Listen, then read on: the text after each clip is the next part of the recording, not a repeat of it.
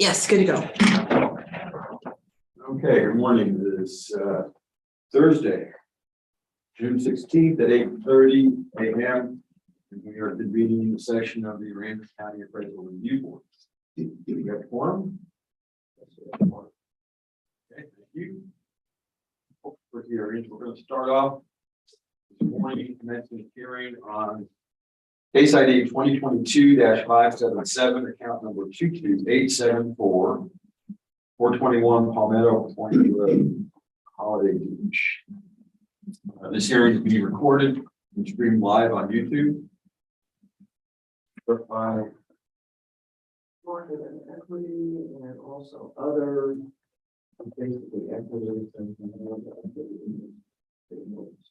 Okay, thank you. We are the appraisal review board that will be hearing your protest today. We do not work for the appraisal district. We are appointed to perform an independent review of your protest. At the end of the hearing, you may complete a survey regarding your experience. The survey may be completed using the survey form, which they have one here, as well as one will be in the determination package you'll receive in the mail after the hearing. And information about how to fill it out, return it, and so on. There are several options are all shown at detailed at the top of the form. You can also take it offline if the URL you would use is also noted there. And the survey is completely voluntary. Okay. It's helpful for us. For any feedback. You also have the right to appeal our decision, and appeal information is provided in that determination package that you'll receive in the mail after the hearing.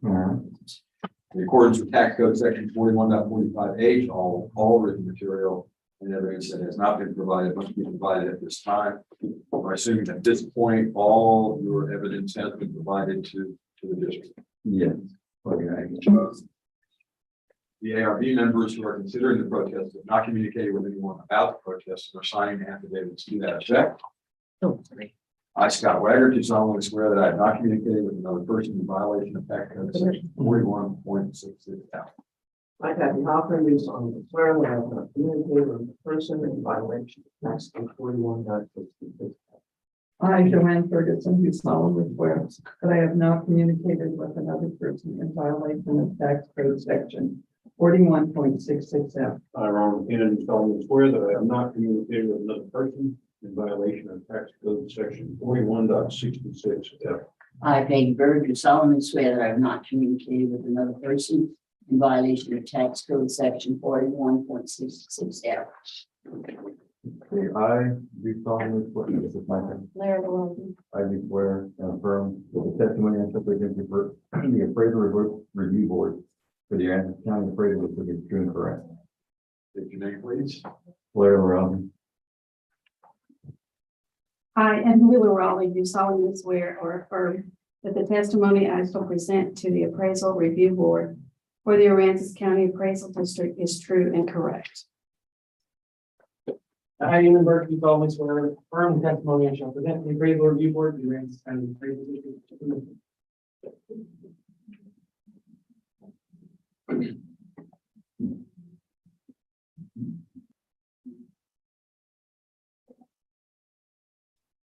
Okay. I need to ask both of you whether either of you hold a license certificate of the Texas Appraiser License and Certification. No. Great. In front of you is a chart which has the hearing procedure times and shows how we're going to be running the hearing today.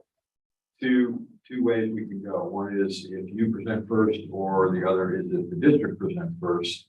You get to choose which one you would like to do. You can go first or have the district go first. I'll just go first, I guess, and get it over with. I might be able to do it. Yeah, no worries. You'll have plenty of time. I think there's probably a total of 10 plus minutes you'll have. I don't Spread out. So. Right now, you have 5 minutes. Okay. Whenever I can sort of let me keeping the time. Anytime you're ready. Okay, morning. I know it's a burden on y'all. You have a lot to do, a lot of pressure to do this, and I'm sure you get a lot of even though it's not your, you're not creating the tax rate. I guess it's the school board superintendent, I assume. school rate is the one that's really high. And anyway, so I know it's for a good cause, but you know, you get it to that ceiling point, and it's too high. Last year, I came and did the same thing. I think I got it down to $323,000, if I'm not mistaken. And this year, it was an increase of about $47,920. So we don't have any. The house is about a year and a half old, give or take a few months, and there has not been any improvements on it. So I'm going to go to the comp equity grid. Unfortunately, the pages are not numbered. I wish they were numbered at the bottom because I'd be easy to. Comp number 1 is 443 Palmetto Point. And comp number 2 is 138 Channel View. And I think the appraiser did a good comp. I mean, I can't find anything that I could say, well, you know, it's not a good comp. The raw land is the same size, square footage is virtually on spot. So those are good comps. Can't argue them down. Let's see, if I'm going to the next page, it's 282 Kingfish Drive and 163 Sailfish Drive. And I have my 2 reasons there. For one, the square footage on both homes is just more. And also the raw land for the Sailfish Drive property is 9,000 square feet. It's almost like 4,000 more square feet. So considerable amount of more money, in my opinion, you know, if you're buying these properties. So I don't think those 2 comps are necessarily good ones. Moving on. Comp number 3, which is 504 Palmetto Point. Kind of an odd mathematical thing I was looking at here. The market value is at $250,930. The land square foot is exactly spot on 5,000 square feet. This home was only 8 square feet smaller, which is spot on, equal size, but yet if you look at the bottom, the difference between the 2, one is a 371 and the other 309. There's a difference of $62,000. So I'm just wondering why their value is that so much less than ours. Same size of land, the same size of house. So that one I was kind of a mind boggler there. Okay, moving on to the sales ratio report. I guess these are houses and properties that you have sold. If you need to look right here, right. I started with this one. It's lot number 282. There you go. And what I'm getting from this, if you divide the sales price by the market price, you get a ratio. So I assume that ratio hits 1, that means that your market and sales price are right on. So that's fine if your mathematics is doing that. I mean, I can see the math behind it, but if the properties aren't equitable as far as house size and raw land, then it's not, in my opinion, a good comp. So the first one is not, I mean, basically to me, the house is much larger and it's almost 160 square feet more based on the size, what they put per square foot, that's $290 a square foot. So they considerably amount a lot more money. The second comp at lot 115, pretty good comp. It's pretty spot on with ours, so I can't argue that one down. The lot at 204, that lot size is much larger than ours, almost 3,440 more square feet. So, I mean, in my head, more land, it costs you more money, a lot more money, especially down here for some reason. I guess you're on the water. The last one is a lot only, and it was appraised, or it's going to be marketed at 43,000. See, and ours is at 80,000. So I don't understand that difference. 43,000, same size lot, 5,000 square feet, but theirs is at 43, unless it's not on the water. Makes sense. And ours is at 80. If you turn to the back side, it's lot 11R, and it must be, this must be just a lot. I don't see any living areas. So this lot is 13,000 square feet, which is considerably, okay, Tom. Go ahead, you can finish that. Okay. Well, that lot is considerably much larger than that. Like 3,400 more square feet. Okay, I'll continue with, the lot 24, when it's my turn. Okay. Thank you. We're gonna have aside 2 minutes for cross-examination and 5 minutes for your presentation. So just I made a little note. You asked why comp number 3 and the sales grid is so different. It's because it's not on the canal. Okay, makes sense. So this account is 22874, the residential property on Palmetto Point in Holiday Beach. Last year it was certified at 323,440. This year noticed at 371,360. So this house was built in 2020 and it's 5 FD built in 2020. There's nothing else to describe about it as far as condition. It's a new house. The value change year over year was because the neighborhood adjustment changed. So all the improvements on the canal in Palmetto Point went up by about, I think it ended up being about 8% and 9%, something like that. Kind of confusing because it's stacked, but everybody got an adjustment in the whole neighborhood. And this house is one of them. So the sales grid, first, the 3 comps on the sales grid are homes that sold, and they're all on the canal. So if you just kind of broadly speaking, look at the sale price and then the market value, the sale price for comp 1 was 482 and our system put 407. So we're low on that one. And then on comp number 2, they bought it for 360 and our system put 430 on it. So we're high on that. Comp 3, they bought it for 617 and our system put 543 on it. So we're low on that one. So you take the 3 together, you adjust them to be like the subject, and it says if this house was to sell like the other 3 homes that sold on the canal, it should sell for 460. We're at 371. So that's what that's trying to tell you. Okay. It's, the equity grid, these are not sales, these are just other homes. The purpose of this is to find out if we're appraising the property unequally. And they're all newer ones. They're all newer 5 FDs on the canal. Yeah. So they're same class home, same construction type, none of these are like stucco or anything weird like that. They're all kind of built up, they're on the canal, and you just adjust them to be like the subject and pull the median. And the median is 371 to 832. There's crazy uniformity in these because it's a pretty consistent neighborhood. They're not that different. You can see the net adjustments on these things are tight. Little bit. And then the sales ratio report, I just wanted to point out, that is all of the sales that we have data for in Holiday Beach. That's on that side, it's on the water. So some of these are going to be wildly different from your property. I think some of these are even going to be just land sales. I mean, there's going to be everything. The purpose of this is because what we're doing here is not 30,000 fee appraisals of every home. We're doing one appraisal of the whole county. So we look at things on this level of like, is our system of classifying, organizing, and measuring homes and adjusting their values, tracking what the market's doing as a whole.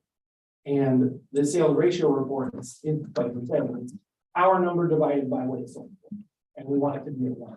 We have to be actually within 5% of what it is. And so this isn't, a lot of these are going to be terrible comps for yours. This is just everything over there. And it's saying that we're at 96% in that neighborhood. So we're actually pretty low. We're low by about 3.5% in this neighborhood. But yeah, so a bunch of these are going to be completely unlikely. They're just anything that's in that whole region. This is all of our sales data. This is what we work off of. So that's it. Okay, it's hard. I know you all have to say, or somebody can point out the fact that this is what we can sell your house for right now, but it's kind of a dangerous way of saying it, especially now that interest rates went up. So who knows? I mean, you really can't. I know the market in Austin right now for a fact it's dropping right now. So it's going to get to a ceiling, you have to try and find, houses that are comparable on the water, I guess. To me, I mean, otherwise it's just not a good comparable. And I know they're not exactly the same, and I completely understand that. They're not gonna match a spot up. But I'm gonna continue with lot 24. Holiday Beach, Bel Air, it's just a lot. Let's say it has living area of 60 square feet. Oh, it's the lot size. It's 8,700 square feet. So to me, see, when I'm buying property down here, what I did years ago, I mean, obviously you have a big piece of property versus a piece of property, raw land, it's gonna cost more. I just don't think the comp is good. Those, let me just interject again. You're certainly welcome to go through that data. Again, the sales ratio report looks at what did a large number of properties sell for. Okay, so these were all of the properties in Holiday Beach, all of them that sold, and compare them against how they were appraised. Right. It has no relationship to your property or anybody else's property. It is looking at the totality of all the properties that sold in Holiday Beach and comparing what they sold for against what they were appraised for. Now, the tax code requires that appraisals are done at market value. So that's why there's a big focus on market. In other words, what things are selling for. And so at the end of all of that report, what they want to do, as Eamon indicated, is to look at all the sales in an area like Holiday Beach, compare them to how they got appraised, so that the appraisal district can say, are we just out in left field with our appraisals? Our appraisals are way too high given what the market is doing. Our appraisals way too low given what the market is doing. And there at the bottom of the report is that ratio which says, hey, we're within 3 or 4% of 100% for all those properties. So again, you can certainly within your rights to go through all this sales data. It is not intended to be comparisons against your property. Okay. Okay. Well, that's the purpose of mine. That's why I'm here.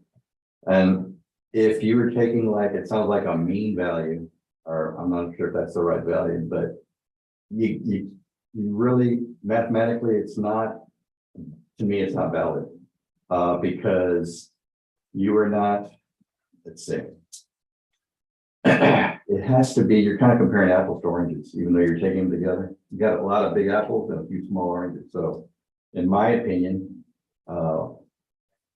if you're trying to sell a house and get the correct market value, you have to find something that's somewhat equivalent to that. You're right. You should never use a mass appraisal value to buy or sell a house. That's why you should never do that. We're not valuing one house. We're valuing the entire county. So this is actually how you would value this property if you were buying Holiday Beach. If you were buying the entire city, this is how you would do it. So because there's no other way to do it, right? It would take years to fee appraise the property. But looking at things like the median equity value, if you're thinking about it in terms of buying a house, you don't care what the median is. The median is useless. Nobody gets like a watch appraised and says, show me 2 other watches appraised at the same number. You don't care. You only care what your watch is worth, right? So that's just a hoop that the tax code requires we jump through. There's literally a test saying it has to be appraised a certain way. It doesn't exceed a median value of similar number of comparable properties, similarly situated and appropriately adjusted. Is it telling you anything super meaningful about your house? No, the equity one is not. The sales grid is just saying, what's more likely? Is it more likely that when the Aransas County Appraisal District valued your house, that they did it too much or too little? Like that's all it is. This is not a good way to buy a house. And that's based on the tax rate, probably because, no? No, it's based on sales activity. Okay. Just sales activity. And you're right, in Austin, it's crazy up there. I mean, people are paying, there's no way they can keep up with what's happening up there, and it will slow down. Rates went up yesterday, so Yeah, that's pretty much, I mean, what I have, I'm trying to find anything that's really different. So basically, I was just trying to find properties that were different. And so to speak, I guess knock them off, but you did have some that were spot on. So, it is what it is. We have our different opinions, but that's pretty much all we have today. The ones on here just,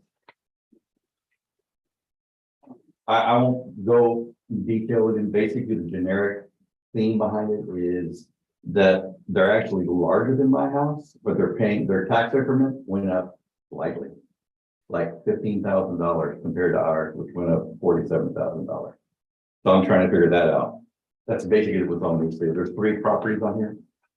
Like one just went up 14,000, another went up 15,000. I'm trying to figure out why mine went up 47,000. Basically, that's it for those. That's all I have to say. Yeah, I don't know. Not sure exactly what properties are. I can give you the address real quick if you want. I can jot it down. Let's see. 145 Channel View, ID number 62487. And the other is ID number 22849. The address is 527 Palmetto Point. And the last one is Hold on, just turn the way. And It's okay, you can go to the last one. Okay, good. 94 Channel View, and the ID number is 65033. Basically, those properties just yeah. slightly went up. Their properties are larger than mine. And I'm trying to figure that out. I want to say, That's I'll check that. Um, The other one? yeah, sure. I see that they're all. That's all I have. Your time is up too. So. Oh, good. He's You did. Amy's gonna look up the properties you just. There, yeah. Okay. And I could be wrong, but Well, an explanation is always nice. Sure. Mhm. Yeah, I'm just. While making they're sure- looking through that, I'll just take one moment too. Want me to look it up for you, real quick for you, reader? So I was just checking to see that they all got the same neighborhood adjustment that you did. The reason year over year is different is because last year, your value was lower at the ARB. right. So that's why, Okay. that's why I did that. So that and the neighborhood adjustment, that's. That makes sense. But they got the same adjustment. All right. That's all I have. Is this your primary home? No, we live in San Antonio. Okay. Good question, good question. We were hoping it would be, but Yeah. So we would appreciate any type of we inherited a 92-year-old lot drop in that. that we have to take care of. Certainly appreciate it. So The idea is 5 minutes long to deliver it. if we could get maybe just down to last year's, that would be fine for us, but I don't know if that's enough. Jackie, what was the neighborhood adjustment last year? Finance?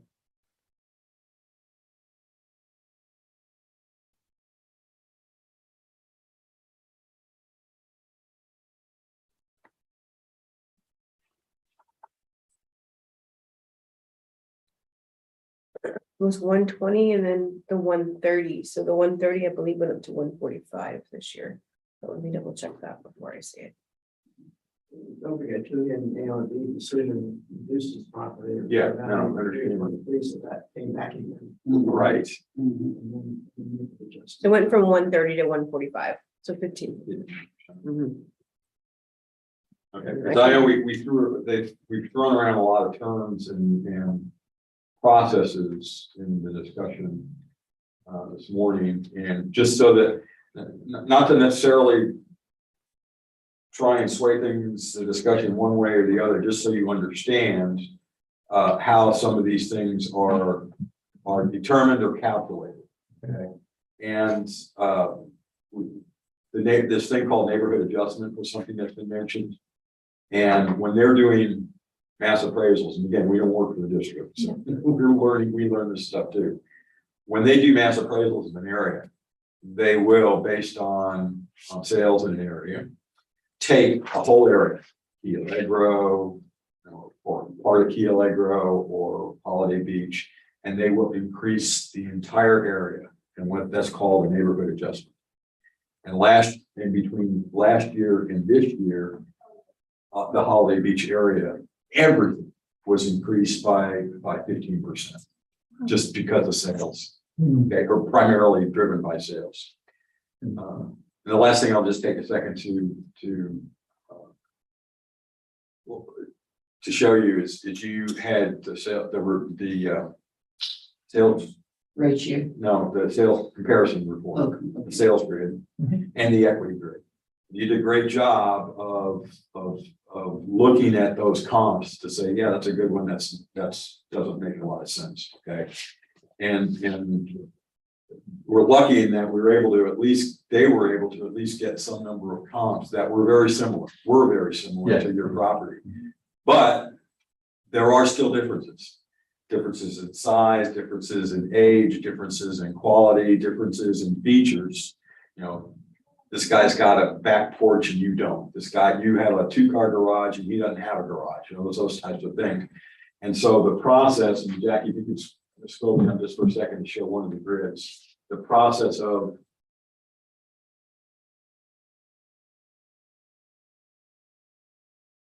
Sales or equity, what do you want? any grid is good.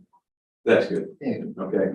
The process of taking the first column, the comps, the subject rather, and trying to normalize it or adjust the comp so that it is comparable to yours is one of taking and adding or removing value based on things that are different. The age of the house, the quality of the house, the overall quality, the features that are there and so on. And that's why you'll see, you had 1,248 square feet in your main area. They had 1,280. So they took $1,900 off of the value of that first comp so that they could be compared. Okay. You do that on all those features and come down to a bottom line number. Okay. That's how the process works. Okay.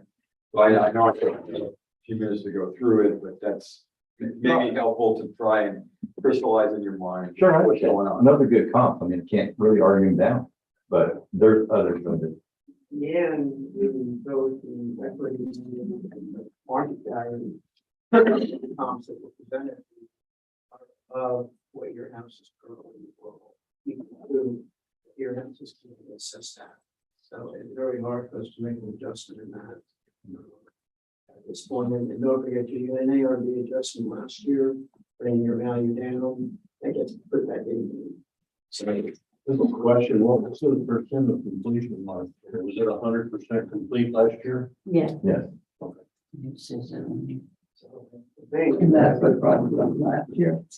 And that's what brought your values up last year too. I don't know. Well, No, they didn't have a reduction. Yeah, reduction next year. I know that prior to that reduction. So we're not gonna have any less on the land or the lot or the house.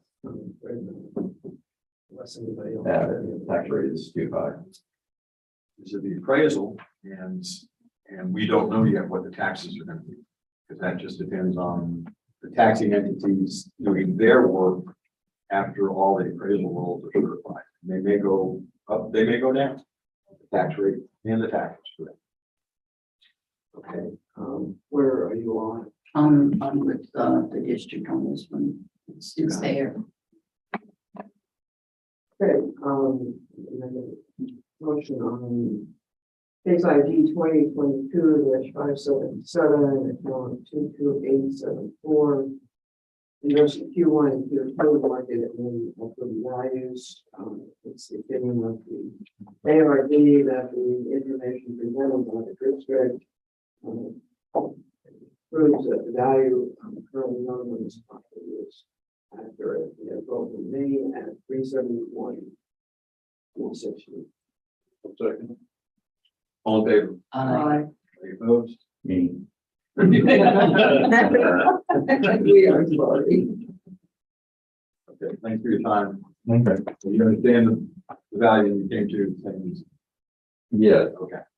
but in your opinion. Yes, that's right. Thank you. Thank you. Is. Appropriate, you guys. No, that's been very helpful to them. I think that's what it takes a little extra time, I think. I think that's an important thing to do those little extras. I mean, it may take out our time, but He was a little confused by the sales ratio reports. Yeah. It was straightened out. The next case number is 1312. It is here in person. Spring.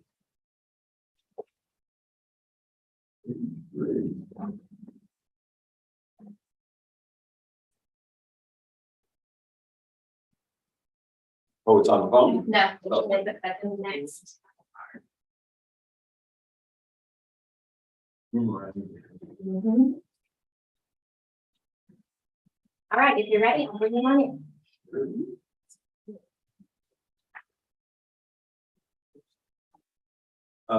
One of the next one.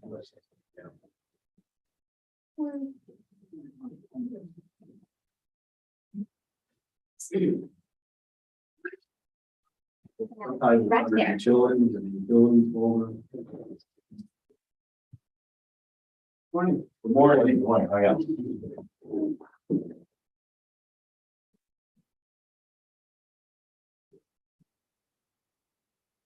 Doing okay? Yes, sir. How are you? You're getting there. It's, yes, 9 o'clock. So I guess I should be. Okay. Well, let's get rolling. I have some administration stuff to run through. Sure.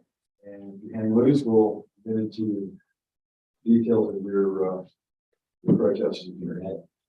All right, so we're commencing the hearing on case ID 2022-312, account number 13203, which is 23 Bahamas South. Verify what we have under protest. It shows All it was other artificial market value. So basically, market value. Everything else, right? okay. We just need to make sure that we address the elements of the protest. Sure. Okay, so this will be, we'll address Q1 primarily. We'll do both. Which is market and. All right, this hearing is being recorded and streamed live on YouTube. We are the appraisal review board that will be hearing your protest today. We do not work for the appraisal district. We are appointed to perform an independent review of the protest. At the end of the hearing, you may complete a survey regarding your experience. The survey may be completed using this survey form, or there will be one in the determination package you receive. Or you can take it online. All the information about how to complete it, return it, it is here at the top of this form. Okay. And it is entirely voluntary. We always appreciate any feedback. Okay. You also have the right to appeal our decision, and appeal information is also provided in that determination package that you will receive in the mail after the hearing. In accordance with tax code section 41.45H, all written material must be, all written material and evidence that has not been provided must be provided at this time. Do we have all of your evidence? Yeah, I just know now That's fine. document that we got in the mail. Okay, great. The ARB members who are considering the protest have not communicated with anyone about the protest and are signing an affidavit to that effect. I, Scott Wagner, can solemnly swear that I have not communicated with another person in violation of tax code section 41.26. I had the Hoffman use on the square that communicated with the person in violation of tax code 41. I, Joanne Ferguson, do solemnly swear that I have not communicated with another person in violation of tax code section 41.66F. I, Ron Kennedy, solemnly swear that I have not communicated with another person in violation of tax code section 41.66F. I, David Bird, do solemnly swear that I have not communicated with another person in violation of tax code section 41.66F. Okay, all testimony from all witnesses must be given under oath, so Val can help you just go through that swearing in process. Then. So you can go ahead. Go ahead, you can just read that. I, John Springs, do solemnly swear or affirm that the testimony I shall present to the appraisal board, the appraisal, for the Aransas County appraisal district is true and correct.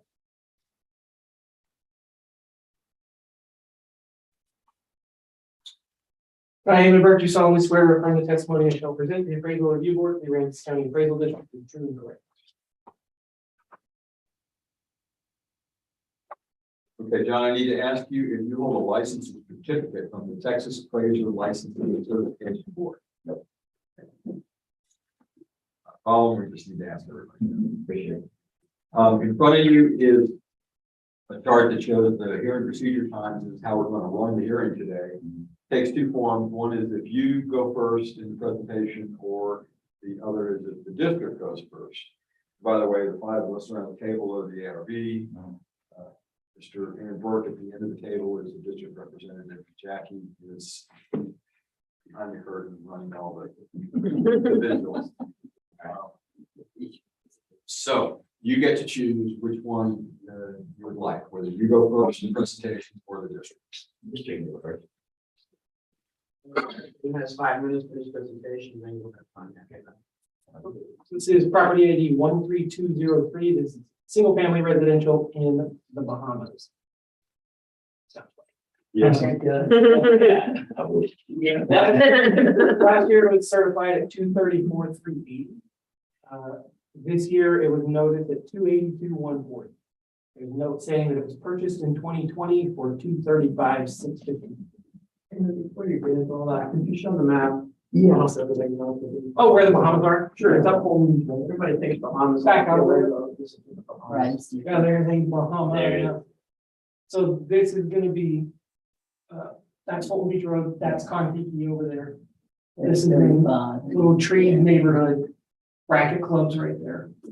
And then that, So it's way down. it's way at the end, Mhm. very end. That's the Ulu barbecue place, you know where that is. I can smell it from Big barbecue, that's there. It is. Yeah. It's really too hot. All right, so let's see here. Oh, yeah, so this thing bought in 2020, and a picture of it. The value change for 2022 was a neighborhood adjustment because of sales. So let's see what happened. The first comp is 24 Bahama North. So it's another house. See, it's like the subject, it was built in the same year. These are all kind of built together. They have the same effective age, so these two are in the same condition. Somebody just bought this thing for 308. So when adjusted to be like the subject, it would indicate the subject would sell at basically 312, 311, 570. If you look at comp number 4, though, real quick, let's skip from 1 straight down to 4. That is the subject. So this is a 2-year-old sale, but it's the sale of the subject. So it's the perfect comp. There's no adjustments. You bought the place for 235. So that will indicate that it's worth 235. What these other 3 sales are showing you on Bay Court and Primrose, these are also 5 FB, 5 ST, 5 class homes, similar homes in this little area. And then the one on Bahama North, it's all that's saying is that this was a good purchase. Good. It's helping everybody hold the value down. The indicated median, however, is that 312, which is right on top of what the other one just sold for. So that's where the value change came from, just from sales activity. The equity grids, these are not sales, these are just other homes in the Bahamas. If you look at them, they have super small net adjustments. These are similar homes, similar age. Our values on them are not very different. They're all in the same neighborhood. Some of them are smaller and a little bit simpler, and some are not. But they were all built around the same time. Class 4 and 5 homes. none of them have, you know, wildly new effective ages, because it's like a tucked away little neighborhood, so. It's not like this is a bunch of houses that are getting updated every 2 years, so. And then the sales ratio report that follows is for super long, for all of Fulton Beach Road.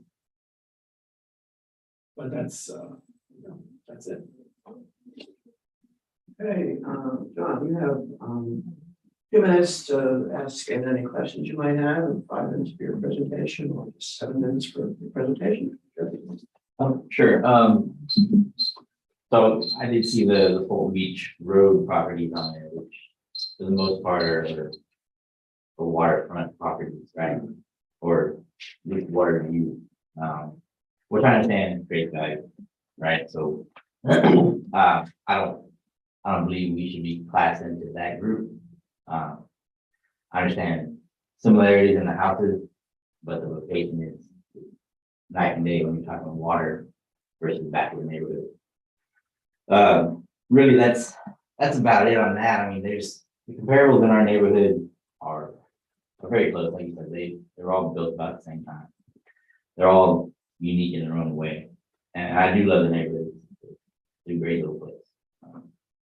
So anyway, that's neither here nor there really. A couple of them, I can't remember exactly which one. One of them, or some of them, you can see the water, so I understand value again from our neighborhood, where you can see, and then the square footage, small things like that. But again, nothing major. So I understand our neighborhood. Getting out of our neighborhood, running down Fulton Beach Road, I don't. But that's. But as for questions on that, that's all I got. Yeah, you want the sale ratio report, was not comparing your house to Fulton Beach Road houses. I understand. It's saying what was sold in that. In the area. No, I do. Ones that are pointed out in sales and equity grids are ones that are more specific to your property. Absolutely. Yeah. I do understand. Any other comments you want to make? You have plenty of time. I mean, if it's my time to talk, then sure, yeah. So my biggest thing is that this is my first house that I bought. We love it down here. We came down from the hill country. But you know, we came in 2020 when everything was a mess. So I know everything was suppressed and everything. But since then, my main thing is market. Right? Everything is late. I mean, you hear about it every day. You see it every day. Everybody feels it every day in their pocket. Feel food, just consumables, everything. Really on the verge of hyperinflation. And property is no different. You know, everybody says it's a seller's market. Well, that means property values are up. It's gonna go back down. You know, it's just that's the way it goes. And that's why the Fed is fighting right now. So I understand incremental increases on property value, you know, standard basis of a percentage per year. But I understand market fluctuations. Okay. If you go like 50, almost 50,000, I believe. 67. Okay, yeah. I'm sorry, 46. 47, okay, yeah. That's a pretty good jump. In my thinking.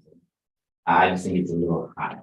I agree with jumping some, yes, absolutely, but almost $50,000. So it's a big difference to me.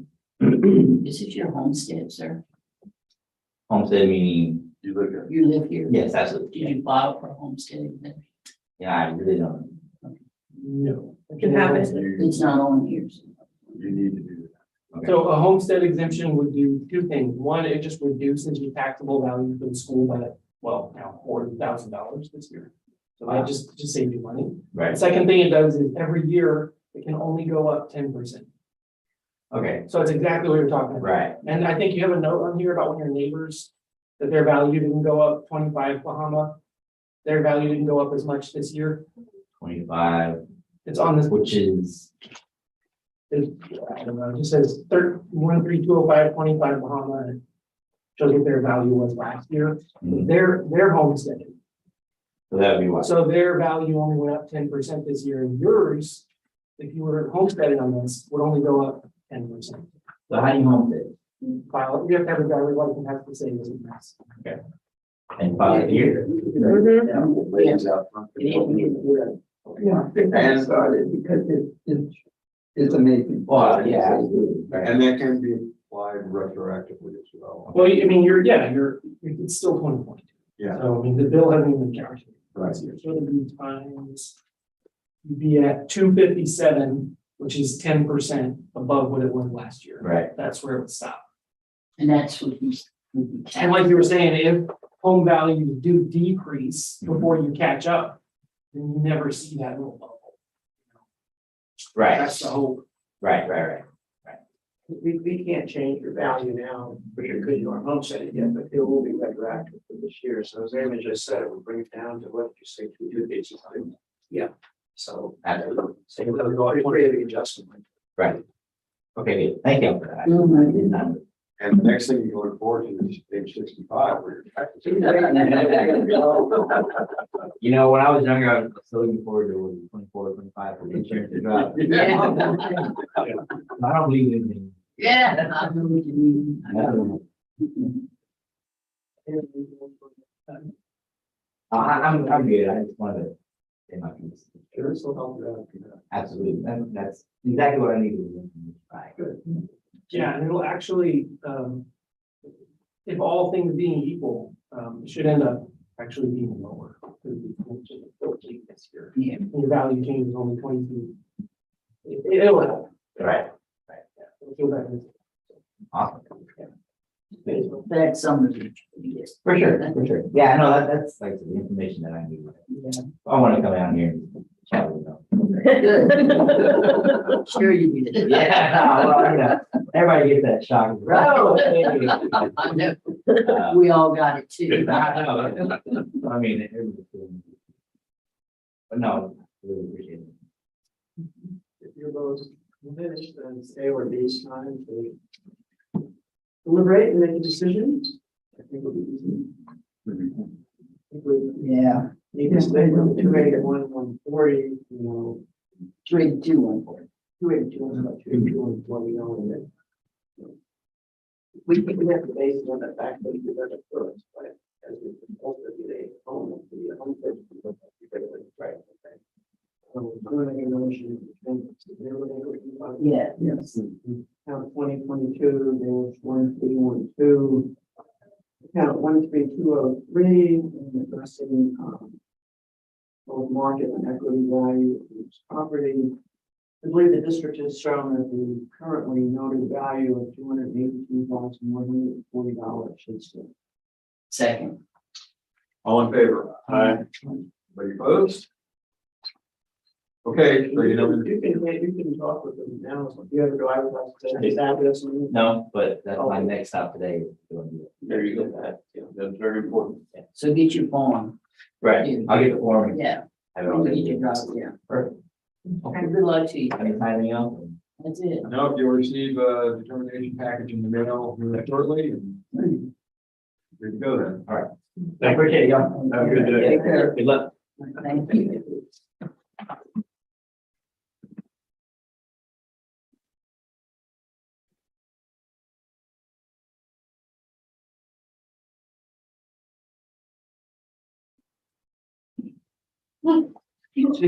You want to.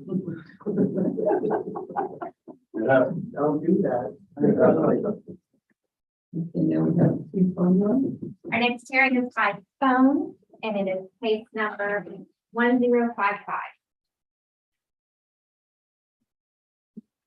Page 2, top of the page.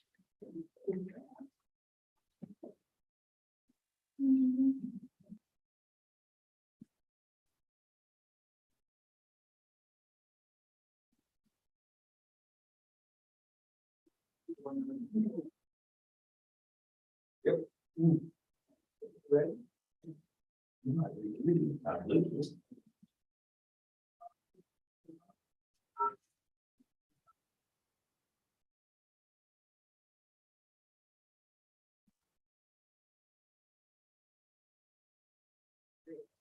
Is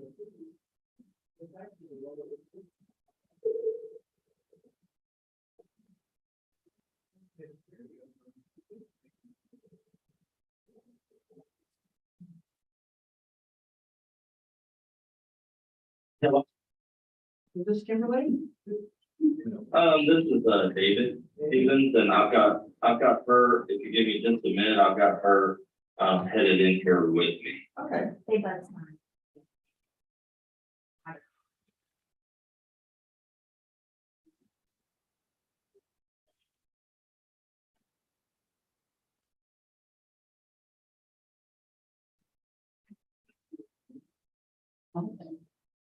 Was this not the right one? Who is it? Oh, did I do the wrong one? Okay, I'm sorry. Let me grab a different case number. Just hold on for just a moment where we need to clarify some paperwork here. So while you're getting Kimberly, we're doing some things here as well. It's at the bottom of that. Okay, sounds good. She just walked in, so whenever you're ready. 15321. We'll be ready in a few seconds. Little error in paper. We'll do right here. Okay. Okay, case 1174. You didn't need the right. Okay. Just got the paperwork and stuff. Mhm.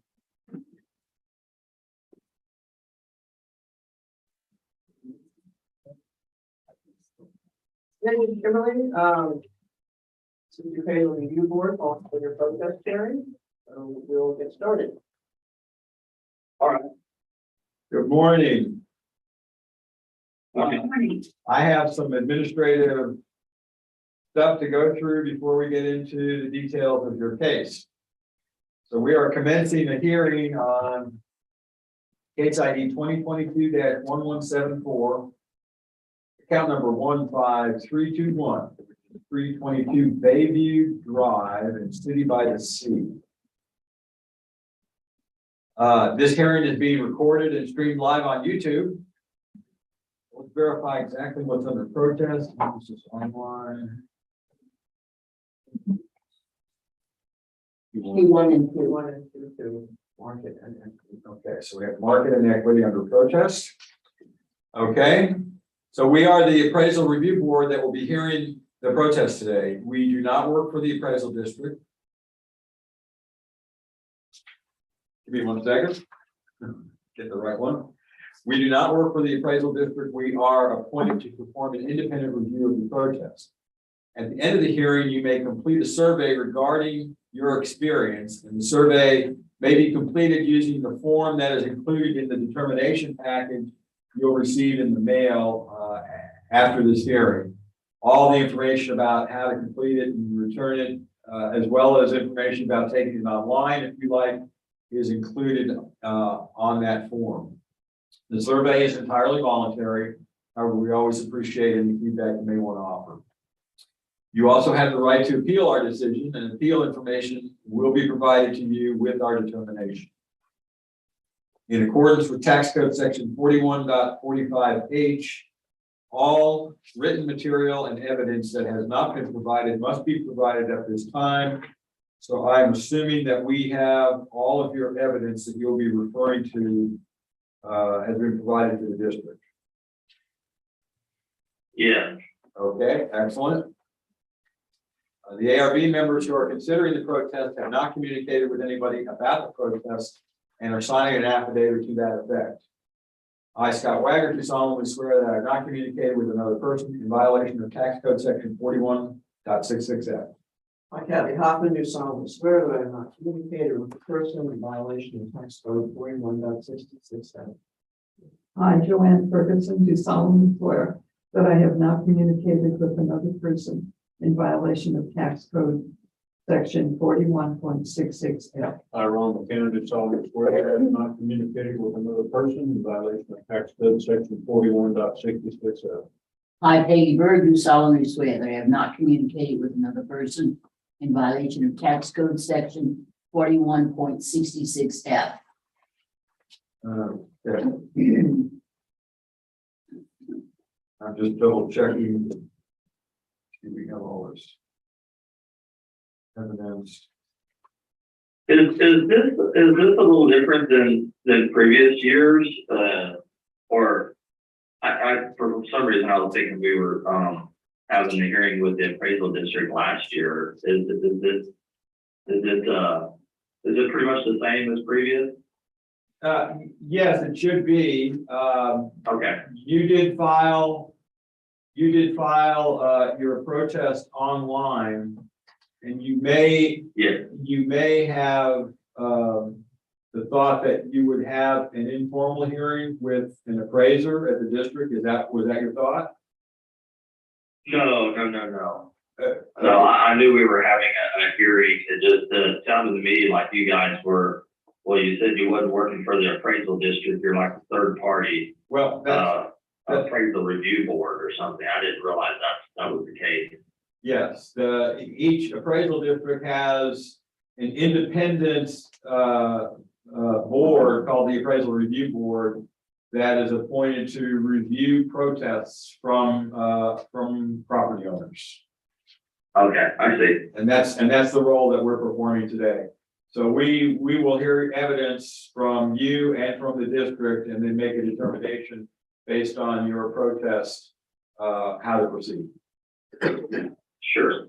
Okay, so these are just stuff I'm rolling through here are some administrative details that we're required to go through by the state. And then we'll get into the specifics of your case. So all the ARB members have signed affidavits, and all testimony from all witnesses must be given under oath.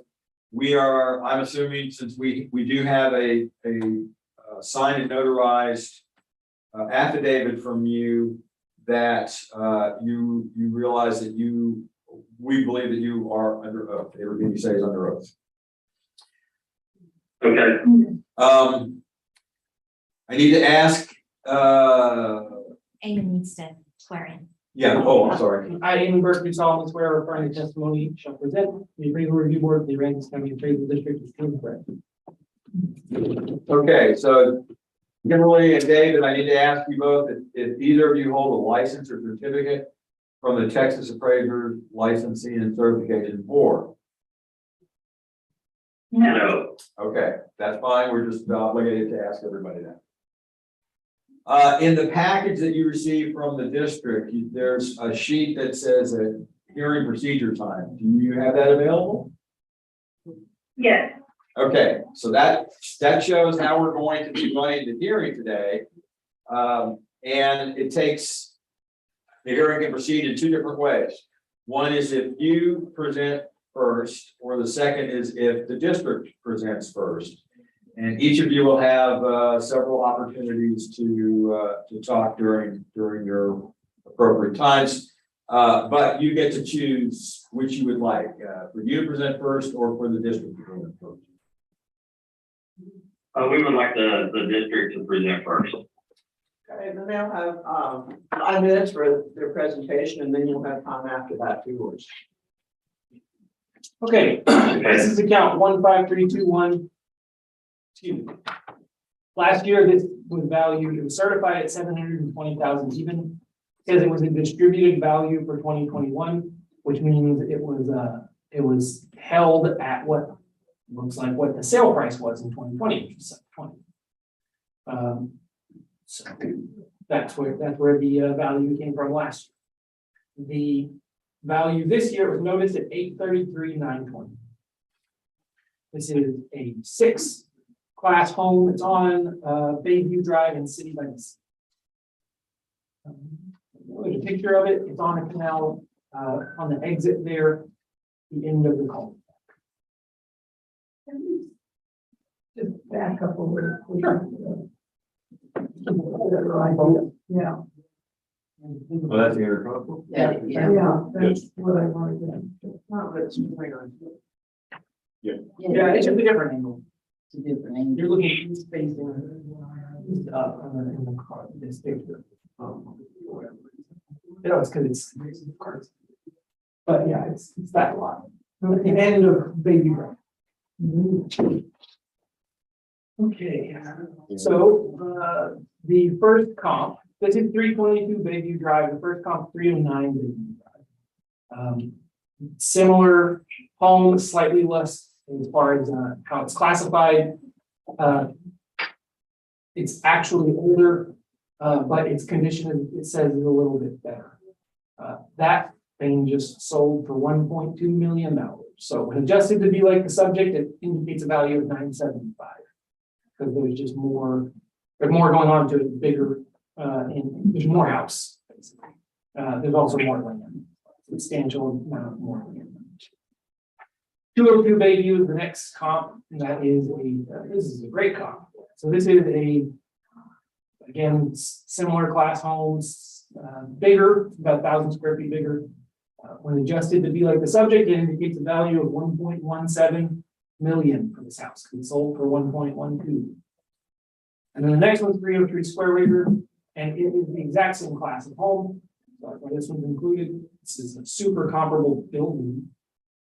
And it sold for $850, indicating a value for the subject at $948, which is primarily because the subject is superior for how it's situated. It has a little bit more going on as far as connection to the canal. In the improvements. So the median value there is $975, $530.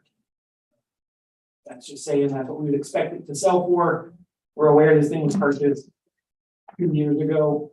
It was a good purchase at the time, and it's just the rate of appreciation in there is kind of hard to keep up with. The equity grid, these are not necessarily sales, these are just homes that to see if we're appraising the subject unfairly compared to the other ones. The median value for that is $928. So if this was to be, there's other homes that are very similar to this in this neighborhood that are valued comparatively higher. So that's actually kind of a big gap to have our equity value so high compared to the market. And then there's a sales ratio report for this area, and we're low. But yeah, for the subject, it was a purchase. It was a good purchase at the time. The neighborhood's gone up. I would just look at comp too, with a great comp. I mean, it's on Bayview Drive. It's on City by the Sea. It's in City, Bayview Drive in City by the Sea. It's the same class home. It needs some adjustments, but it's $45,000 in net adjustment. And it sold for 1.1 million. So the odds that the subject is really that far off, I don't know. It seems like a stretch. But maybe there's something we don't know, because that seems like a heck of a deal. That's it. I don't have anything else to produce. I am curious to know if there's anything about this property that you can tell us. Seems like it should be worth a lot more than what y'all paid for it. Okay, Kimberly and David, you have 2 minutes to question Eamon if you want, and 5 minutes for your presentation, so 7 minutes. Well, first, I'd like to, talk just a second about his last comment. We had an appraisal at the time we bought the house, so it's easy to say that it should be a lot higher, but the proof is in the appraisal. So and it was appraised at $730,000. And when these guys go in and do the appraisal, I know y'all are familiar with them. They look at everything. So there's no question that is a reasonable amount for the house. It shouldn't just be a lot. We didn't get some spectacular deal as claimed. So to start there, I just wanted to clarify that. On some of these comps that you guys have in here, first I'd like to kind of start just a little bit. These houses that are selling, as you guys probably know, there's a huge supply demand issue, and so houses are flying off the market. I mean, we pretty well keep an eye on that down there, and so it's starting to crash, and interest rates and things are starting to go back up. But those prices of those recent sales of those houses are substantially inflated. So to just all of a sudden think that the value of all these houses are now just extremely increased is a little bit of a stretch, I think. And, within the next year or so, we'll probably see all that, probably we're sitting on the market now, not just flying off the market like they had been in the past year and a half or 2 years from the backlash of COVID. So, that's kind of one of the main point. On the value of this, some of these conversations, we're, in our area, there's a lot of renovation. A lot of them have been completely remodeled. Our house is still from day one, never been. So, do we just kind of go into our, I know we have a rebuttal, right? And so we just go into our 5 minutes of. Okay. So getting into our property just a little bit. We sent you guys a sheet that kind of showed a little bit more information on actual tax values, price per square foot and things of that sort. And you'll notice on there that that the value of our house, the tax value is in a lot of cases higher than a lot of the houses in the area comparable with swimming pool and boat lifts and things of that sort. I think there's even in a few cases of where they're just a little bit higher, but substantially newer. For example, 322 or 320 Bayview, which is our neighbor, and his house is almost 18 years newer. So, I think there's a lot of things to be considered. Now, I know this is tax value. This isn't what recently houses have sold for. So, in an inflated market, I think this is a lot more comparable than a recent comp on a house where somebody paid substantially more than what the house was worth a year prior or a year from now. And that needs to be part of this. Our house, as an example, being that it hasn't completely been renovated, we have foundation issues we've got to deal with. We've got an extreme amount of erosion around bulkheads, and then our around our boat lift and that barn that we have. Our swimming pool is in terrible need of repairs. I mean, we have a lot of things going on that from the outside you just can't see, that we're going to have to ultimately dump a bunch of money into this house. It appears to be a very nice house, but there's just a lot of things that's got to go into this thing. But I think it's kind of unfair, the fact that we're looking at comps or getting valued or getting taxed based on the current, what has happened currently with the huge backlash. I keep calling it backlash with COVID, where everything's inflated. I mean, it's no different than vehicles, what's going on with boats, everything. But that don't mean that it's actually worth that much more money. It's just artificially inflated. I mean, people are paying $10,000 more for a vehicle right now than what they were a year ago, or a year and a half ago, or whatever. And at some point, it's going to go back down. Does that mean our taxes are going to go back down? No, they're not. They're going to just keep going up. So I think it's unfair to do that and base it on recent sales in an inflated market. Don't know. I don't know that we have anything else. That is kind of the extent of our rebuttal and our evidence here. So. Okay, that's fine. You'll have a couple of minutes in a few minutes. Right now, Eamon has 4 minutes for cross-examination rebuttal. If we were putting values on your house, evaluating your house, that, like you're saying, reflected current purchases of houses that was maybe irrational. Money's too easy to come by.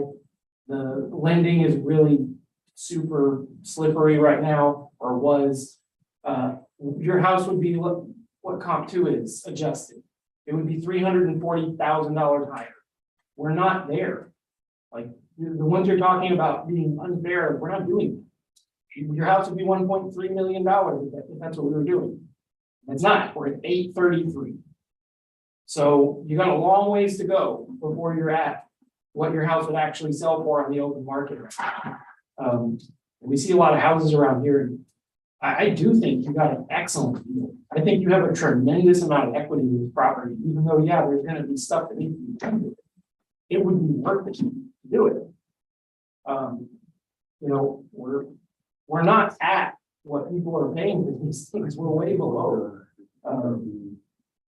But, and as a matter of principle, that is our job.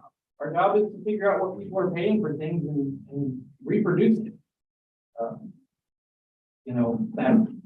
That's fundamentally it. There's no arbitrary fictional tax value. We're supposed to be at 100% of market value, which is just, there is a lot of that with residential homes that is just people wanting stuff. So I would just say we're not, this year, this district, I will tell you, was extremely conservative in how much we increased property values. We held back a lot. So, because we understand, like, it seems crazy how much everything's going up so fast, like the rate, of increase is abnormal for this area, and we're kind of fingers crossed, hoping it'll sort of pass. Personally, I don't think it's going. So, I still, the appraisal that was done on this, I was normally, when I first saw that, I was like, oh, great, the appraisal, let's just go with that. It's just 50 years old. That's the problem. It's just too far out. If that was a fee appraisal from this year, I would say, no matter how good or bad the appraisal was, you just go with it. It's a fee appraisal from this year, but it's just 2 years old. That's my issue with it. Okay, can I ask a question? Are these pictures, I'm going through the pictures, are they from this year, or is this something back when you bought it? I'm not sure what pictures you have.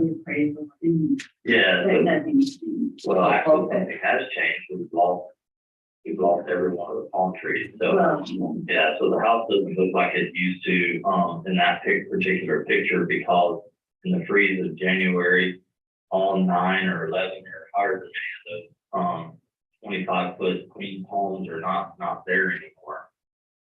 We have since planted a handful back, but nothing even close to what we lost in the freeze. So, Is this your primary home? no, it's not. Okay, David, Kimberly, you have 2 minutes or any rebuttal or questions or comments? I don't know that we need 2 minutes, but I would like to say, the comment was made that y'all are very conservative this year, and I honestly don't think $113,000 increase is conservative at all, considering we all agreed on the 720 last year. So I can see some increase, but I think $113,000 is extremely excessive. And that's pretty much all I have. I'm just gonna keep beating the same stuff and just repeat everything I've said. Well, and I'd like to throw in, since that agreement on the 720,000, nothing has changed with our house, except, like you mentioned, we lost all those palm trees that obviously added appeal to the house and in value.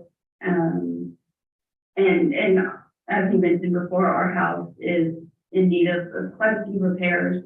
A lot of these comps that we're looking at seem to be newer houses, and we are well aware that they many of them have been remodeled, through RV, renewing the model.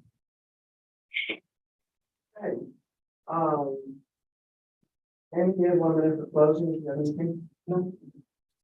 All right, Kimberly and David, you have 1 minute for closing, if you need it. I think we've said everything we needed to say. I appreciate it. The ARB has 5 minutes to review the details of this case, so just hold on, you'll be listening to us. Okay. And I assume the decrease in the land value was because of the way the 720 got put into the system and then distributed across improvement lane last year. Oh, yeah, that value was, yeah, it was just, the whole thing last year was just a void number. Yeah, So the okay. increase. So last year, the ARB lowered your value to 720,000, but it was we discussed at 834,000. I think that nice of it, like the district has shown that if anything, you're extremely undervalued. You had issues with the property, but things are flying off the market and still are, fair and unfair is what's happening.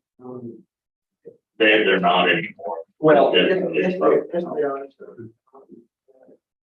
Well, be that as it may too, also recognize that appraisals are done as of January 1st of, in this case, 2022. So what we may see in our crystal ball going into 2022, 23, and so on, well, I don't necessarily disagree with you that there are going to be maybe some interesting changes coming down the road. Things, the appraisals are based on what things look like on January 1st, not what they're gonna look like going down the road. Okay, and it will, I think it'll change. Anyway. Well, that just kind of supports our claim even more, with saying that, just because in January, yeah, everybody was looking for something and paying whatever they had to pay to get it, at that particular time. But again, I don't keep saying what I've been saying. You're right, that people were paying a lot of money for stuff that, you might sit back and shake your head and say, why did they do that? And the effect is it because of the fact that the tax code requires that things are appraised at market value, generally at market value, it had an impact on appraisals across the state. So In your So neighborhood. then next year, then when y'all appraise it and everything is crashed, then we'll see a tax reduction. no, you might see an appraisal reduction. What happens with taxes is a different question, okay? Yeah, I know. And we don't handle that. We don't have any impact or influence over what the taxing entities do with the tax rates. The current market and equity values in this area, as proved by the district, are 975,000, but 513 for market sales and 928,532 equity. You're significantly below that, which would indicate that if you were to put your house on the property on the market, you're undervalued. And as David said earlier, that you probably would get substantially more. But nonetheless, right now your value of 833,920 is well supported by what's going on in the market in your area.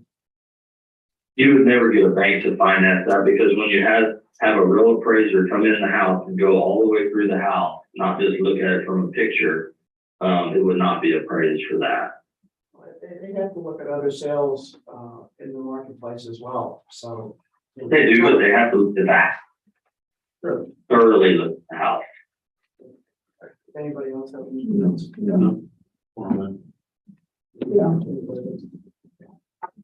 All right, I'm gonna make a motion on your property. It's case ID 2022-1174. Count number 15321 and addressing of market and equity values. This opinion of the appraisal review board, that the district has proved that the 833-920 currently noted on your property is appropriate and should stand. I'll second. All in favor? Aye. Anybody opposed? Okay, David and Kimberly, you understand the value remaining where it is? I understand what you guys are claiming it is, yeah. Okay, I just want to make sure you understand what the ruling was, for your protest. Yeah. Okay, thank you. And you will receive you'll receive a determination package in the mail here shortly. Okay, Thanks a lot. yeah, well, listen, like you told me last year, I guess we'll see you next year then, huh? And that, yeah, absolutely. Yeah, that's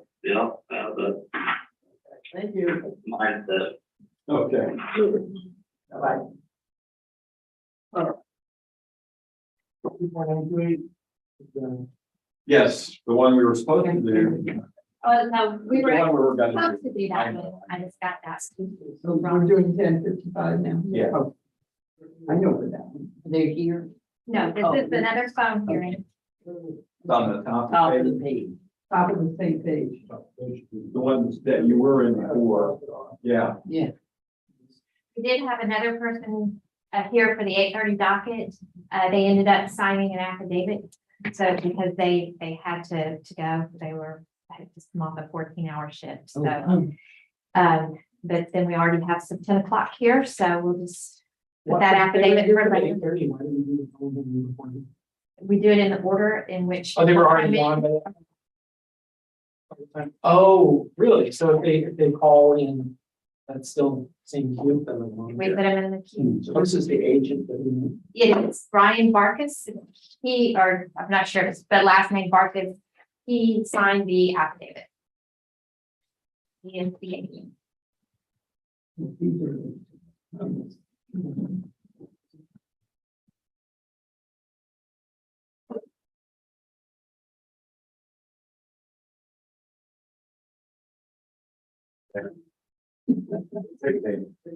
Don't ask me the big question. This is an 8:30. Yes.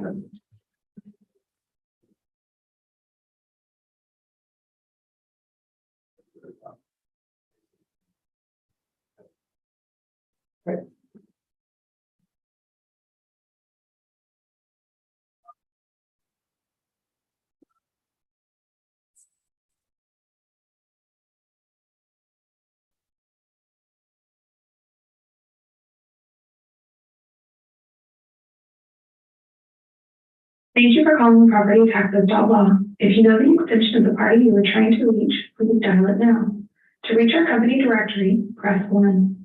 For more information about our services, press 2. If you are a current client and need customer support, press 3. To reach the appeals department, invalid entry. I just. Thank you for calling property taxes. Invalid. I'm sorry, we have not been able to recognize your entry. Goodbye. Okay, and then you can do 3 and just talk to someone and say who you need to talk to.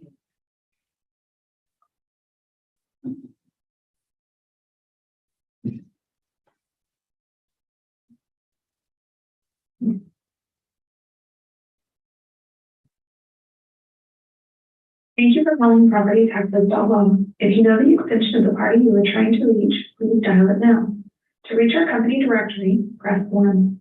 For more information about our services, press 2. If you are a current client and need customer support, press 3. To reach the appeals department for arbitration and litigation questions, press 4.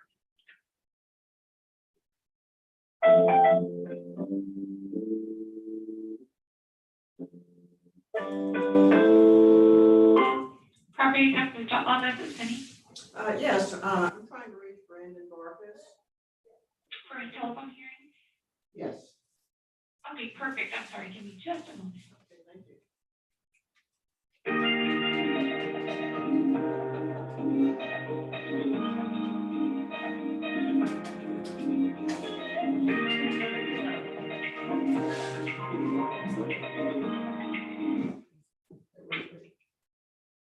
This is Brandon. Brandon, good morning. This is the appraisal review board calling for your protest hearing. Yes, ma'am. Okay, we'll get started here. Okay. How you doing, Brandon? Hey, how's it going? Oh, not too bad, not too bad. Getting rolling here. I have some administrative stuff to go through, which you probably have heard before. So we are commencing a hearing on case ID 2022-1055, account number 24928, which is 6 Pelican Drive in Rockport on Key Lake. This hearing is being recorded and streamed live on YouTube. And we are going to, we're not doing it for the entertainment value. The state makes us do it. So anyway, we're just verifying what is under protest. Okay, equity in market. So we are the appraisal review board that will be hearing your protest today. We do not work for the appraisal district. We are appointed to perform an independent review of your protest. At the end of the hearing, you may complete a survey regarding your experience. The survey may be completed using the survey form included in the determination package that you will receive in the mail after the hearing. Or you can take the survey online. Information about completing the survey is included on that form, and the survey, of course, is entirely voluntary. You also have the right to appeal our decision. Appeal information will be provided to you in the determination package that will be mailed after this hearing. In accordance with Tax Code Section 41.45H, all written material and evidence that has not been provided must be provided at this time. So I assume we have all the evidence that you are going to be referencing during your hearing. Yes, sir. Okay, excellent. The ARB members who are considering the protest have not communicated with anyone about the protest and are signing affidavits to that effect. I, Scott Wagner, do solemnly swear that I have not communicated with another person in violation of Tax Code Section 41.668 or 66F. I, Kathy Hoffman, do solemnly swear that I have not communicated with a person in violation of tax code 41.66. I, Joanne Ferguson, do solemnly swear that I have not communicated with another person in violation of tax code section 41.66F. I, Ron McCann, do solemnly swear that I have not communicated with another person in violation of tax code section 41.66F. I, Peggy Bird, do solemnly swear that I have not communicated with another person in violation of tax code section 41.66F. Okay, all testimony from all witnesses must be given under oath. I'm assuming, since we do have a signed and notarized affidavit from you, that you realize that you are under oath. Yes, sir. Okay, amen. I, Aaron Burke, do solemnly swear or affirm the testimony I shall present to the appraisal review board for the Aransas County Appraisal District is true and correct. Okay, Brandon, I need to ask if you hold a license or certificate from the Texas Appraiser Licensing and Certification Board. I do not. Okay, great.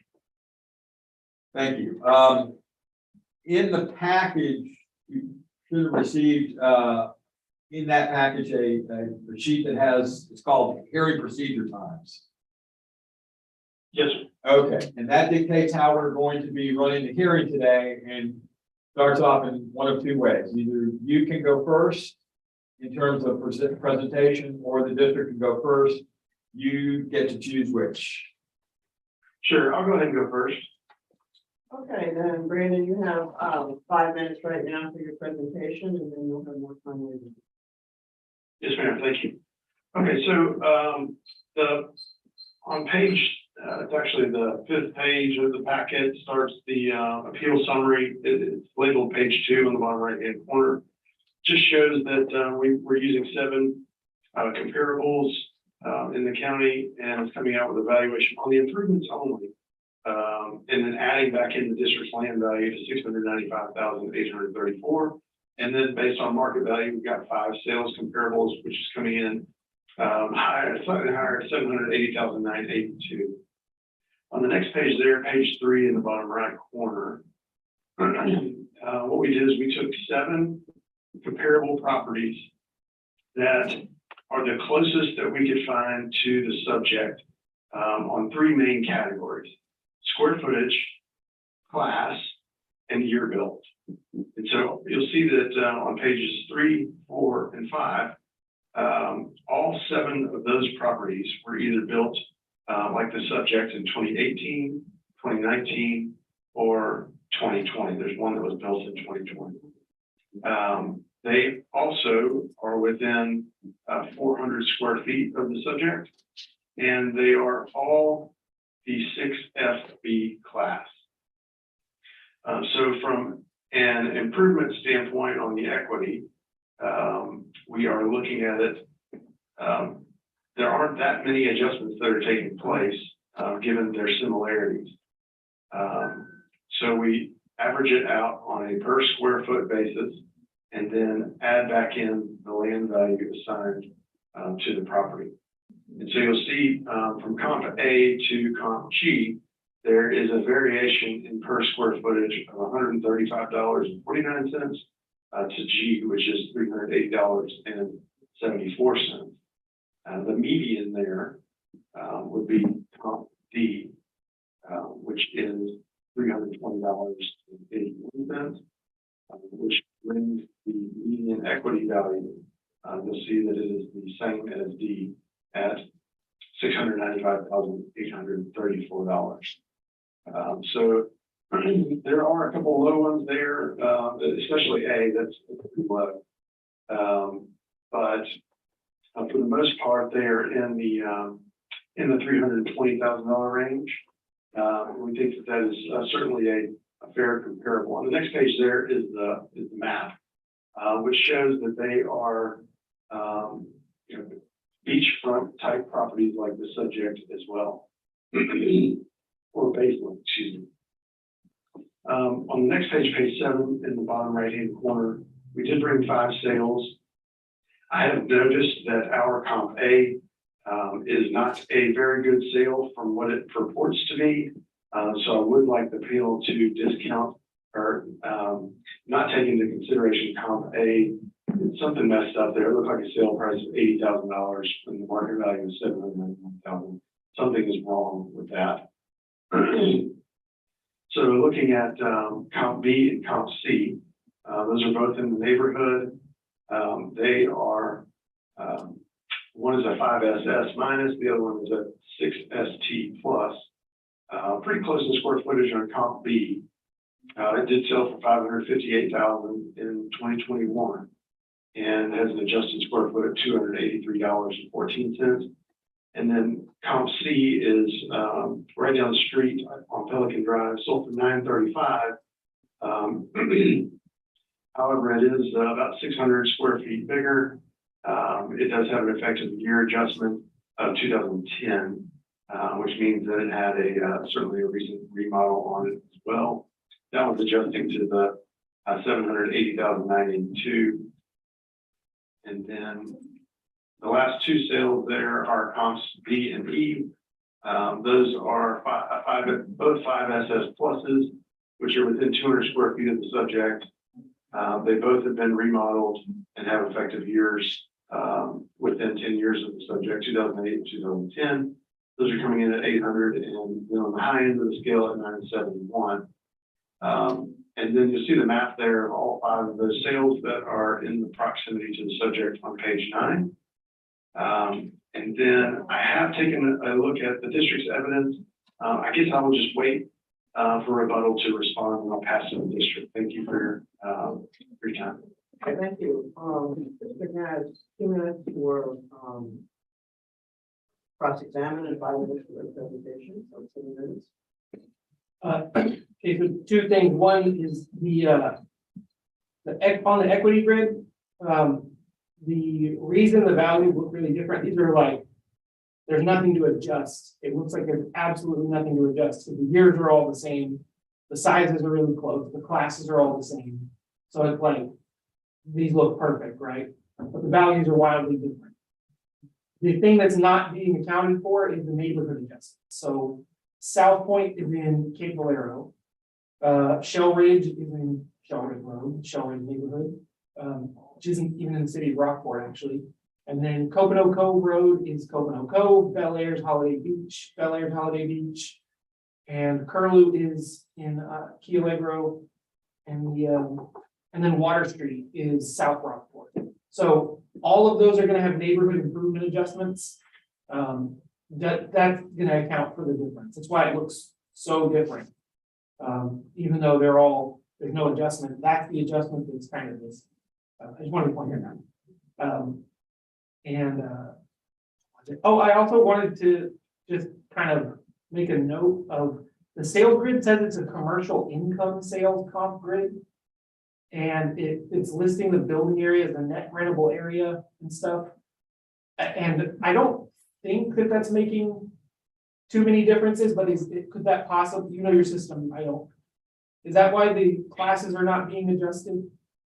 Because there's no adjustment for class on these things. You know, I don't know. That's a good question. Okay. All right. Anyways, It may have been printed on the wrong grid, but I'm not sure if the adjustments are being made on the back end or not. okay. Yeah, that's good.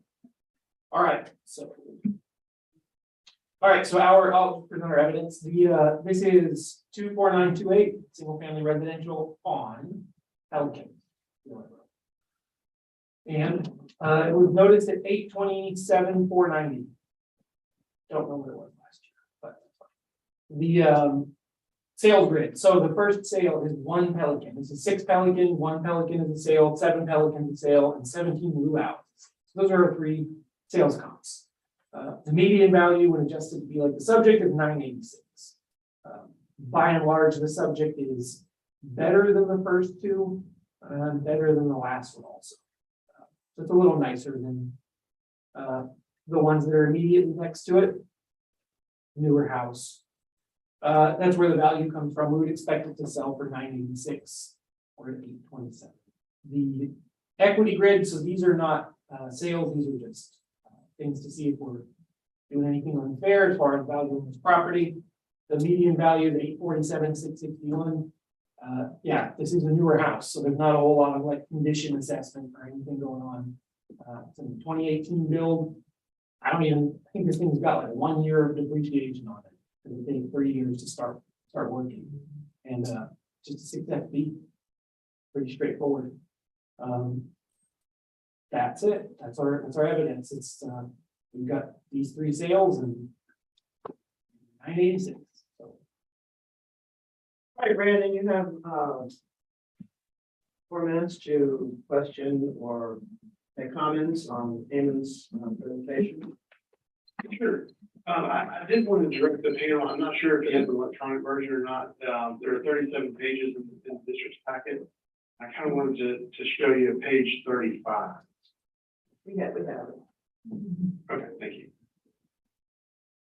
So you'll see, I noticed that it was kind of weird. If you look at the third sale on page 35, it actually says page 29 of 30 on the top right corner of the sales ratio report. Their first sale looked like it sold twice last year.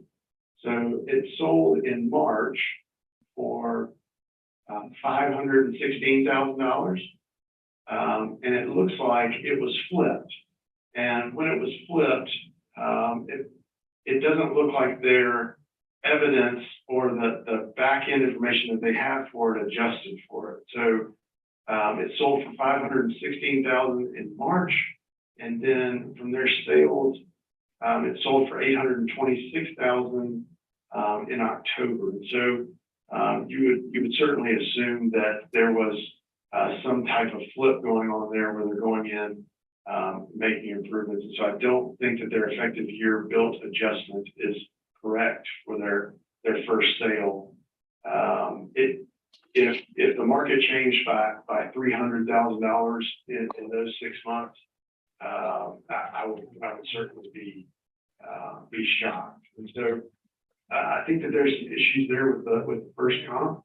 And so if we're just looking at the district's sales and have to discount the 1 Pelican, the median between comps 2 and comp 3 is about $790,000, which is pretty close to the owner's opinion of value on the market based on its sales. And so, and I can do that math here pretty quick.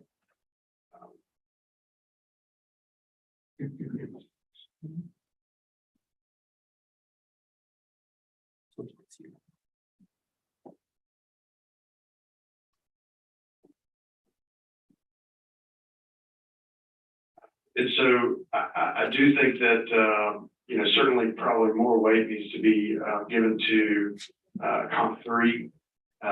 If we are, you know, there's just something missing, or something wrong with comp 1, knowing what we know on page 35. That's all I have. What was the owner's opinion value? On $780,000. He's not a minute if you have anything else you want to add. No, maybe that's it. I was reserved the time. The comp number one Pelican, it does look to me also like we probably put it in plot prepared when we sold. Our effective age did increase from last year to this year. Since we're only doing our appraisals on January 1st every year, the first one happened and it was at the old value, old condition, and then it got flipped and the whole thing happened within the year. So for 2022, this thing did get a substantial effective age increase. It also got slightly reclassed. So it gained value as a result of being a lot of money being last year. So we're not going to use the value of it when it sold before, because it's not like that anymore. The sales ratio report is going to include it because it happened within the date range, but that's going to happen. The sales ratio report just says everything. So that's what one Pelican is. Okay, Brandon, you have 2 minutes for rebuttal, you need them. I guess I would just say, you know, in closing, certainly, you know, last year's value was about $708,000. You know, to increase, you know, we certainly agree that it needs to increase by over 10% from the previous year, just based on the activity. However, we think that the district's increase is just slightly a little bit too much. That's all we have. What was the market? Well, look, What was it in? I just asked David what the market adjustment was for the Allegro in this area, and he's looking it up. Okay. oh, Mary. Just remember.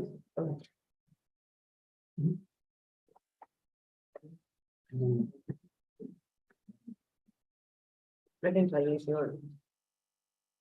Oh, wow. Wow. Yeah, good. Like 35 or 40. Yeah, it's with a 23.5%. The 23.5% market adjustment for this area of the Allegro, which counts for that margin increase.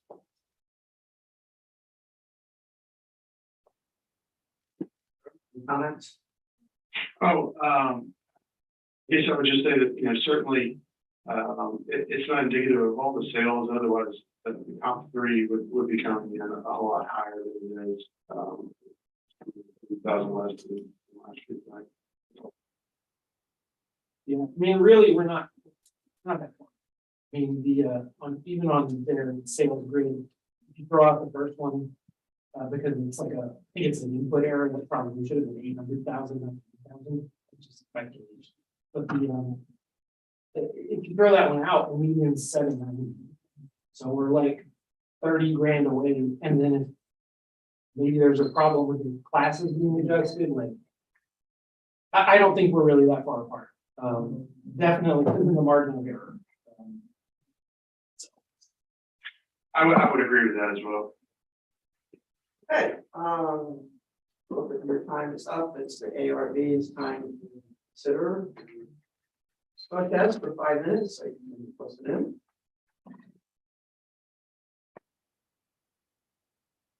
So, and this one is closer to the 790 than the 27. Both of those are within the realm of acceptable values.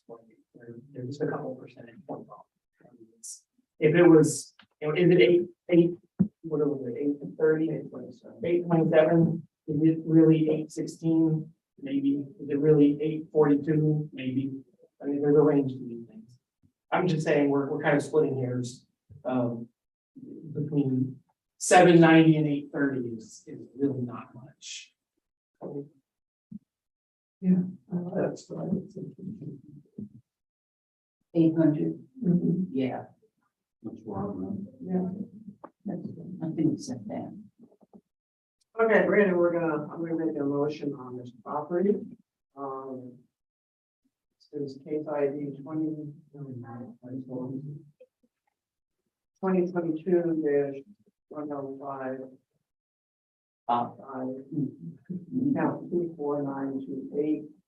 Address and incorrect. Market and equity values, listening to your comments in those of the district. It's the opinion of the appraisal review board that we will lower the value of this property from 827,490 to 800,000. Well, second. All in favor? Aye. Anybody opposed? Okay, Brandon, you understand the new value? I do. Thank you all very much for your time today. I certainly appreciate it, and have a great day and the rest of the week. Thank you. All right, bye-bye.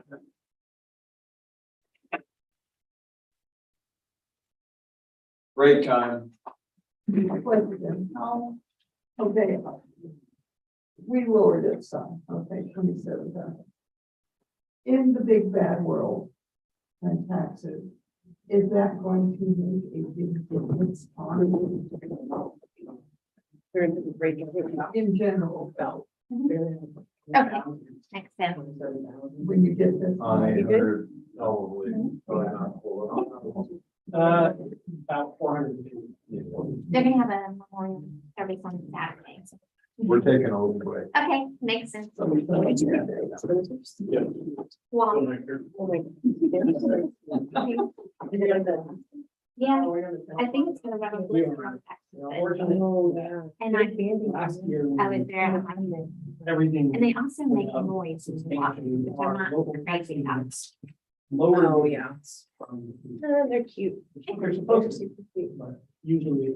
Yeah, I got them. Because I can wear inside. Yeah, that's been my. I'm like, yeah, I'm like, They actually I think, was. I mean, of course, you said it's fine, but you know, if you're like.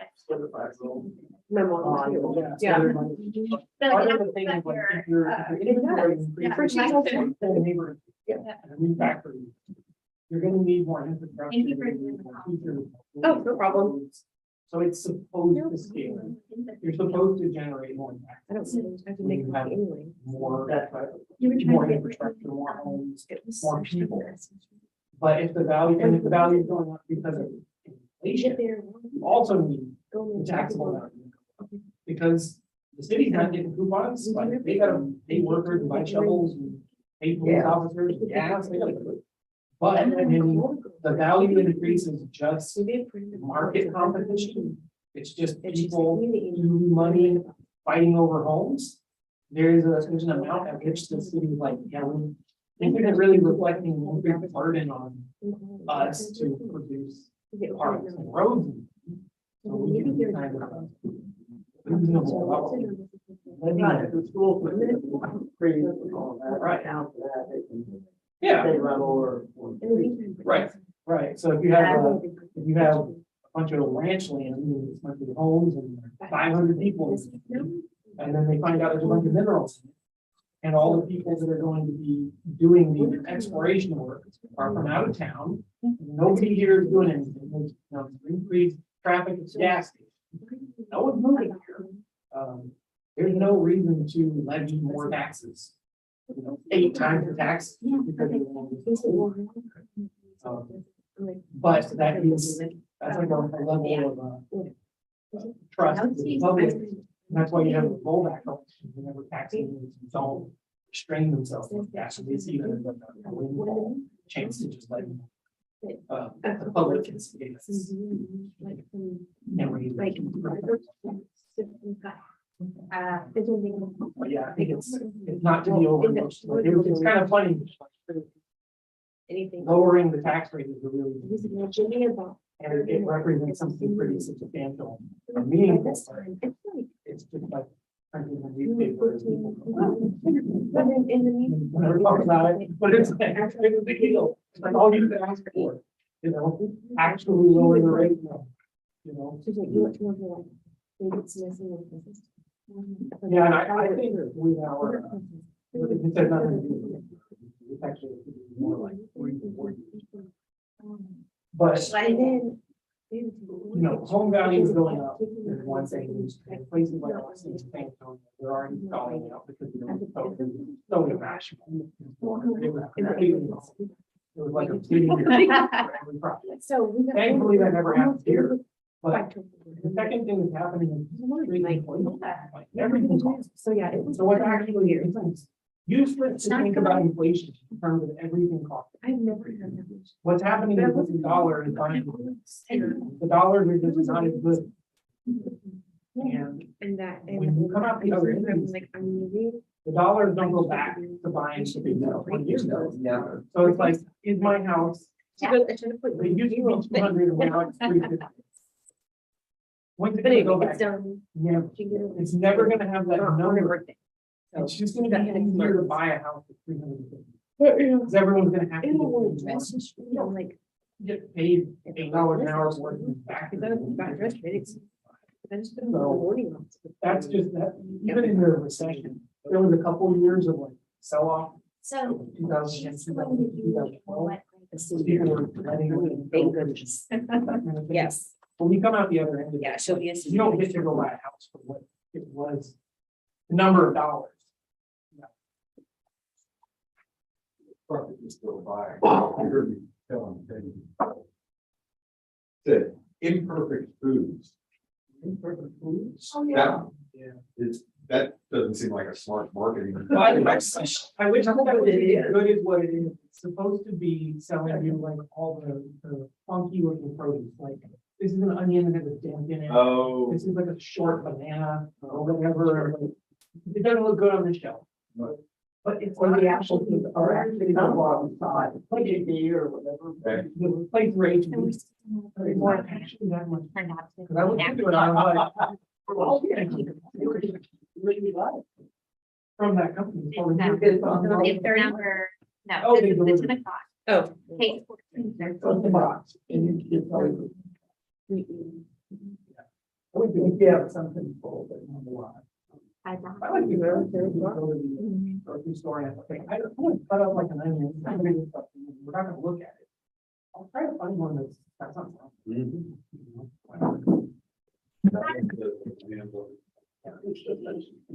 We're gonna hear the affidavit from the 8:30 docket. Whenever you have time, we'll go ahead and start the 10 o'clock docket. And it's gonna be case 1413, and it's in person. Page 5. You guys want to send one people? I think My wife was. What is it? one, 1413, it's on the bottom of page 5. We worked at Corky's. Corky's is a restaurant, downtown Austin. They're really important. I'll bring them in. Okay. Mr. Miskey? They used to take the reserved signs, the tables, and used to put it on the right. For research.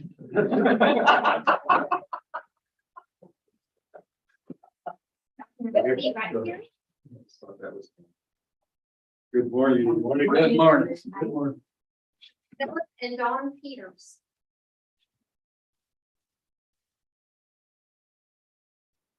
Okay, I have some administrative stuff to go through first before we get started in the details of your case.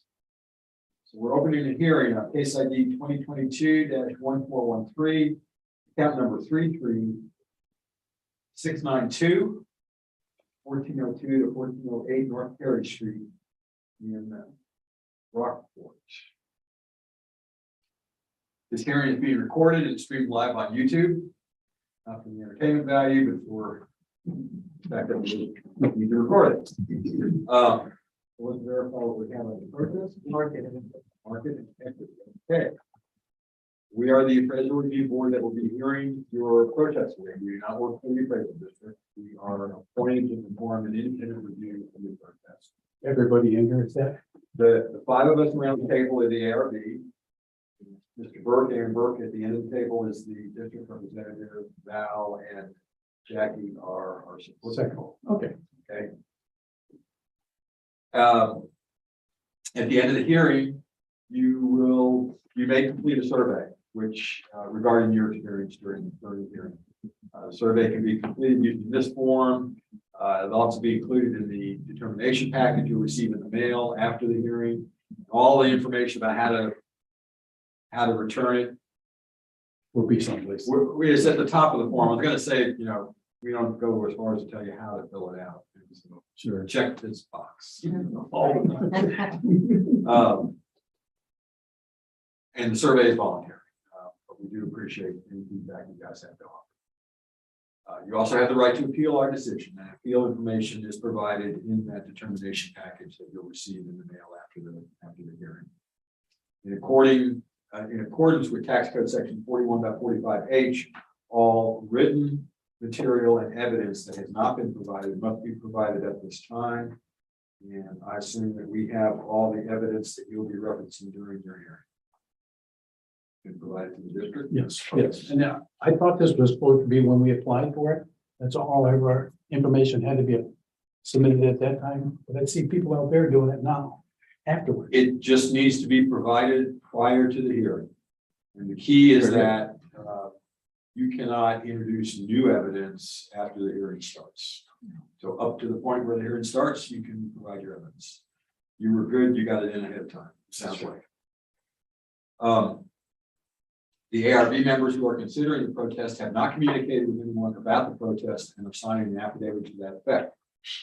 I, Scott Wagger, do solemnly swear that I have not communicated with another person in violation of tax code section 41.66.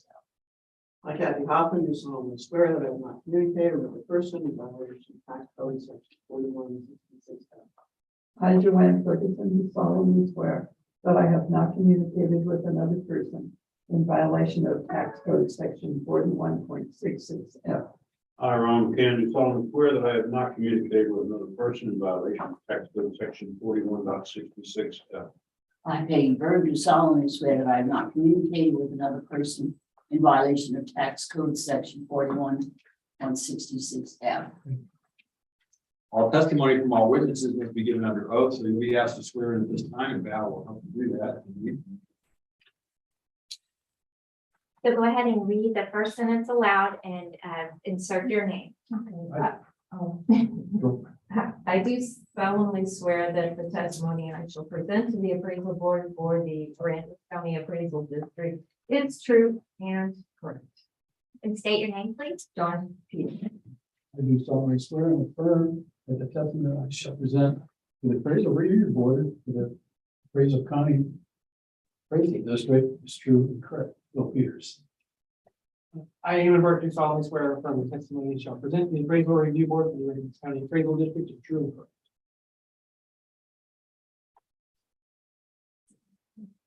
You don't need to know that. But it's, Thank you. Thank you. I only know when we're taking a pill, whether it's Monday or. that's right. Then she asked me what to do. Okay. I need to ask both of you whether either is hold license or certificate from the Texas Appraiser Licensing and Certification Board. No. In front of you is a chart, which is the hearing procedure times that dictates how we're going to be running the hearing today. Takes two forms. One is if you present first, the other is if the district presents first. You get to choose which one you want to do. I'll let him represent first. I don't know if there's a precedent. There is none. And We We have equal time. Yeah. Okay, I even have 5 minutes right now. So this is account 33692. This is a lot with a carport on it and looks like a hookup for RV. And looks like it. I'll just ask real quick, is there's a hookup for an RV on here? Yep. Does it have a septic? Yep. Okay. So that's that, and then there's a value for the structure that it's covering. The property was noticed at 88,660 last year. It was certified at 68,680. The difference year over year is the addition of those improvements. I think that's all it is, because there's a note in here saying it was added, but it doesn't say. The sales grid is, oh, real quick, so we know where this is. This is in the neighborhood kind of behind us, over there towards the Memorial Park in the donut. Right back here. Sorry. Yeah, this area is in the city, sort of. It's circumscribed by the city, but it's not actually part of the city. So it creates a donut hole in Rockport. We call it a donut. A lot of people call it. But it's just this neighborhood right back here. And the implication is that certain restrictions don't apply. Yeah, you can put RVs. You can't do that in the city of Rockport. You can put in mobile homes. You can shoot fireworks in the street. We can. You're in the county. Although this year they do have a burn ban. We- You ready for fireworks? Yeah, right. We don't get city sewer, no, that's. Right, even though you're right next to the sewage treatment plant. Yeah. Okay, the first grid is the sales grid. It's just land. So this is the land grid. This does not include the improvements value, but it's really helpful because it actually shows you the land values. So if you look at the subject, it's noticed at $3.60 a foot. And the three sales we have on Dowdy and Linden indicate 446, 469, and 339 a foot. So that would say there's a weighted value for the subject at 80,000. I will point out though that the comp number 3 is like the best one. It's the exact same size. So that one is saying it should be 339 a foot, which is a little bit less than what it is. Like roughly a $5,000 adjustment. The equity grid is other properties in this area. It's going to basically take the homes off or put the homes on, and depending on whatever it needs to do. Their comps 3 and 4 are just land. So this is even showing a negative adjustment to 85,000. But if you take the sales grid, I think it would be pretty reasonable to, even though that equity adjustment is like, what is that, $3,000? I'm sorry. Yeah, because it was 88,000 and saying it should be 85,000. I think that like something more like $5,000 would be. Because the sales grid doesn't make it completely obvious that it would be. You have to put the buildings back. Yes, right. And I think that the first two comps are smaller. So their price per square foot is going to be higher, and it's trying to adjust for that, which it does. But comp number 3 is the exact same. It's 19,200 square feet. So it's just great. And the sale price was 65,000. So there you go. I think that I would say something like 83,660, which is $5,000 off. It's a little more than the equity value, but still. That's only the land. Yeah, that's just the land, and that includes the other two in there, which indicate a much higher price per square foot. Like I said, it's trying to weight it down for that. It only gets us down to 418, but I just think comp 3 is just a really good. So. Okay, that's it. Okay, Dawn, Phil, you have 2 minutes to question anyone if you want, 5 minutes for your presentation, just use the 7 minutes. This is something I didn't understand. You guys do this every day. I don't even know how to read them. So you just not back and pulling stuff went one ear and out the other. I try to understand it, I kind of do. Well, ask your questions. Gotcha. Well, you didn't understand. You land value is all you're dealing with right here. Yes, all this is doing is trying to determine what the market says. with the land. And you mentioned the appraisal of the improvements. Yes. And you said that you didn't know when they were added on. Yeah, If I you know. look, if you look back at the Aries, that's only access I have to any knowledge of anything that's happening here, is through Aries, and it shows my property when I bought it, when the carport was installed. And that was quite a few years ago. You already hit me with one. Oh, okay. It was So they've 15. been on there for a little while. 14, no, it was 18, I think. I don't remember the dates. But we added one. Yeah. And yes, you added $7,000 value for it this year. That's what I think you're trying to add on. I don't have that paperwork. I'm gonna go through that in my time. Go right in. Yeah, go ahead. But I'll check on that while you're. when,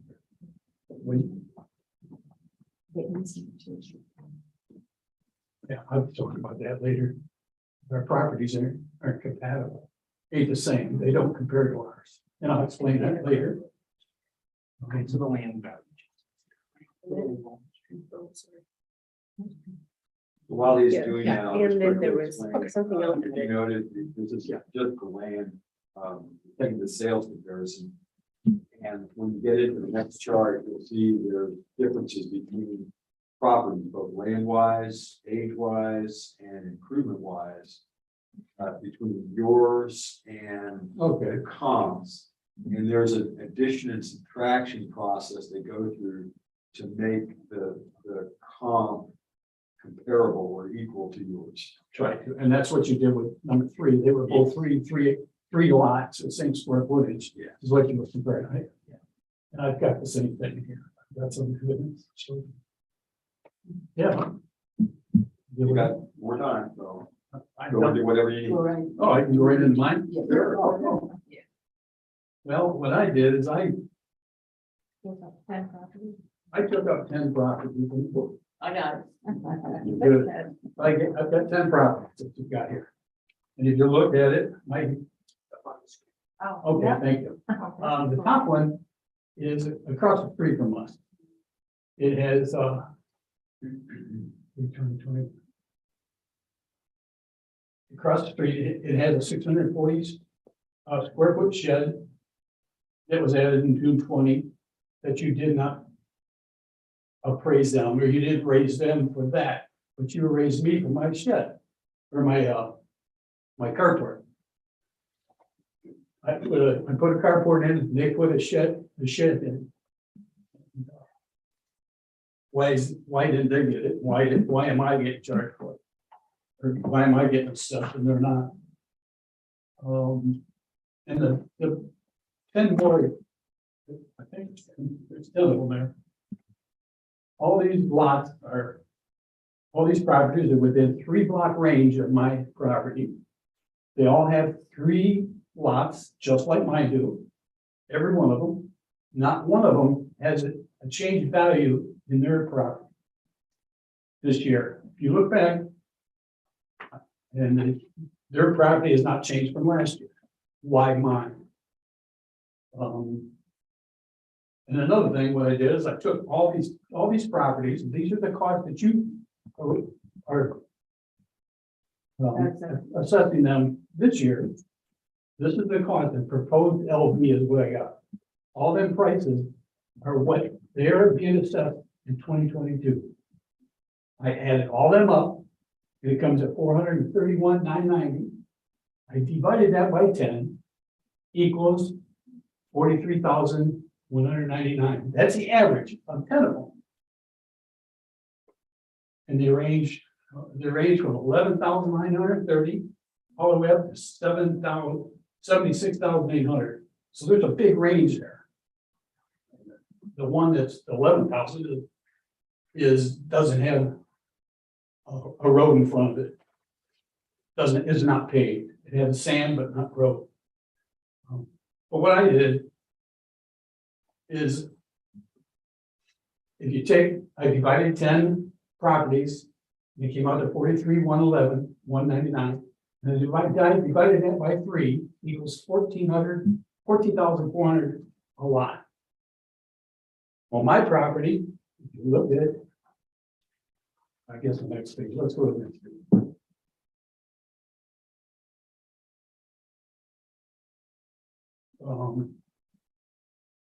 I guess this tells you the improvements, but I'm gonna talk about land first. It shows 56,127.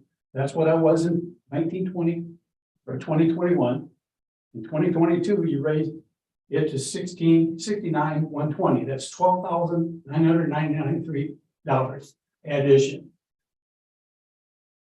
And I think that's ridiculous. Why me get raised when these other ones did not get raised at all? Last year, I finally had a chance to fight this. I'm usually gone home seeing my family in Ohio in April.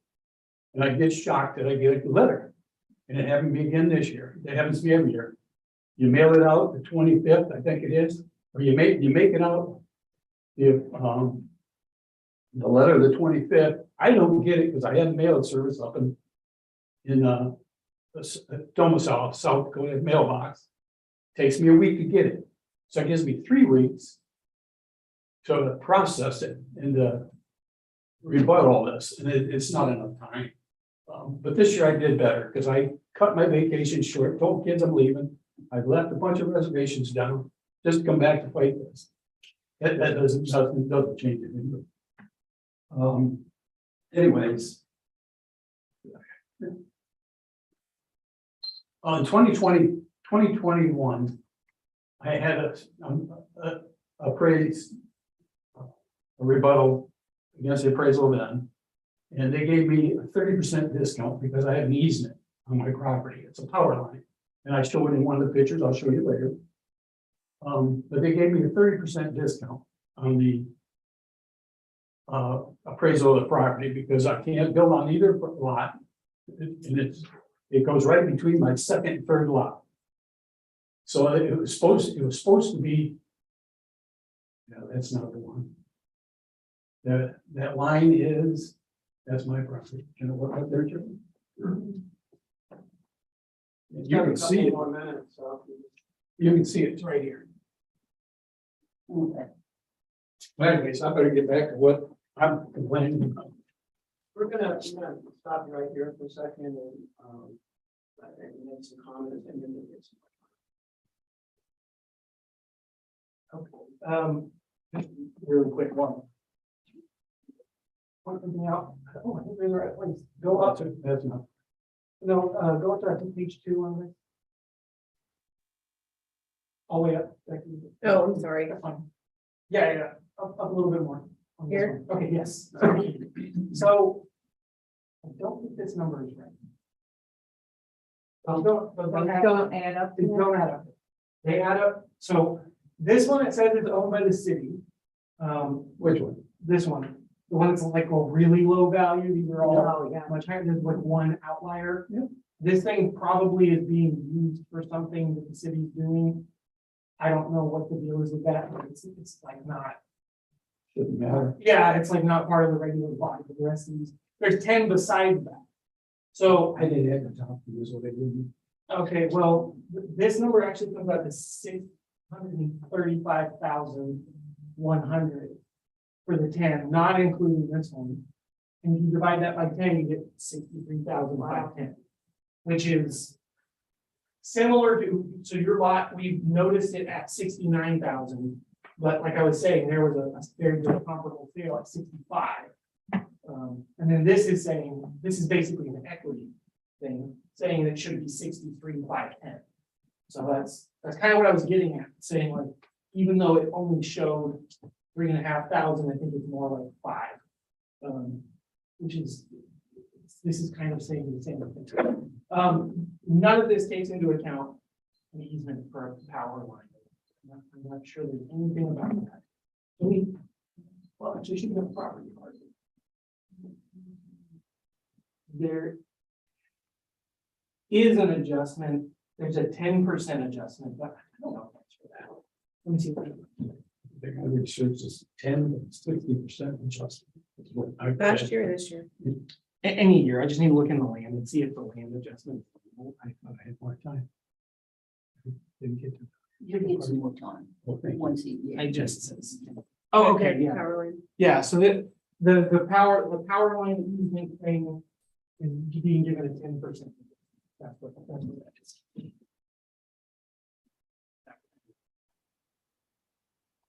Okay. Yeah, I mean, I guess the reason I was trying to point that out is sort of, you were like, well, why me? It's not just you, you're on the same lane table everyone else is on. Yours is it's very similar to what all these others are doing.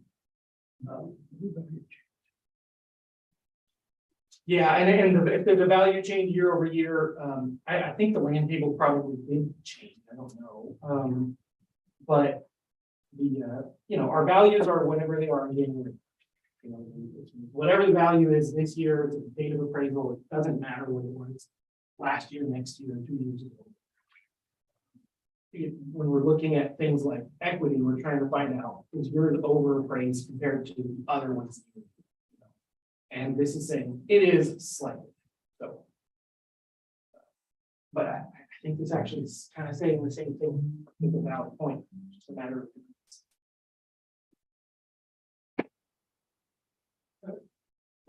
Well, You have 4 minutes. No value change. They have never been changed, 10 of them have been changed. Well, that rebuttal, you said, everybody, since the value went up, why did they? That's my point. What I did is I took my 3 lots and I divided it into 3 different lots, treated them each different. One of my lots is a legitimate lot. It doesn't have an easement on it. It's compatible to everybody else that has pavement in front of it. And I thought it was worth equal $14,400, equal to 1/3 of what that cost was. And then I took my second lot, which has pavement in front of it, and it has an easement on it. So I took 30% of what 14,400 was. I took 30% of that and then valued that lot at that cost. And then I took my third lot, which is, there's no pavement in front of it, it's sand. It's just like what the city property is. And I've got 2 pictures to show you. It's not improved, doesn't have all the improvements, just like the city's property does. And I valued it what the city's value is. He says it's being used for something else. That's not true. You go and look at that city property, it's sitting there bare, just like mine is. If you would like to see the pictures, I'll take the time out to do it. But what I took is what the city property is being assessed this year. On my third lot, I took and I'm gonna make the value of my property the same as what they did. And that was $2,783. That's what that lot's worth. That's what the city's paying for. Plus, I took a 30% discount for the electric easement over the property. And the reason the 30% was when we rebutted in 21, we were granted a 30% discount on that easement, for the easement, but they didn't give us the 30%. Well, that's another thing. I'd like to credit for my, last year they agreed in this meeting that I get 30% credit on discount on the properties. Well, they only gave me 27%. I'd like a refund of that too, if possible. Plus, and another thing, I would like not to have to fight that 30% every year. That I have a chance to go and see my kids on the weekend. I took there's a property that has 2 sheds and 2 RVs on it. It's compatible, it's 3 lots of mine, and they're be assessing $4,480. It's this parcel here. And there's a picture out there. Their Is it? Yeah. value of their improvements are being assessed at $4,940. They have two trailers on it and 2 sheds. And if you take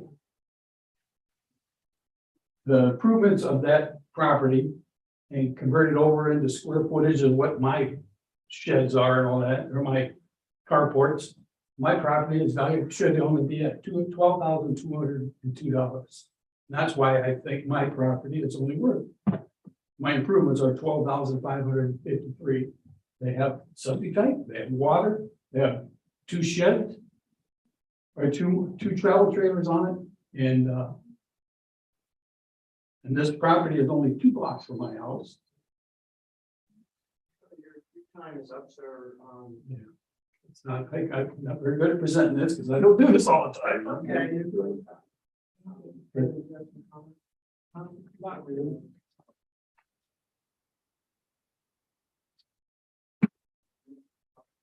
No, I'm done.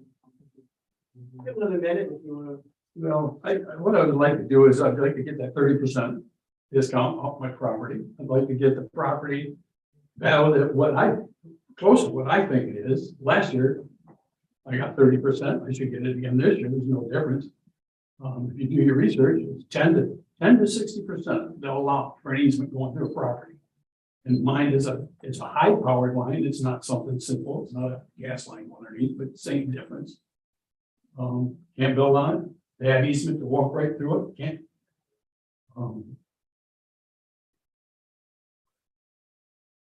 So what is your opinion of value? My land value is $27,984. $40,537. But if that addition is wrong, I'd like to redo that. I'd like to have a chance. I'm sorry I did, but I've been under the gun with this plus one. Yeah. It's none of your business. Or none of my business. This is the year everything hits at once. That's the best I can do. I'd like to wish I was more calmer at it, but I've been pretty worked up. We appreciate your patience. Yeah, thank you.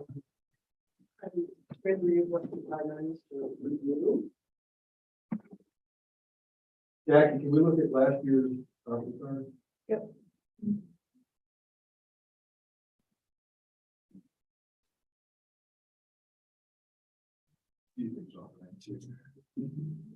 It's an ARB. Yeah. Oh. Okay, so ARB. first off, the neighborhood adjustment is 111. 111. And this year it's 125. Okay, so that's 14%. And scroll down a touch to the land segment, if you would. And- 10%. Yeah, right. I don't understand why he doesn't. He gave him 30%. I can't argue, pro or con with that. You heard 30, okay? The information in here indicates that what was applied was 10. And I'll make some comments. I'll make some comments at the end as well that may help you in the future, okay? Okay, so 7, and the improvements is, Trailer pad and 1 carport. yeah, okay, so there are some things that we'll note just in terms of differences between last year and this year. Not addressing the 10 versus 30% on the land value. You'll see here, and I'll get up a few points or something. This right here, which can be difficult to see, is 111%. It's called a neighborhood adjustment, and it is an adjustment that is applied across the area, the whole neighborhood. And if we look at the your property card for this year, the neighborhood adjustment is 125%. So they increased in principle, everything in the area by another 14%. Without doing a bunch of math. Okay, and I know you have stuff that indicates you didn't see some changes on properties, okay? And it's on the website. Right, okay. The other thing that's different is, okay, is the addition of another carport between last year and this year. And is that true? Okay, so 360 square feet or something. yes, exactly, and that added a little more as well. And yeah, so that again, we can spend the time if we need to go through the changes, and I'm not sure how to at this point. I don't know how we can address the question about 30% or 10%, aside from you writing a letter, the ARB requesting that be investigated. Okay, and what we would have to do is go back and listen to to the recordings and stuff like that to try and verify Last year's. yeah, what was going on last year. And that would then also imply a change to the CAC or to the appraisal rights because of the value implied may not be possible because it's a smaller value. The tax code says it's got to be for a non-homesteaded property, 33% difference between the difference in the change would have to be 33% in value, which I don't think going from 10 to 30% can, another 20% probably will address it. We need to know is that. $5.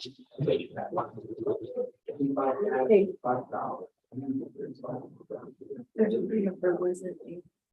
30%. Yeah, and then it's just It's been in here. yeah, increase that. It didn't just do that. Right. He said 8%. Yeah. So we can roll. Yeah. Increase it. Right. Okay.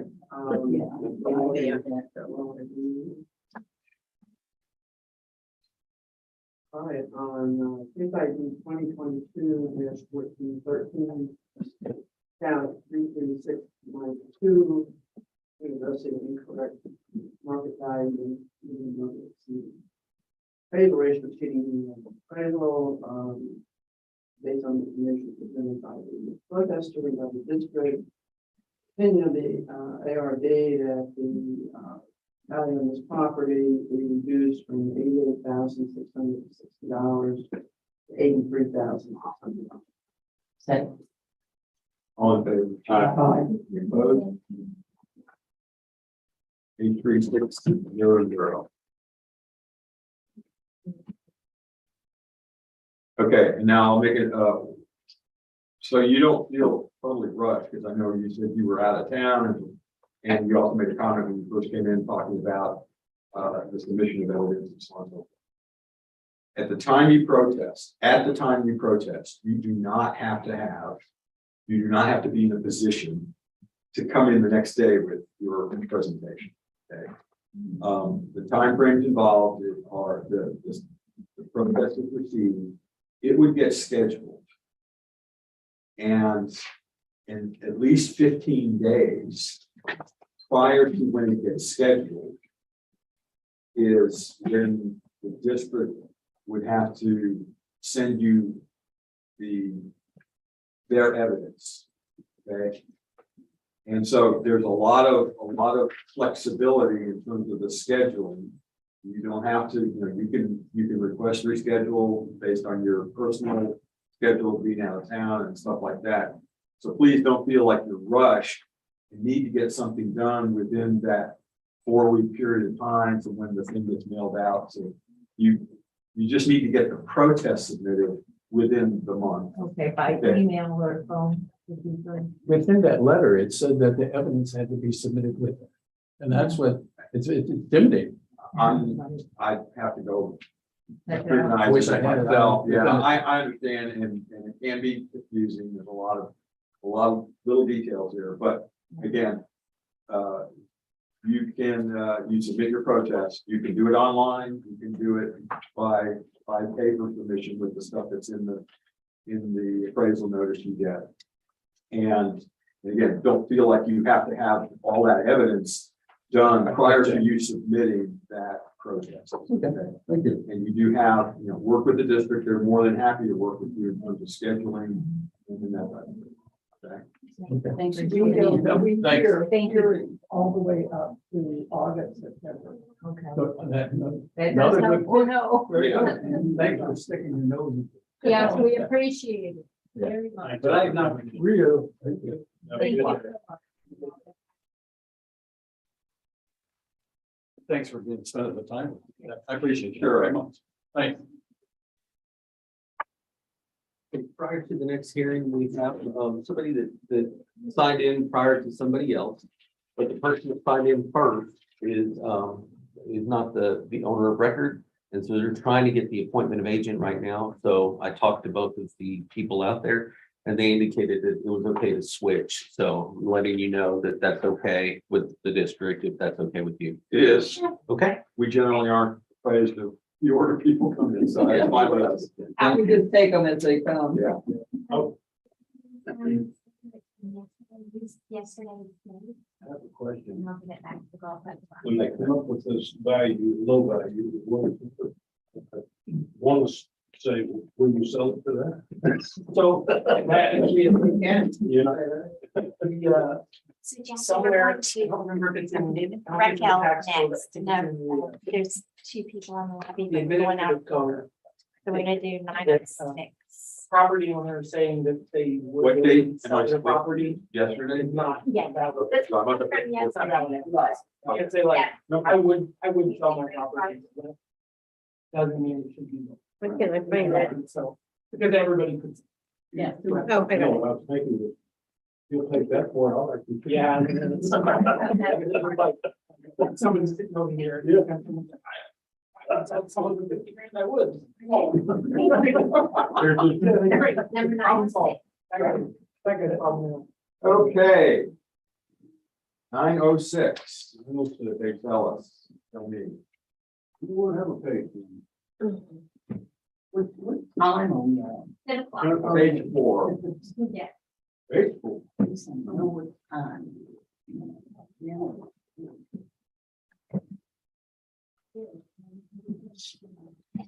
And the number again, please? 906 on the bottom of page 4.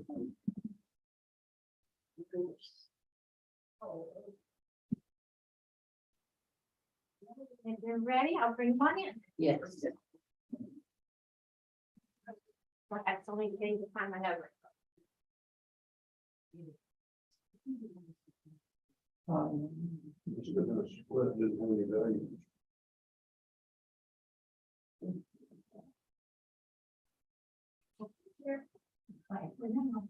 It says property damage, property split. Mr. Greco? Yeah, I don't know that it's split before she moved.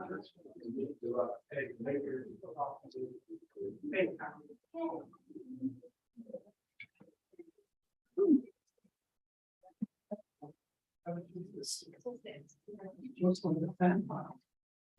It's like a sand file. Yeah. Did you pull it from please, Ronald?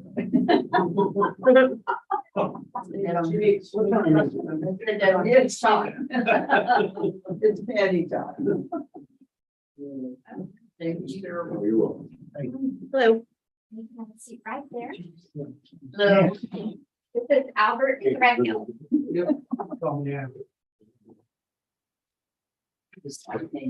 Hometown by Paul Simon. Yes. You live in Plateau? I just sold my ranch there and I moved into the reserve I had, 2 weeks ago. wife had relatives that lived in Muldoon. I love all the area, Yeah. but my wife said, what do you want me to? Yeah. we can go Pennsylvania and- Okay.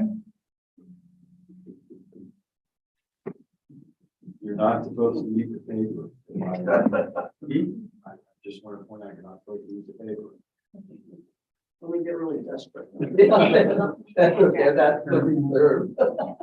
Right, and that's what Pat says, when they're get taken out, and then 4 o'clock in the morning, starts, you know. Frankly, shaving, you know. Doesn't meow or anything. Stuff like that. You don't need it. You said that? That's it. Thank you. You got it. Cool. Bye.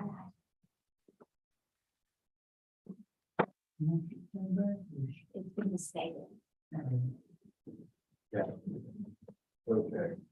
You're Scott. I am. I think we know. Really?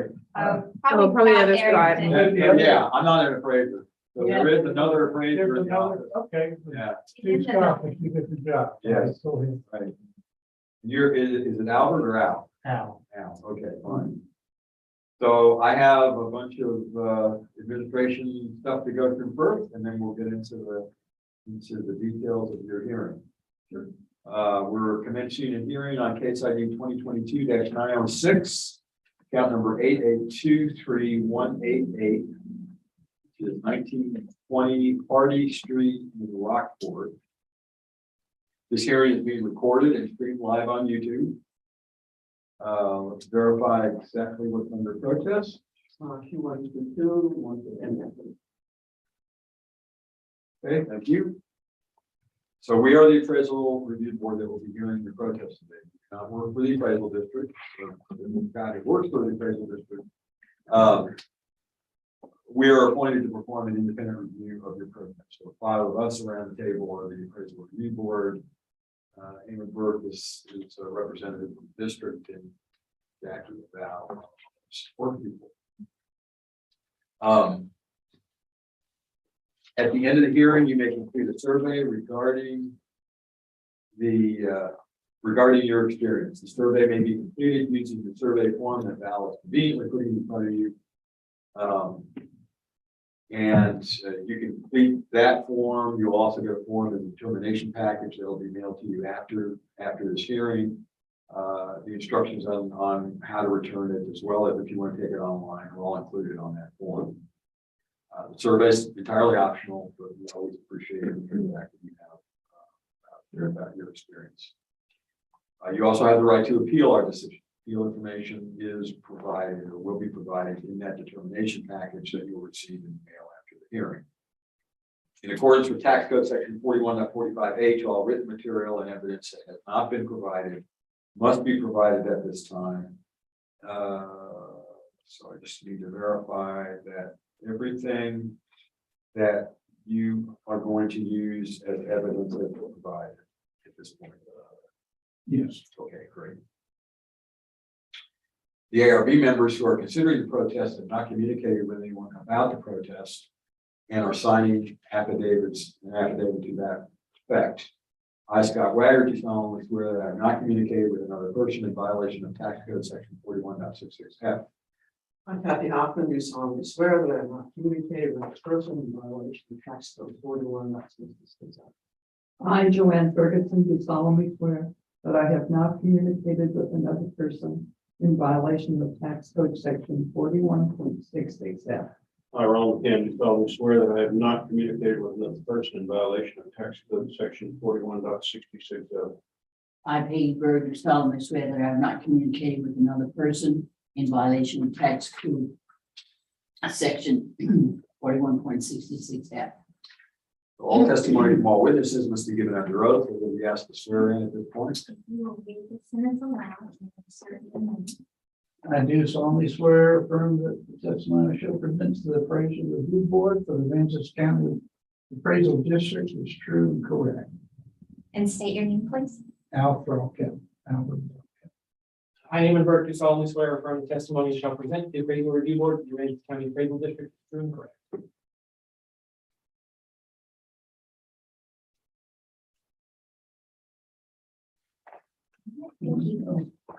Okay, Al, I need to ask you if you hold a license and certificate from the Texas Appraiser Licensing and Certification Board.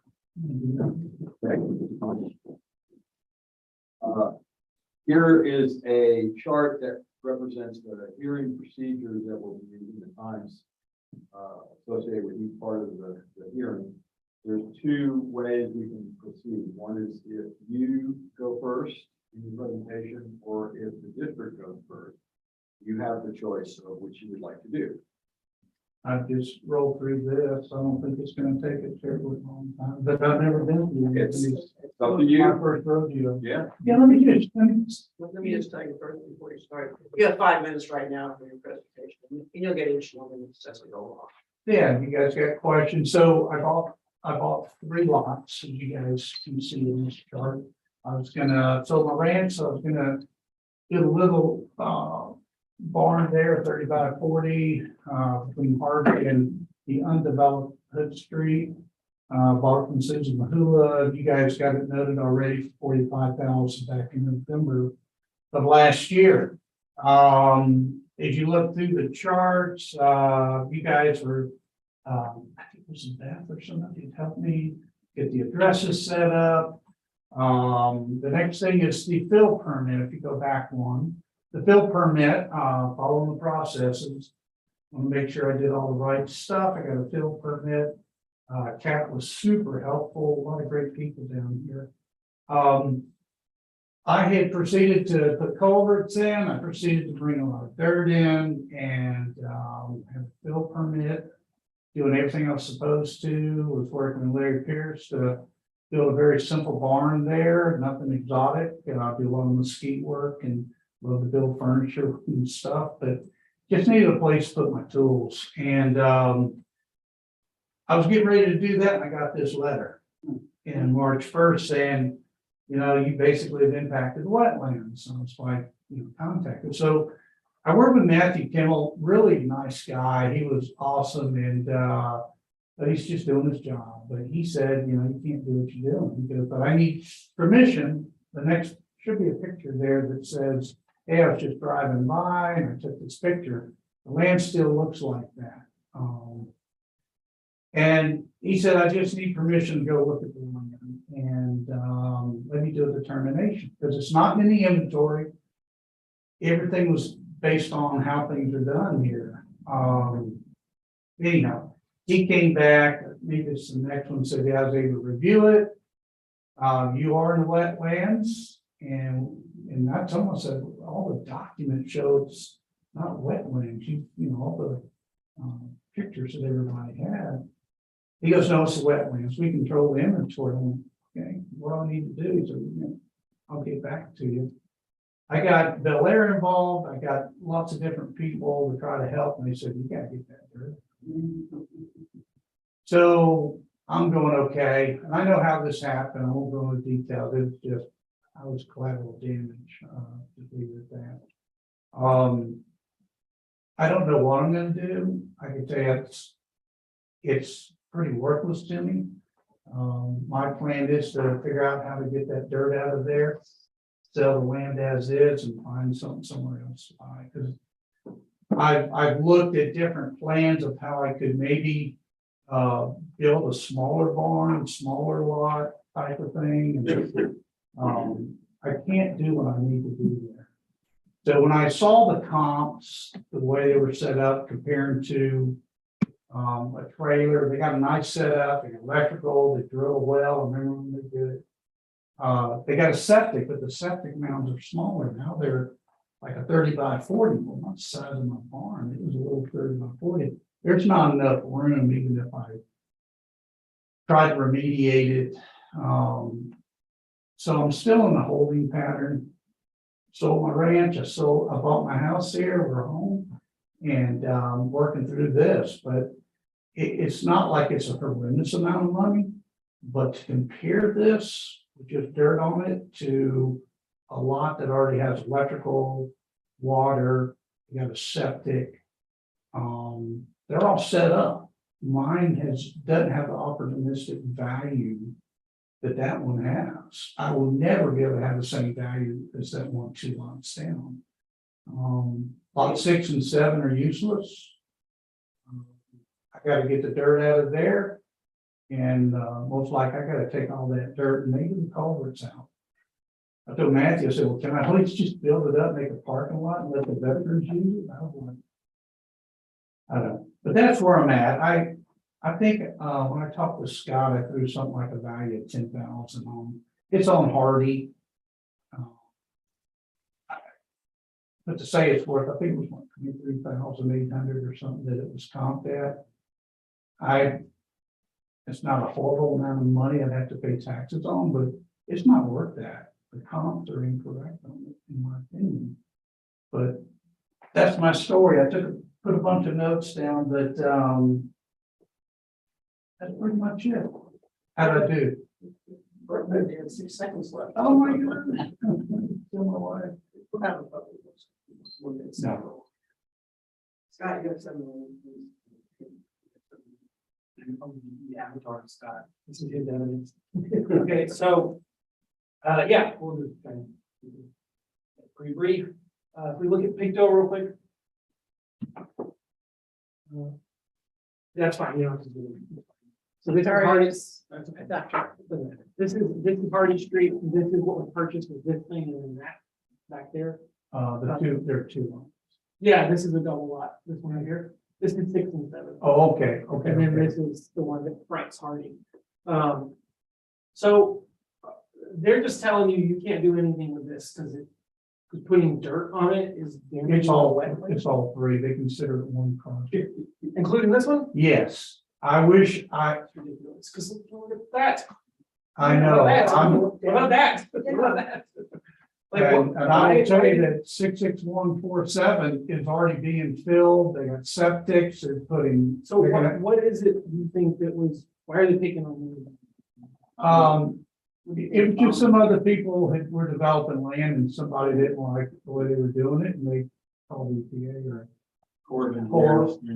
I'm gonna leave it at that. I know what happened and. Yeah, I can't think of anything near here that would be like that. There was, I know down in Aransas. Well, that's what you got for. Yeah, that's it. Can we zoom out some more? I want to see the water. Where's the water? Other side of 35. It's on the other side of 12. This, All right. right, so yeah, There's some. this is the thing, like, is it a wetland? The reality is, we live in, Aransas County is, so, yeah, but anyways, that's very odd. In any case. It was good to, Weird. it's your time, but it was good to hear Sarah at Bel Air. She was awesome.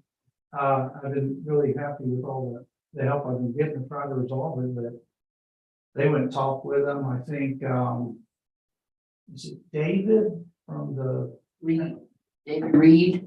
I don't know where Catherine, I get all the groups, they all sat down and met and, it just, they're not gonna budge. So, Okay, so it's like. you know, it's,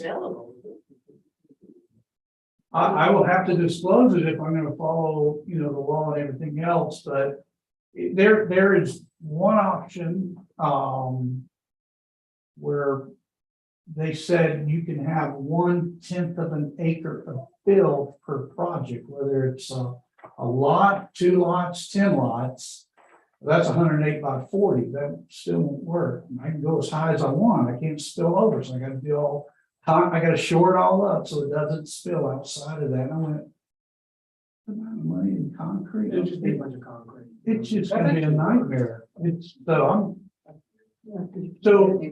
I'll just go through and explain for the real quick. So the land sales grid is other properties there in the same area. The last two are on Hardy. You can see the price per square foot is $354 and $214. The subject's at $340. Again, this is, they're not being chased around by the Corps of Engineers about ducks or whatever it is. So that these aren't, the subject's not gonna sell like this because it's being impinged by this weird thing. The equity grid is other, all it says is there's a note at the bottom of the equity grid, the subject and all the equity comps are in the same thing. So this is very unusual. But yeah, this is, I don't know what the value of this thing really is. It's what it, because even if you do clear the dirt off of it, right? Let's say you do it all by hand with a wheelbarrow.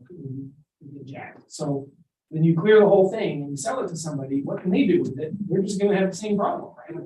It's already been declared. Yeah, so.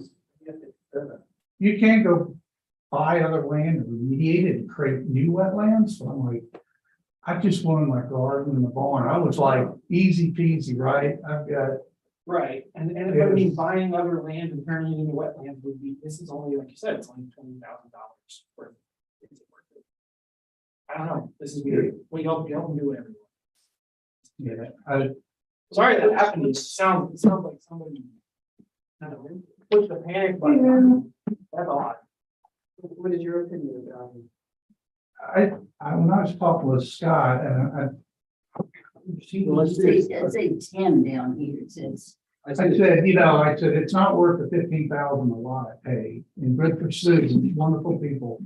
Her and Curtis, her brother, but I said, it's on Hardy Street, so it is accessible. We were trying to get Hood Street developed. We were gonna invest a lot of money to get electrical and water down there, and so this stuff could be developed and, which would add to the tax, ability to tax them, but after this happened, everybody said, I'm not touching this place.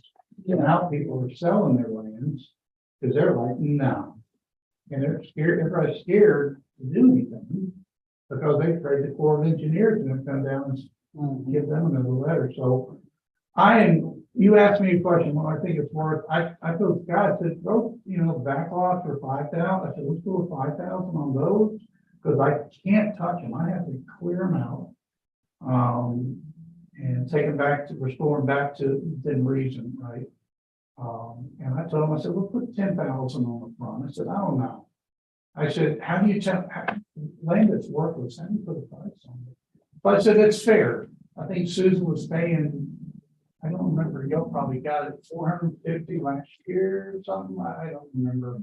And, two $5,000 lots, 10,000 on the front.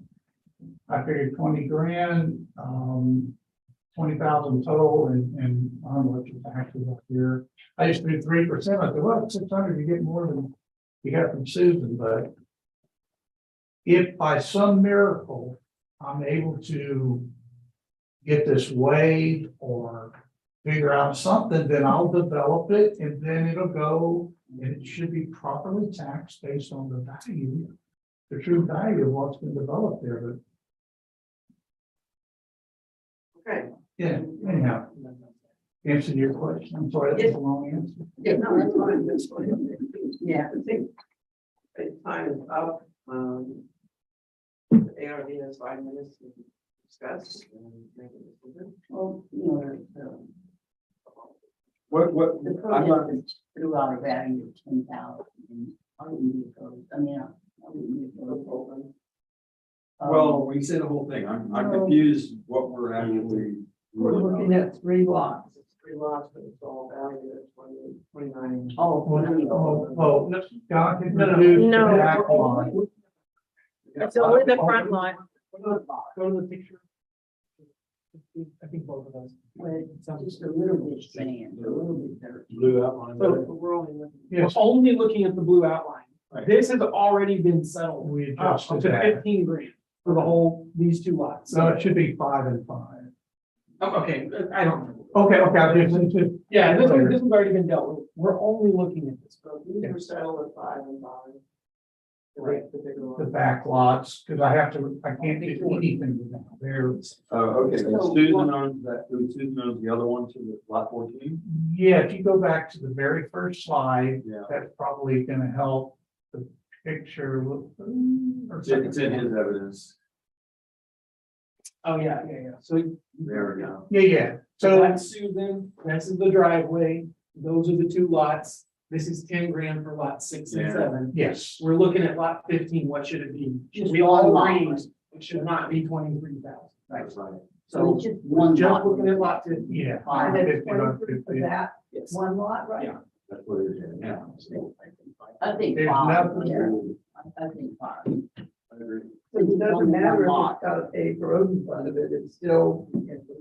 No, we can't do anything to it. I agree with Matt, you're back. And if, like I said, if you can, do something and Then we'll talk to you. yeah. I'm probably gonna give it to the veterans to park on and see if I can sell it, because I know they need it. Yeah, I'm just that kind of guy, but no, I appreciate it. Whatever you guys feel is that's their huge disappointment. I got singled out, but I'm from the new barn. I gotta build a barn somewhere, buy one already built, so it maybe I've just. The barn is, I don't know, I'll figure it out. On case ID 2022-906. Now 8823188.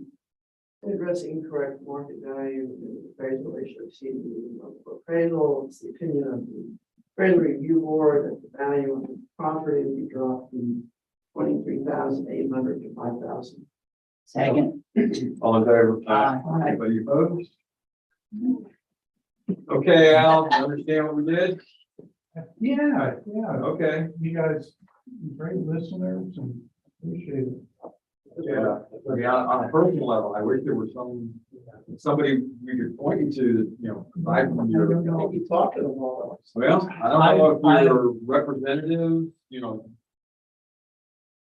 And this is federal, all right? You're talking Corps of Yeah, Engineers. cool, you don't want to mess with them. And I I think it would be better to put a bunch of dirt and make use of it than to convert it to 4,500 square feet of concrete and 6 feet off the ground. That seems worse for a Yeah. wetland. You can't really undo that. And you really have to question, this doesn't seem like it's wetlands. Yeah, why would they Not around it. Right. And I remember somewhere in my mind, I'm sure you've already been through all this, that there were in the, what the Corps can control is within X amount of distance from a navigable waterway. And this seems like it's Too far away. It's too far We don't away. hear about this many times. This doesn't happen. You know what I mean? Artie, never heard of the Corps of Engineers having a problem with somebody putting a driveway No. in Maine Cove South. We only hear about them when people are building piers, docks, boat ramps, bulkheads, that kind of thing. Anyways. Well, We'll be I'm there learning, all- I bought a place already.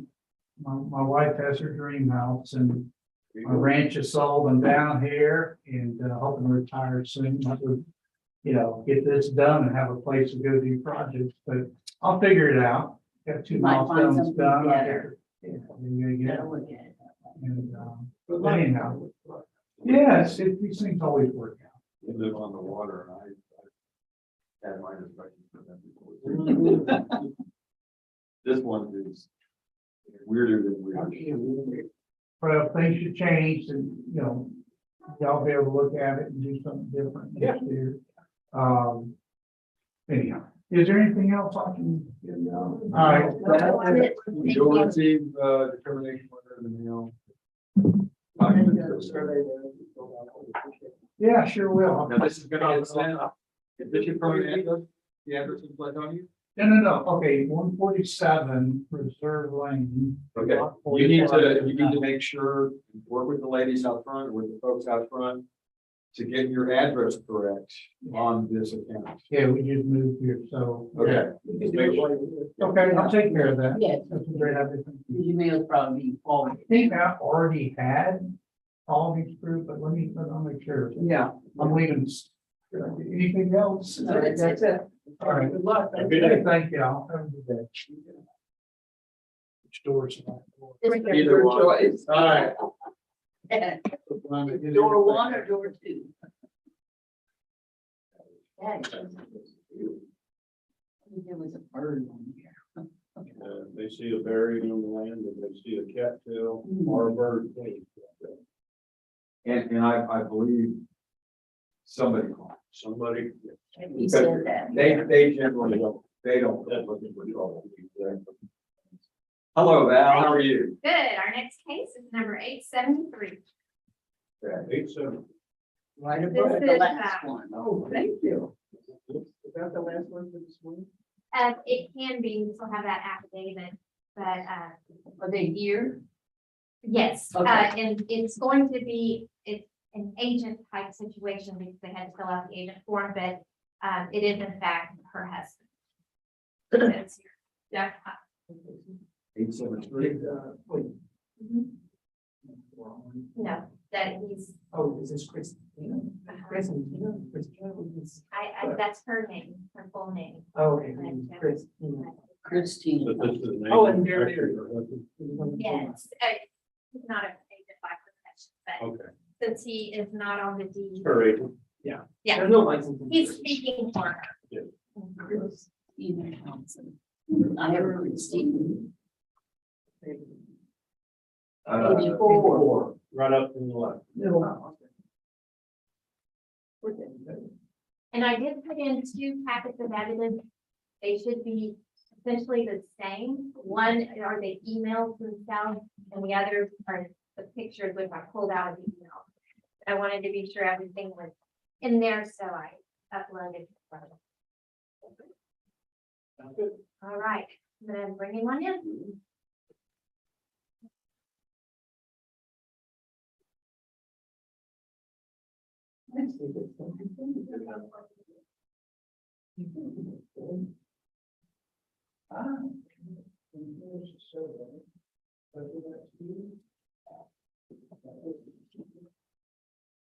You can have a seat right here. There you go. Good morning.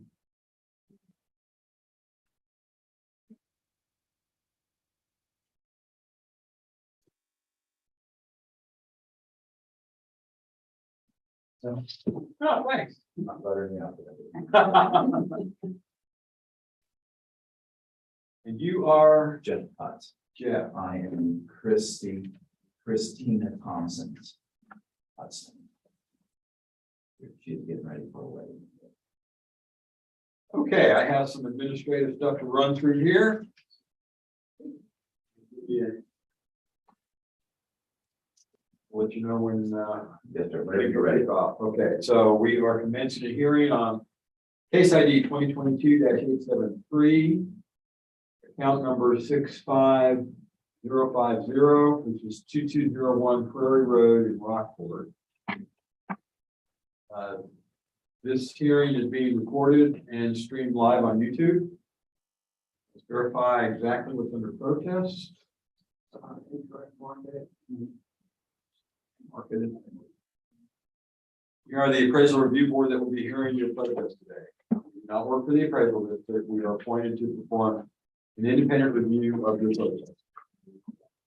At the end of the hearing, you may complete a survey regarding your experience. The survey may be completed using the survey form, which is over here. Okay. Conveniently is available there if you wish. It's also included in the determination package you received and all the instructions on how to return it through a variety of ways are shown on that form. You can also take it online. And the survey is entirely voluntary. You know, we always appreciate any feedback you might have. You also have the right to appeal our decision. Appeal information will be provided to you with our determination in that package that you will receive in the mail after the hearing.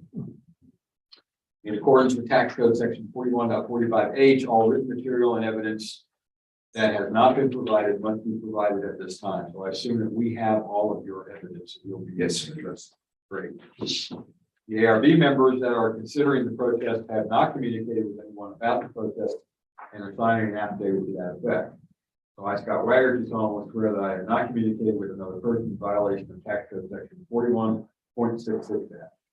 I have the author do solemnly swear that I have not communicated with another person in violation of tax code 41.66. I, Joanne Ferguson, do solemnly swear that I have not communicated with another person in violation of tax code section 41.66F. I, Ron McKenna, do solemnly swear that I have not communicated with another person in violation of tax code section 41.66F. I, Peggy Bird, do solemnly swear that I have not communicated with another person in violation of tax code section 41.66F. So all testimony from all witnesses must be given under oath, or we will be asked to swear in at this time. And if you will read that sentence aloud and state your name. I, Jeffrey Hutt, do solemnly swear to affirm the testimony I shall represent to the appraisal district, appraisal review board for the Aransas County Appraisal District is true and correct. And I, Amon Burke, do solemnly swear or affirm the testimony shall present to the appraisal review board for the Aransas County Appraisal District. I have full faith in that too. Just so you guys know. Okay, Yes, sir. all right, I need to ask if you hold a license or certificate from the Texas Appraisers Licensing and Certification Board. Yes, sir. Okay, that's perfectly fine. Right here is a chart that's the hearing procedure times. You may have been through this before. I don't know. Yes, sir. I would like to go first. Okay, great. You have 5 minutes to start with. Yes, sir. If I could, if you could go back to the last page, can we just, before the price, y'all have my sales price wrong. And you've had my sales price wrong for 2 years, and I'll give you my sales price this year. Last year, I paid $250,000 cash for my property, and I don't know where you got I don't know where the 284 came from. So I'd like to start off with that. If I could start off, if you could pull up the, comp sales 2022 grid, please. Okay, the first comp you have, you're comparing my house against my house. Can I have that one thrown out, please? Well, yeah, I mean, it should, the value wrong. Right, the value is wrong. Also, the comp two, that house it's confidential. So I was not able to go through the CAD system and find out any information on it more than you guys gave me here. You should be able to look up the property. I couldn't look at it, it won't give me anything when I go into the, it's confidential, I guess it's a police officer or something like that. Yeah, that should only be back when. It didn't let me read anything, no, sir. The comp three that you have me down for is Prairie Road, and it's in Fulton. It's not in Rockport. I have higher taxes and I have much more restrictions than it is in Fulton. Plus, it's seen $100,000 increase from last year. And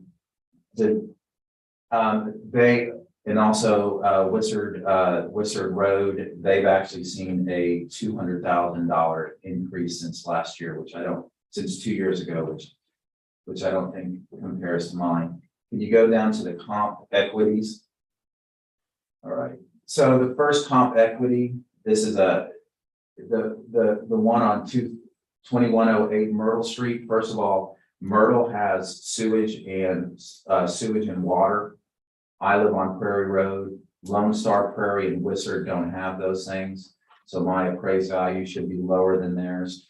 Also, this house on the comp one, it's a warehouse that's 2,400 square feet, and they have on the actual CAD, it's a trailer park pad 3, which I don't know how you can compare my house to that house there. Comp 2 on Wissard, once again, they have utilities and such as water and septic, and it's the windows on it, so you know it's a nicer house than mine. So the next one on comp 3, if you go down, please. And these are also late. If you look at these houses also too, they're also a later date than mine. And this one has increased by $86,000 in the last year. So I don't think these comps really are my property. I live at the end of, if you go back to the first map that you look at, the map that go down a little, my property, it's 9 acres. There's 4 acres of wetlands, but if you look over towards what is the western side, the end of the ditch, the Rockport City ditch ends at my property and dumps into my property during the flood. I got actually water up into my house because water floods down around and goes all through there and to the back.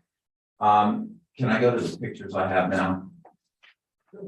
So my house Dr. Warren owned my house and it got destroyed by the hurricane and set out in the hurricane. It set out from about after the hurricane to 2000 and when I bought it.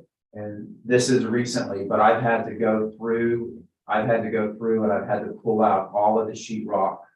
I've had to put new insulation in, and you see there's new insulation on the roof. During the time that I've also had to go through and put in new electrical and new HVAC because all of that got stolen from my house between the time I signed on the lease to the time that I actually got into my lease. This is my septic system. I have a tree growing through it. I'm on well water. I have a 70-foot well, which is different than most. I'll wrap up real quickly. If you guys if we could determine, say, last year's appraised value, I would be okay. And I would say, that's my dog. She's my cat. I would say that my house is now about 60% complete. And if I could have last year's value at 60%, I think that would be fair. I'm talking about 254,000. I'm talking about my value last year. Yes. Yes, ma'am, but that's including. Should have done this.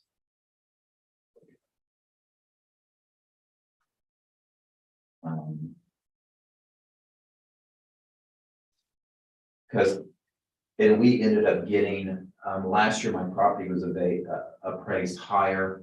Also, because when I came in, the amount of wetlands had been reduced from 1.5 acres to 0.3 acres. And I went down with Mr. Brundrett, and I got a new survey that showed that I had 4 acres of wetlands. So that changed it a little. Excuse me, I'm sorry about this. Like I said, I should have this.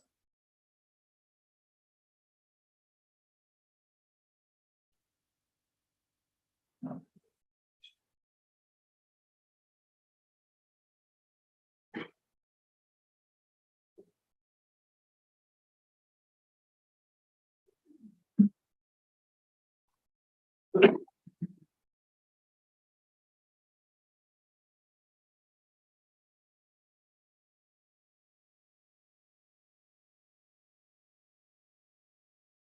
So my improvements last year on my house my house was valued at $122,000. Yeah. I'm okay with I think it'd be fair if I left it at $122,000 and it was down to, or whatever it is, at 60% of the value. What, 60 on the land? No, on the building itself. The land is fine. I mean, the land, I think we're good for now until eternity. I mean, I got the proper. You're saying 60% of the 122? Yes, ma'am, the improvements. 122, 132. 120. Well, hang on, let's get back on track. Yeah. Your time is up at the moment. Yes, ma'am.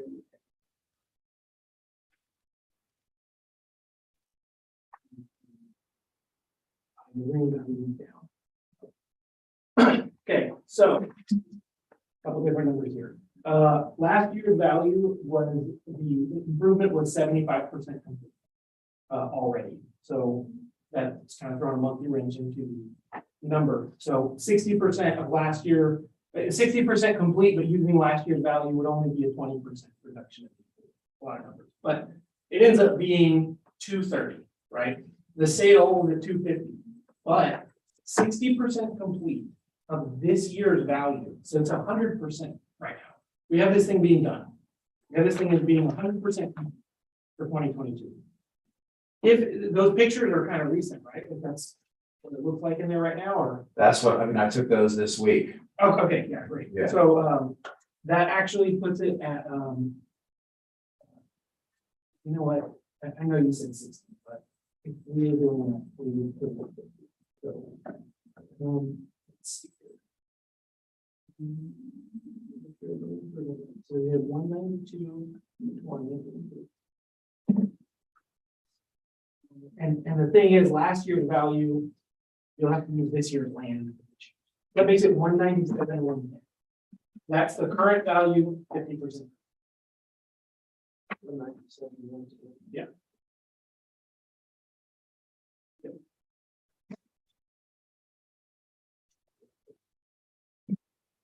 Not too sure about your math, but I believe the man. Yes. sir. Yeah. So basically, the. No, I get what you're saying. it's just- No. Yes, sir. I know you said 60%, but if we were just walking through it and say, this is uninhabitable. And the good litmus test for that is, could you rent it to somebody? And everything that's uninhabitable, 50% complete generally. Comping things, the reason it doesn't work out, comping stuff with incomplete for damage is nonsense. May I ask a question on how can my value increase at all from last year if it's not, I've gone backwards. We from didn't last know year. that. We had the I house know. put at 75% last year, and then this year it was like, it's done. Well, it's not done. It's actually less done than it was when you bought it, because you had to undo some walls. And Yes. It'll be nice when it's done. It'll be better than it was the day you bought it, turns out. Don't tell them. There's no way to know that until you peel back the walls, so. Okay. So you said 197, Yes. 110? Yes, 197, 100. Yeah. Good. Yeah, I'm okay with that. Thank you. I'll make a motion on this, and use 2022-873, account 65050. Input mortgage value and equity level, based on the information provided by the protester and by the district. The appraisal review board is going to reduce the noted value of this property from 293,200 to 197,100. All in favor? Uh, Any opposed? Okay, Jeff, you got the right number now? Yes. Or you got the number we can? You got it. Thank you guys. Thank you guys for what you do. I Kevin, know you said 197, 100, not the 110. That's correct. But you can go 110 if you want. Thank you guys for what you do. I know it's not, I know you don't get a lot, I know a lot of people get upset with you guys and they come in here, but we appreciate, without you guys, the system will not work. Thank you. Have a good day, sir. Y'all too. Hope y'all get out of here quickly. September. Yes. Thank you. Okay, bye-bye. I mean, you're not beginning to feel like you live here. Well, I know it's bumping right up against lunchtime. We do have 2 affidavits on the 10 o'clock as well. So right now we're down 3 affidavits. And we'll see what happens this afternoon. We can do them all this afternoon. We still have an outstanding letter. 3 letters. We have 3 outstanding letters I hear. Okay. Okay, we're going to break. Recess for one. Back at 1:30. Okay. Yes, It's sir. not. Unless you were gonna vote no, and then you. And freezing up on. Yeah. Apparently they're doing away with this kind of system. That's why Ron. I'll hit the back button, it goes all the way back. Yeah, so they, was talking to Eamon about it, and we're gonna talk to Mike, and I don't know. Maybe we're gonna go with that stuff here. Okay, Remember the time you get up and not vote? I tell you, I vote no. Really? Oh, my usually saying, no. Oh, thank you. Yeah, I got pneumonia. No.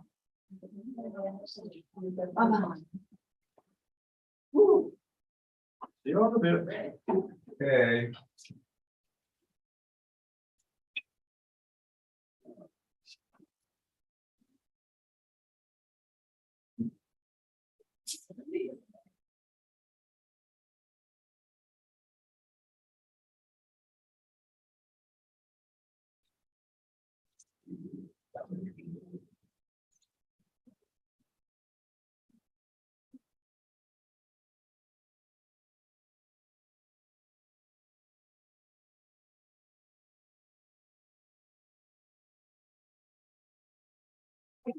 that we can pull and.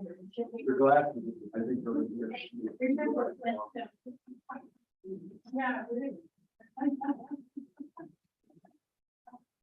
Thank you.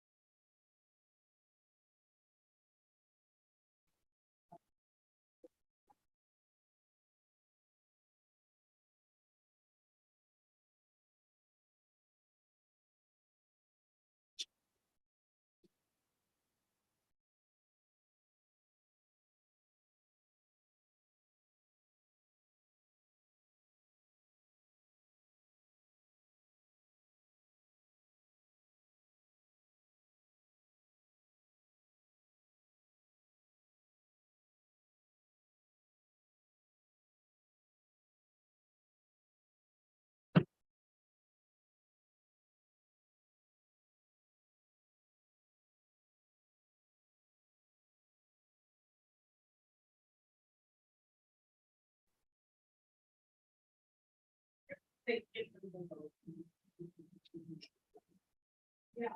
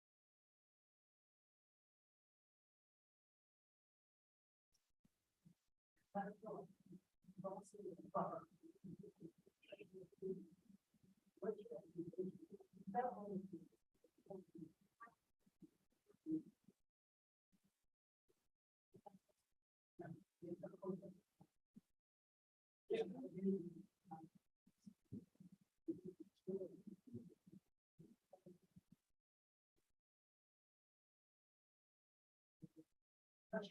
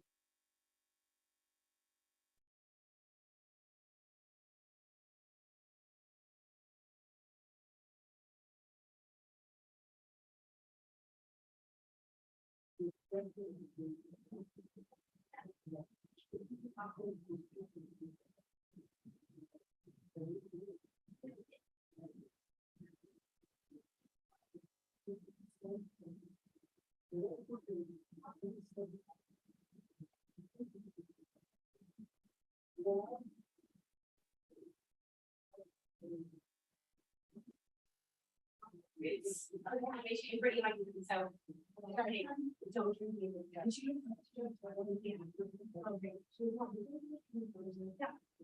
I'll just like to know what you're working. Yeah, okay, so you can take care of it.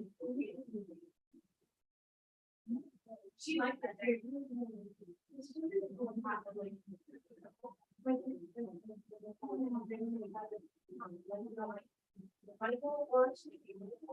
She has, I mean, it's. I couldn't like. So anyway, like that, I would, if it's cold, it's not. Oh, no, yeah, I don't want it to be like. Yeah, I love it. Most guys like my name. Yeah. Well, yeah, me too. And. Yeah, I don't like candy, but I don't like candy. I like, I'll drink the candy. I drink the so, but if I can have a bottle, I am here, I'm seeing. So. I don't like real rats. I will. Oh, see, I don't like dry beer. Oh my god, that's not me. Unless it's like super cold at the moment, I can grab beer and like that. I was told it was like like freeze that. And it's like the glasses or like. Yeah, I would do a bottle because. When I go there, it's kind of. Yeah. No. Yeah. Well, I'm not there. But every time I. Like that is not but it's kind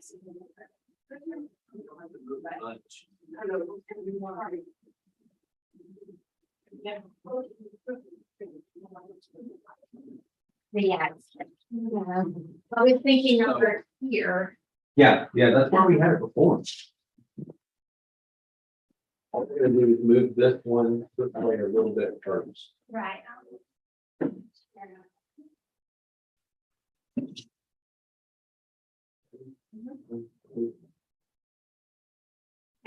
It's too much for me. Okay, you wanna get one of the guys? Yeah. Yeah, I can move that little table. Move this stuff off the table. I will.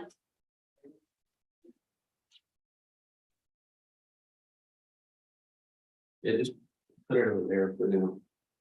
You can all have it around. Scooching the table. Yeah, Where are we going with it? we're just a little bit this way. Where do you? This way. Oh, we're going, okay.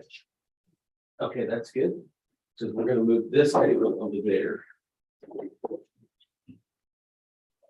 I want this to be totally open if somebody sits in. You know, if she's sitting here, I don't want it to hit her head or anything. Right. Yeah.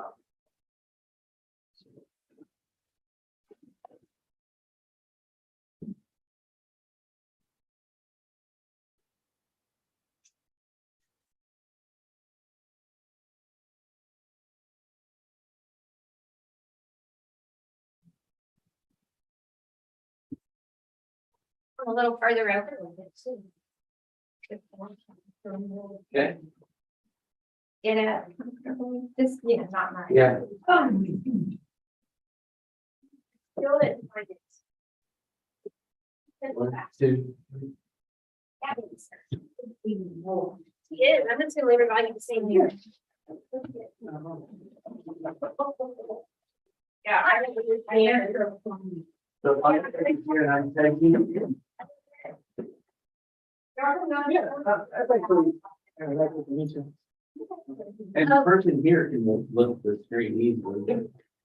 And I talked to Mike about this tablet, and he said we're just gonna run them into the ground and not do anything else, and we'll just go on the internet with them, like that one. That drive or whatever. Yeah. I mean, we'll figure out something. We have to be able to use those. I mean, Yeah, we'll kind of cross it as we get, like I said, it. Kind of weird that only one of them got it, but Well, Peggy's been saying that hers keeps glitching out. it just goes into a folder. She had to open it this morning in a weird folder. She was like, "Where's my docs?" And I was like, "Oh no." Another one. It's like a zombie movie when somebody coughs, you know? Yeah. It's like, oh no, not another one. But she found it. It was just. I think it But was- she's complained for a couple of days now. Hey, I need to, I'll move it. Do you have her tablet?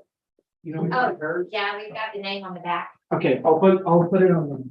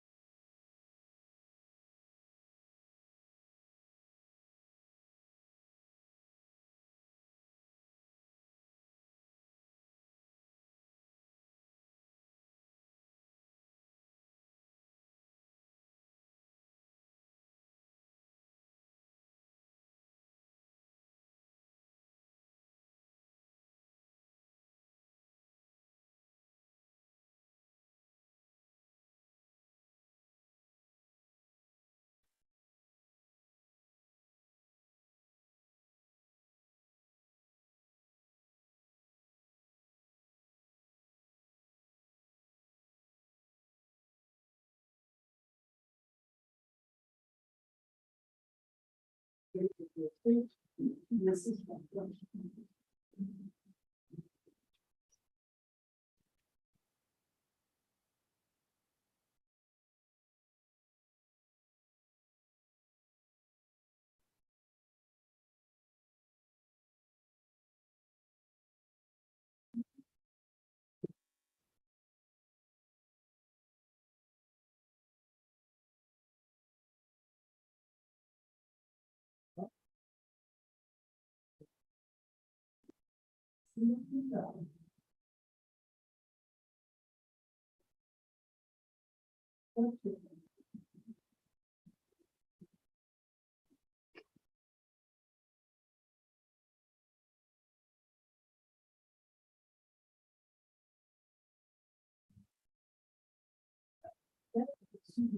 Okay, property. Property.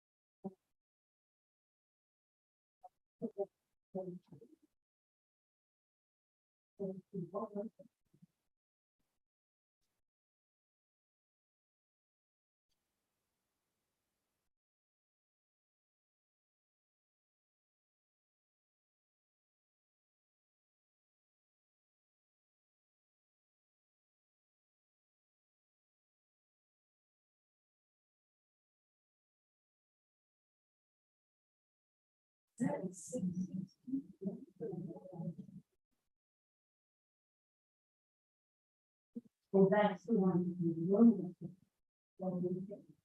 Let's see. So,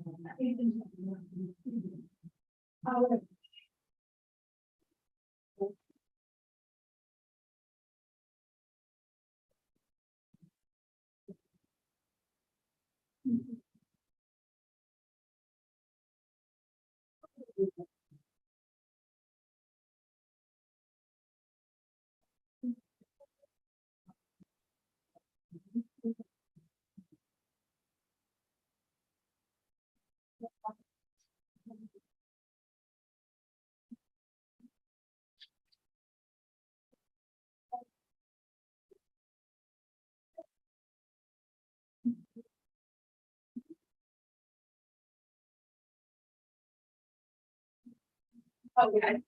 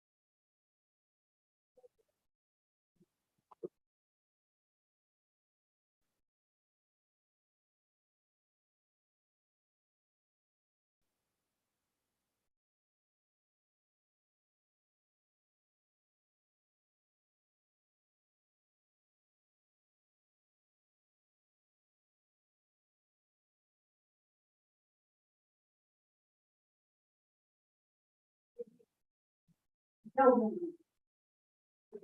what I think.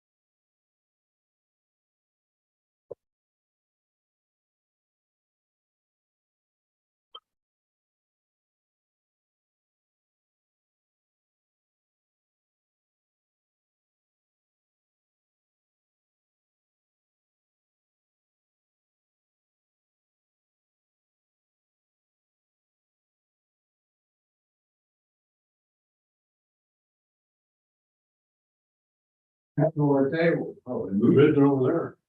Move this that way. Oh, That's okay. fine, Joe. Oh, maybe because of the door. Maybe so. All right. Joe, Let me ask us either. not in the driver's seat. Just completely rearrange it. Turn this. Yeah, right, exactly.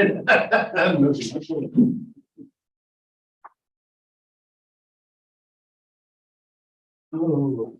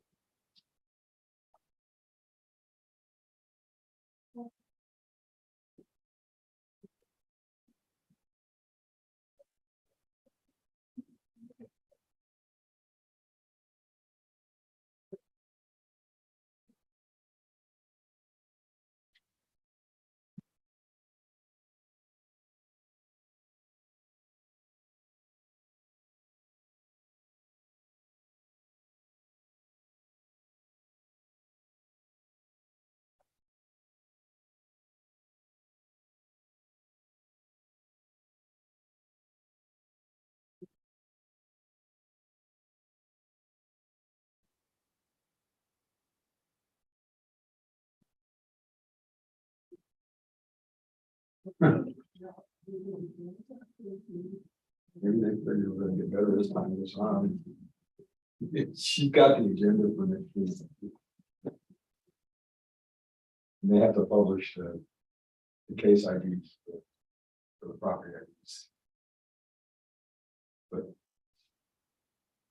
Monday and Wednesday, when we're doing our scene and the hearings, start off with six at 8:30, 6 at 10, 5 at 1:30, 4 at 3. But then on Tuesday or on Wednesday, when Kathy's Gonna be doing, I've got 9 at 8:30, 7 at 10, 10 at 1:30. Of course, you know, a bunch of these just may not show up. Sure.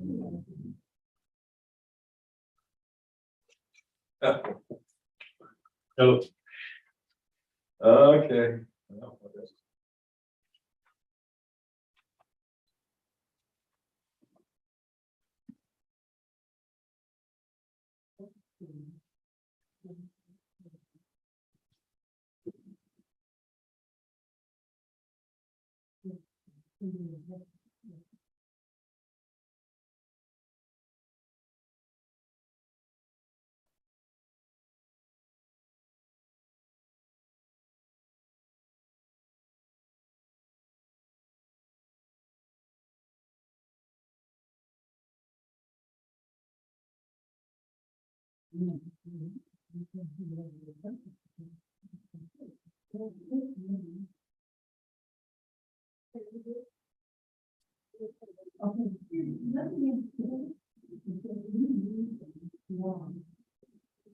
We would send something.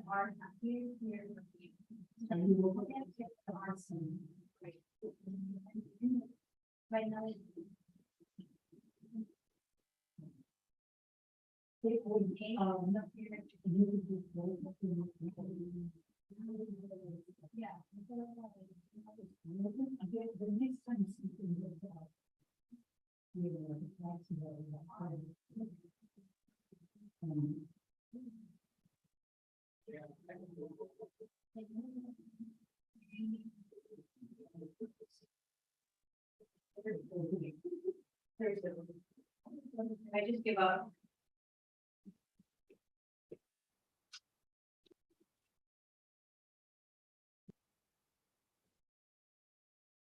My point is here.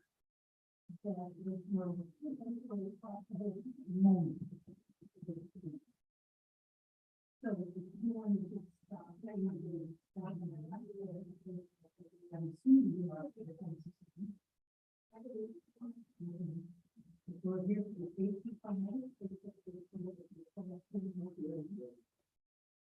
And we can just put it in front of you.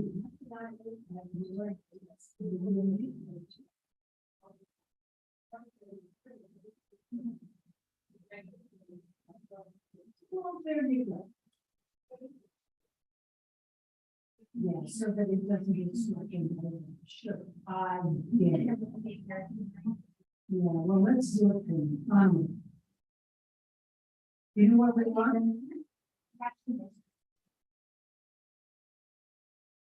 Of a 35 right next to this town on the post. You just need to name the statement of account would be filed to.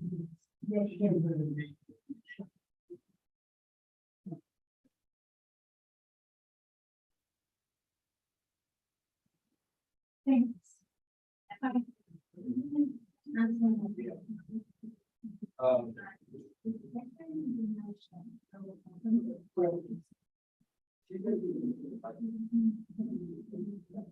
So,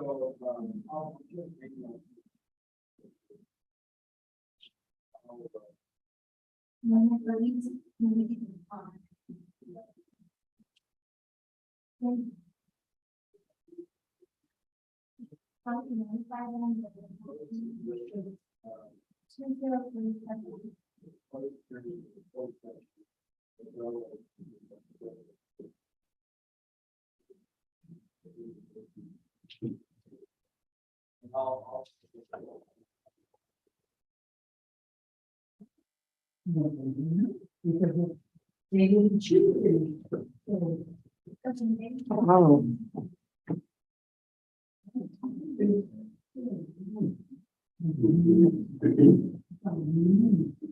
over 110.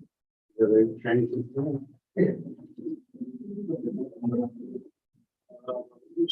Still in the 80s. Really? Yeah, no. Humidity very high. Yeah.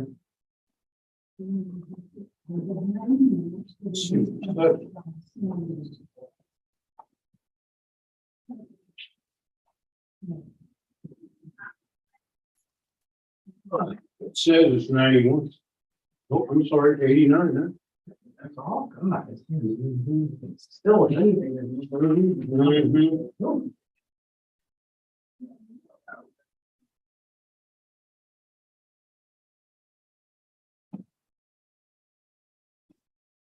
There's a air quality is really. Well, that's sand.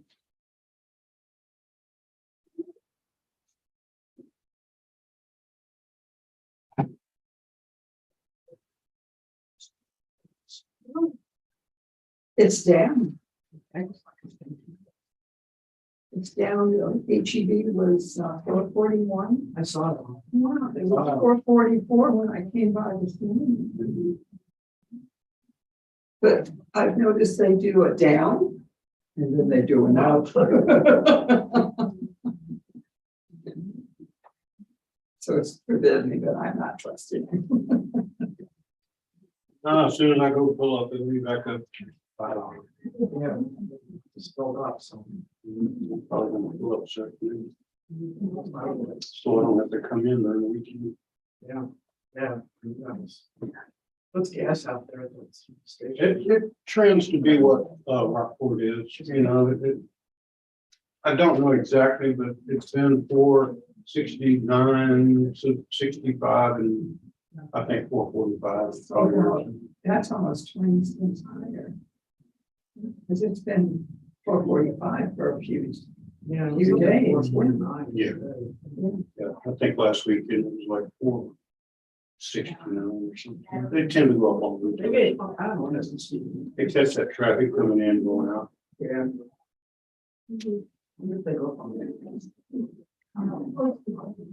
They used to, I haven't seen it as much anymore. They just leave it up. Yeah, exactly. Said they were gonna do a moratorium on getting rid of the gas tax for a little while. That's 25 cents a gallon, but that's only a band-aid, that's not fixing the problem. It's like tapping reserves is not fixing the problem. No, it's free. Exactly. That's exactly. We don't have a reserve. Mhm. They just keep. putting it back in. And they won't have them pump, fill them back up. That's scary. This seems to gas prices around the country, not the country, the world. They're bad on Europe. Yeah, really bad. Yeah, it isn't only here, the town problems, it's around. It's been bad in Europe for a while. It's getting worse here. Probably worse in California. Oh, gee. I think they're close to six. Out there, is that why is California so bad? I can't. say. Because of all the taxes. There's only one tax. But they dropped some of those taxes. There's only one refinery in California. They won't have a building. That's seven building. Yeah, already says it. Well, and they don't want to really build a lot of things out there anymore. Because They're losing a lot of people. I can Yeah. tell you that. Yeah. Illinois lost Caterpillar to come to Texas. For, yeah, for electrical plants in California, you cannot shut them down or take part of it off the line until you apply to the state. Because they got caught in one of those, that big thing on the West Coast with all the the plants going down at the same time for repairs. Well, their infrastructure is so bad out there, the lines are causing all the wildfires. They're blowing down, they don't take care of what they got. Well, I know part of that is retired, PG&E. the next one ever retired, from LA electrical. This is the infrastructure. So you just got lines hanging down, into the wind. Blows them and then they come down. And they do get big winds, just like we do. People coming out of the mountains there.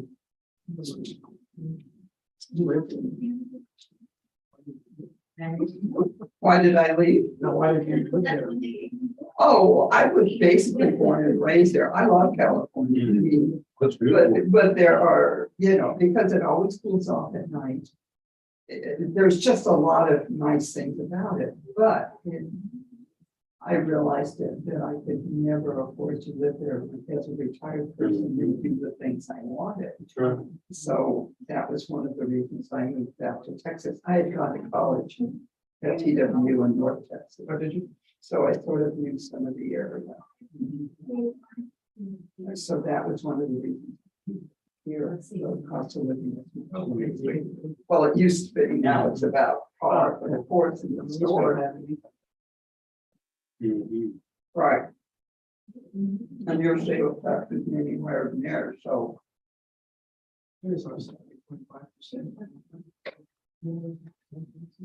H something, 8.5. Yeah, or, no, 8.7. In California. No, you don't hear. 825, I thought. 8.25. I thought it was higher. Because I was looking at how something I bought all at once just blossomed in and part of it was tax. You just decide what you want to give up and what you don't want to give up. Let's look at your portfolio. You want to give a lot. Yeah. I looked at it today. I'm like, oh.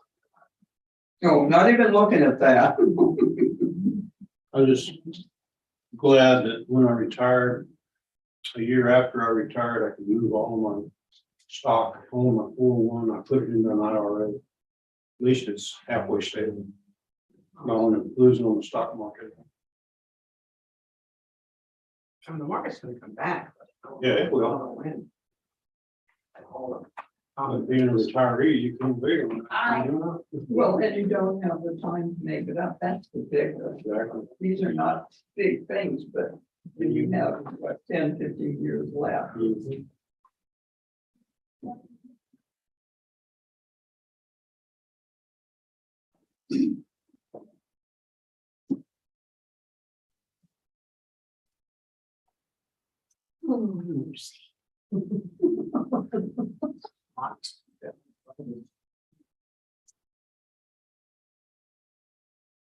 wasn't that bad at home.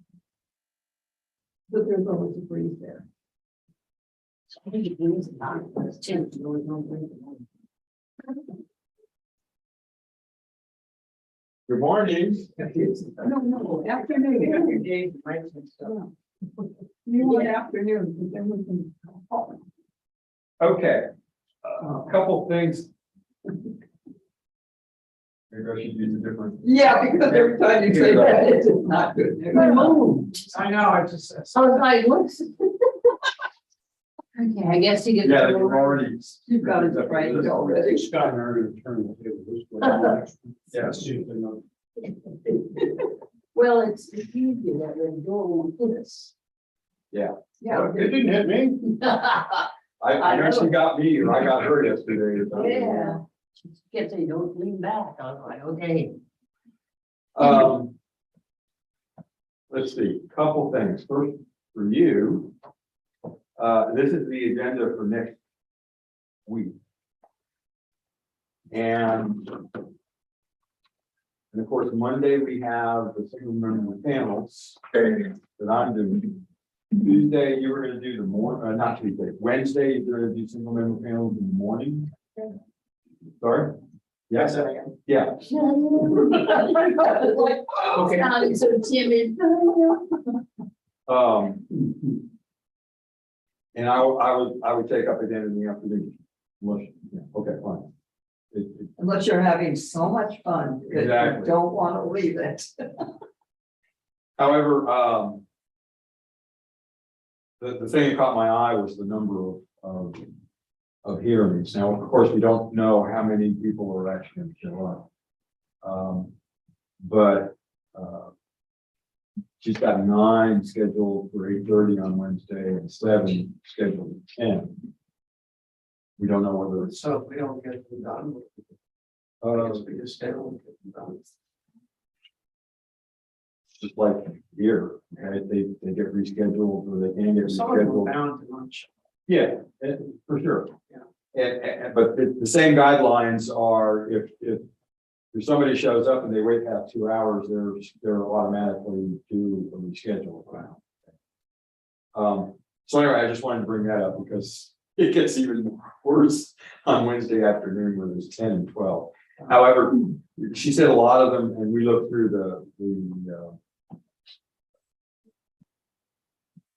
the cases, and a lot of them are, 4 with the same general property or the same, like in the same area, and they should go.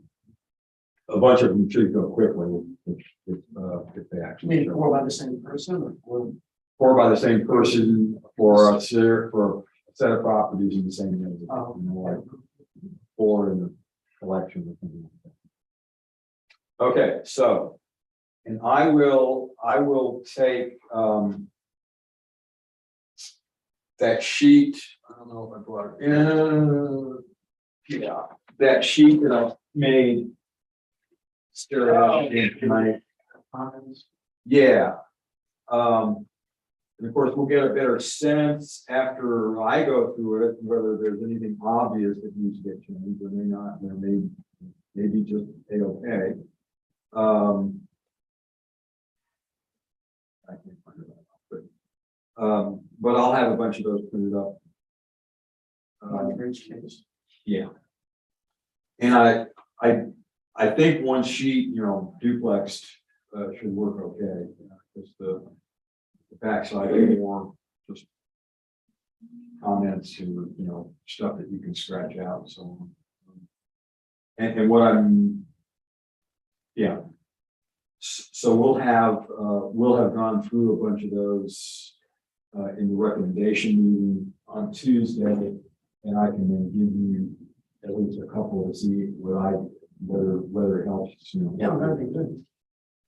Okay, the next thing is, I was taking my time. We had talked about trying to get it together with Judy Hargrove, the attorney, to chat about for sure the stuff relative to evidence, that we had a discussion, and second, was to come up with a list or some more that we could be writing more about good cause excuses or good cause items for letters to approve or deny requests for hearings.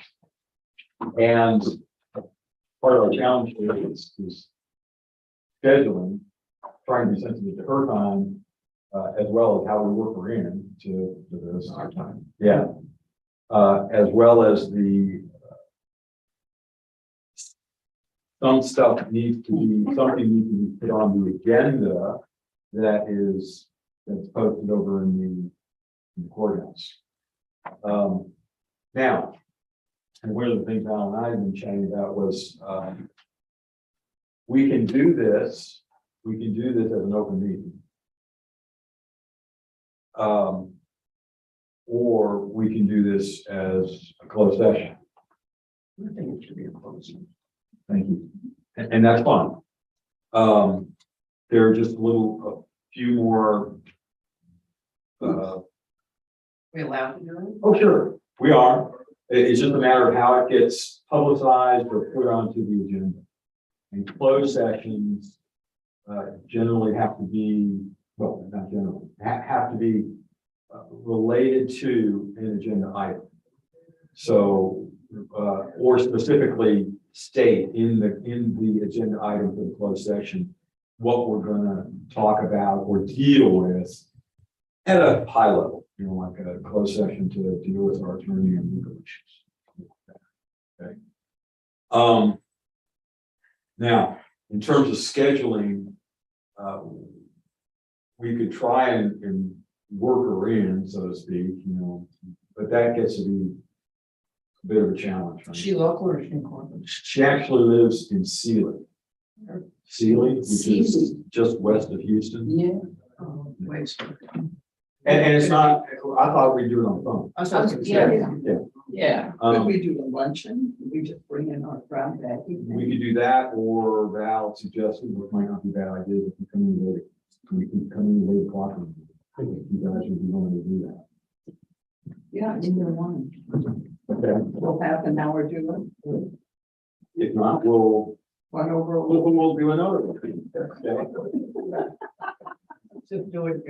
Yeah. Well, I know you folks had some questions, not that I could take savvy answers to them, but when I talked to her about the stuff we wanted to discuss, it was more of a give us your opinions and thoughts on things and let us know if there are any items that we're gonna get sued on. Okay. Yeah, how are we? Right. So like what constitutes giving, Yeah, so a good example is, she and I had this conversation. We have in the past looked at the items under protest. And in the past have been fairly binary about if somebody wanted to protest equity and didn't check the box, that we weren't gonna allow it.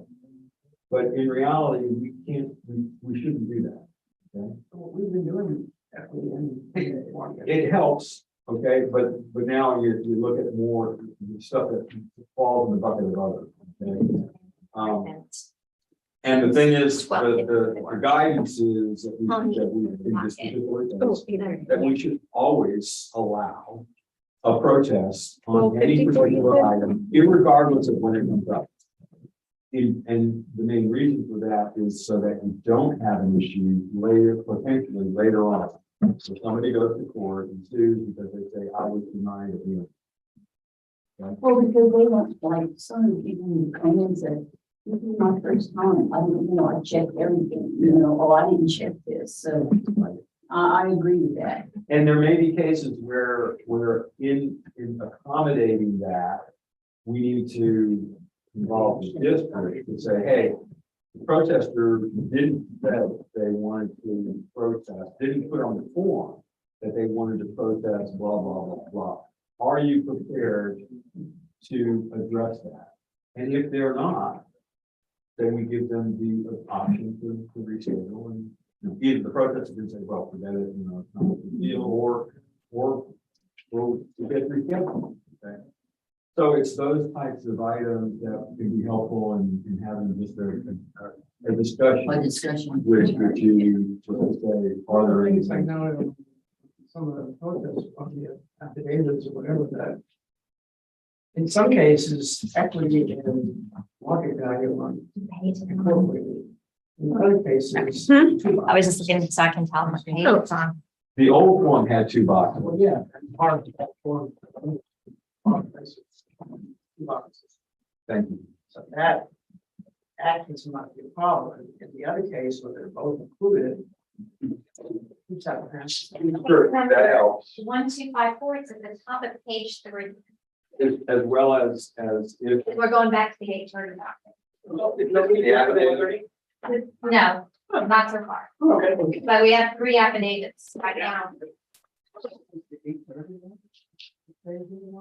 Three. Yeah, top of page 3. There's an affidavit. Affidavit on. Okay. This was your person that was here. Here and then, yeah. Yeah, it took them a while. So. Face them away. Thank you.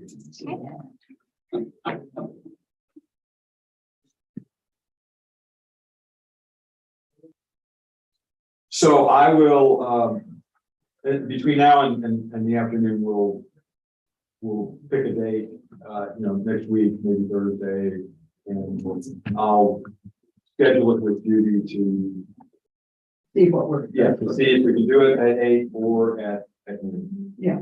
Yeah. Okay. We are commencing, are we live? Yep, we have been. Okay. So we are commencing the hearing. You're gonna need to open that door. I don't know if it's me. It's probably, I think it's more on your side. And I was gonna see if maybe the wall is. No, the heat's coming from the wall, the exterior wall. Okay, we're commencing the hearing on case ID 2022-1254, count number 12561. Excuse me, 624 North Campbell Street in Aransas Pass. This is an online submission. This hearing is being recorded and streamed live on YouTube. Can you verify what we have on the protest? On the affidavit, there was something's checked. Yeah. Or on the front of this. Yeah, and it was an online submission, so that should be accurate. We are the appraisal review board that will be hearing the protest today. We do not work for the appraisal district. We are appointed to perform an independent review of the protest. Protester has the right to appeal our decision, and appeal information will be provided to the protester in the determination package they'll receive in mail. In accordance with tax code section 41.45H, it is assumed that all written material and evidence has been provided with the affidavit. The ARB members who are considering the protest have not communicated with anyone about the protest and are signing affidavits to that effect. I, Scott Wagner, do solemnly swear that I have not communicated with another person in violation of tax code section 41.60. I, Kathy Hoffman, do solemnly swear that I am not communicating with a person. I, Joanne Ferguson, do solemnly swear that I have not communicated with another person in violation of tax code section 41.6. I, Ron Kennedy, do solemnly swear that I have not communicated with another person in violation of tax code section 41.66. I, Peggy Bird, do solemnly swear that I have not communicated with another person in violation of tax code section 41.66F. I am a record solemnly swear affirming the testimony shall present to the appraisal review board from Aransas County Appraisal District. Okay, the district representative will read the affidavit into the record.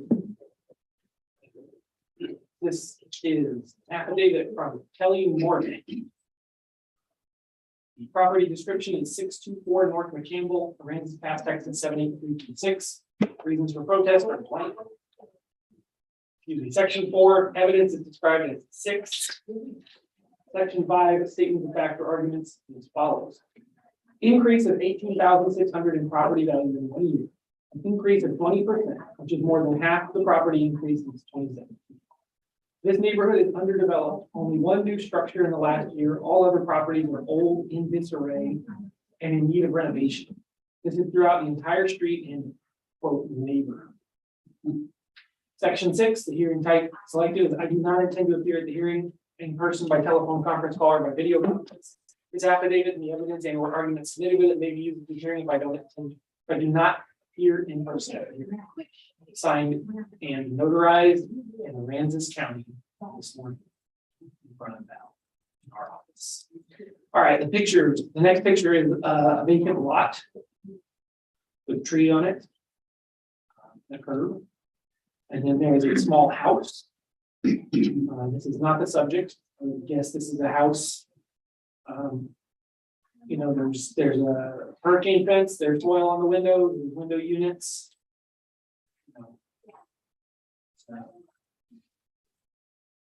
Not a great house. Next is a picture of some overgrown, undeveloped lots, also on the street probably. And then another vacant lot with some wildflowers in it, kind of off in the distance. These are just giving you a sense of what the neighborhood is like.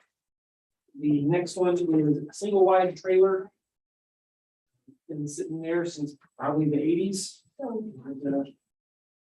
Another picture of the street. Yep, little T intersection there. This is in Aransas Pass. North end of Aransas Pass. So. Why is there a stop sign? There, yeah, I was looking at that. There's a T, actually, Oh. if you look at the right, there's barely a little bit of that T, Okay. but it does feel when you're out there, like, who am I stopping for? A raccoon. Okay, so. This thing is a house, single family residential. Last year, its value was 51,060. This is just a three class home built in 1983. It's fully depreciated. It's listed as being badly worn. It's driving 50 grand of improvement value on this thing. You know, I don't know if this is livable. It looks like it kind of shouldn't be, but I think from the aerial, it looks like someone's just lived there. It actually looks like a new roof. Well, is it trees on the left side that are covering it, or is that breakage off of the roof? That shadows? Oh, yes, those are shadows from the trees. Then they don't collect them. They can- Yeah, so another thing to notice is on the property card under remarks, it says HQ value looks good. In 2018, it's a note from Ray. HQ means Harvey questionnaire. And when it says value looks good, what that means is this property was not functioning for hurricane. So basically, they were like, this is what it's like because they had hurricane damage. And our value was like, yeah, this place is falling apart. So it was kind of like, it's like a house that has been damaged by a hurricane. It already was in 20. The fact that this has a new roof on it is substantial, actually. And we haven't even picked that up. This is just general neighborhood appreciation. I mean, it's 70 grand. We're wrong. We're very wrong. But that happens in Aransas Pass, and this place is just dilapidated for the longest time.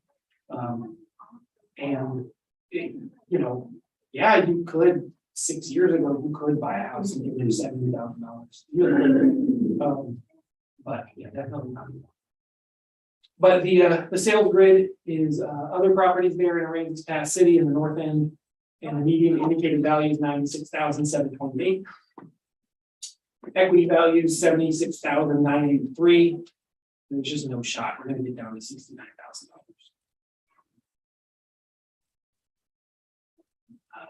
Yeah, that's pretty much. How can the improvements increase on that? Not worse. The neighborhood adjusts. Yeah, this thing is not, the value is not changing anymore because it's at the bottom of the depreciation. Oh, great. But it probably really, in reality, we're probably wrong about the condition of it. I mean, at any given year, someone's gonna drive by this, one of our appraisers, and be like, oh, this got fixed after the storm. That's not an old rundown $40,000 structure. You know, it's never gonna be as nice as somewhere else. I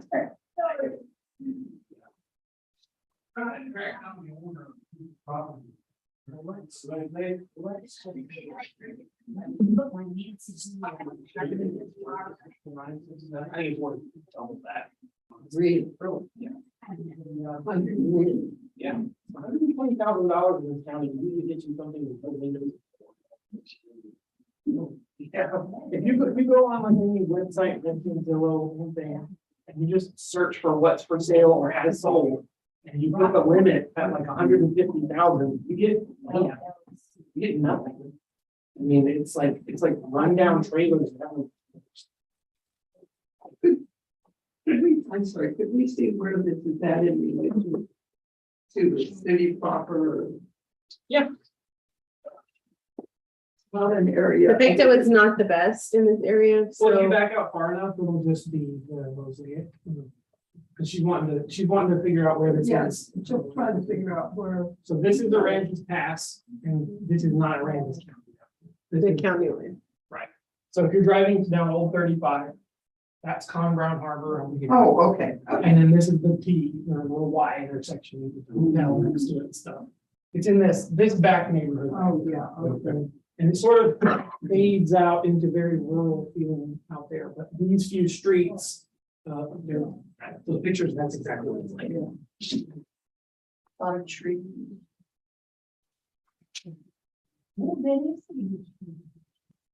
Jackie, what was the neighborhood adjustment last year? Can you find out?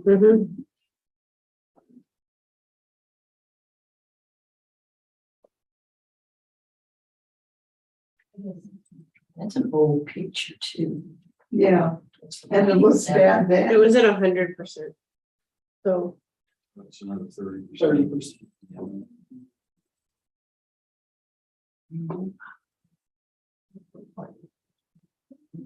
So they're complaining that 69,000 is too much.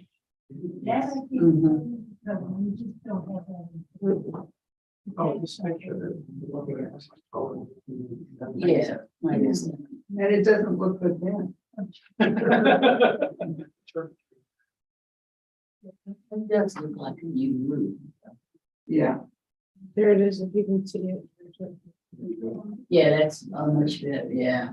Oh, yeah, oh, that looks. 3 satellite dishes. That's what I'm saying. I think we might be wrong about the condition of I the thing. think so. But even if we weren't, one of these comps is a place that we have, it's a 1985 effective age, Yeah. which is pretty much what the second, right? It's sold for 75. Somebody did buy very run down house on Right Street up for 75,000. Yeah, well, we don't know when this. It's January. Oh. It's 2 lots. Trucks. this way. Yeah, kind of too long.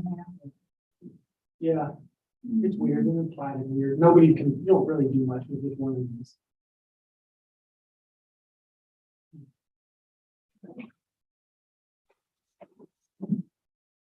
Well, the comment says per ordinance.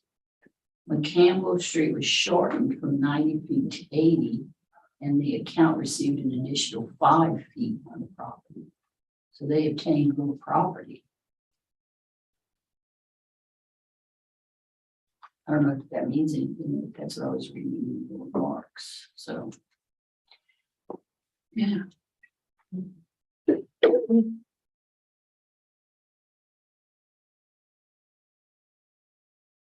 I really go with. Yeah. Yeah. I've seen What's that. the land worth? And it's, Okay, well, because I need 2022, 2254. Now, 12561. Market and equity values. This would just show the evidence that the early noted value of 69, 670. I second. All in favor? Aye. Anybody opposed? And it closes this hearing. Closes the 8:30. Finally.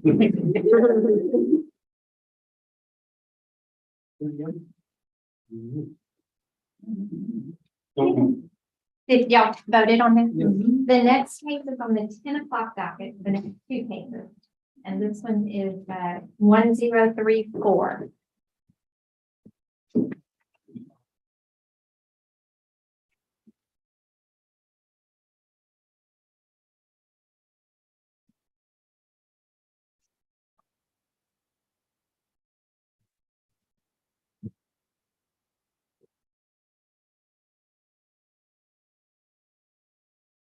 It's gonna be, you're gonna have to go to the 10 o'clock docket on your tablet.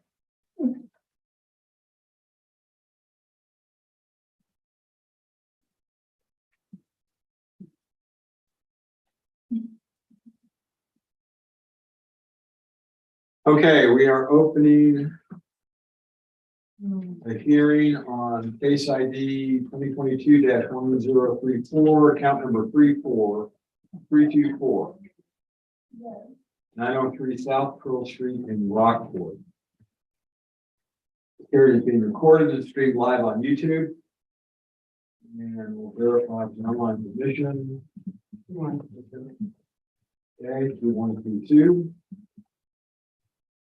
We are the appraisal review board that will be hearing the protest today. We do not work for the appraisal district. We are appointed to perform an independent review of the protest. Protester has the right to appeal our decision, and appeal information will be provided to the protester with our determination. In accordance with tax code section 41.45H, it is assumed that all written material and evidence has been provided with the affidavit. Yeah, okay. Is this an agent? No. Okay.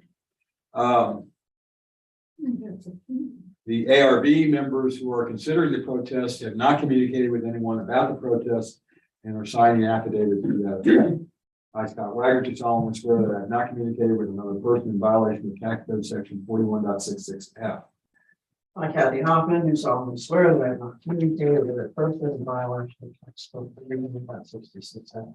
I, Joanne Ferguson, do solemnly swear that I have not communicated with another person in violation of code section 41.66F. I, Ronald Cannon, do solemnly swear that I have not communicated with another person in violation of tax code section 41.66F. I, Peggy Bird, do solemnly swear that I have not communicated with another person in violation of tax code section 41.66F. I, Amy Burke, do solemnly swear from the testimony I shall present the appraisal review board for the Aransas County Appraisal District is true and correct. Okay, the district representative, I'm going to read the affidavit into the record. For 34325. Owner is one E Beirut, 12620 Schofield Farms Drive, Austin, Kansas 78727. Phone number 512-695-8492, John Beirut at gmail.com. Beirut. The description is 903 South Pearl Street, Rockport, Texas 78382. Reason for protest: incorrect appraised market value and/or values of equal compared to other properties. Evidence is described as being 4. The pages or images. 5, section 5 says we are basing our protest in correlation to our neighboring properties. Section 6, hearing type selected. I do not intend to appear at the hearing in person, by telephone conference call, or by video conference. This affidavit and the evidence and/or argument submitted with it may be used at the hearing if I do not appear in person at the hearing.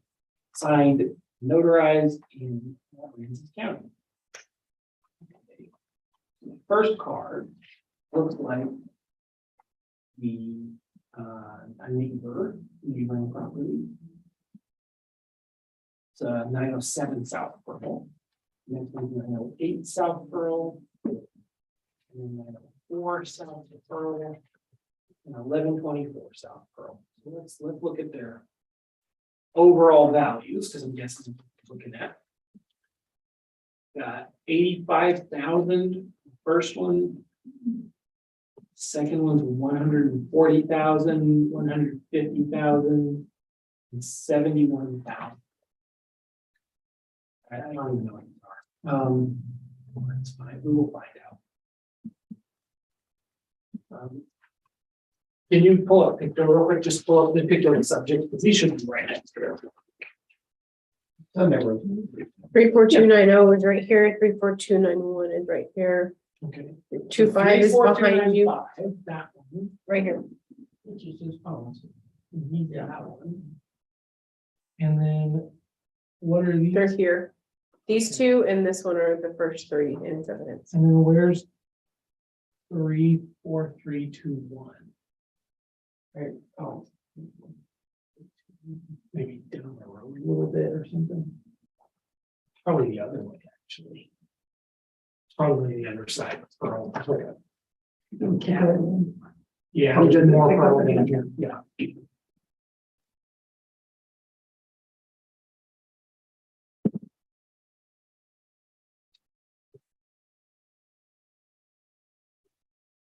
Give them bearing. Well, we're looking south of right now. Can you just search for 34321?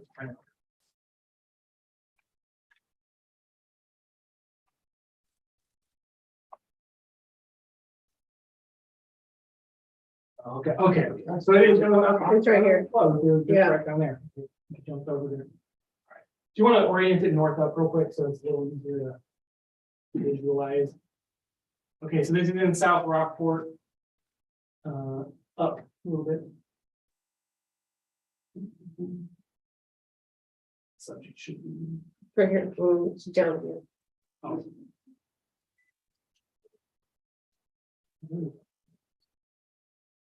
Here. Where? Oh, okay, yeah, so this is a cross out. Yeah, Okay, so this is closer to Market Street. yeah. Yeah. Okay. So go down here. What? Where's the subject? The subject is 34325.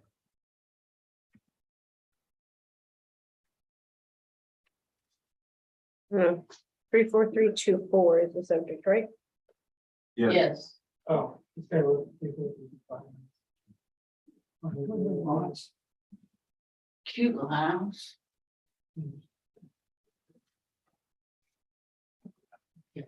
Yeah, so keep going a little bit so you can know. Yeah, great. All right, this is an apartment complex. That's Church Street, Hackberry, and this is Ann Street, actually outside. More? What's that? Rebecca more? No, do we know where this is? Are we, you know, bearings yet? Okay, cool. I know where it is. 'Cause that's my house. Now we know, keep that in mind. Right.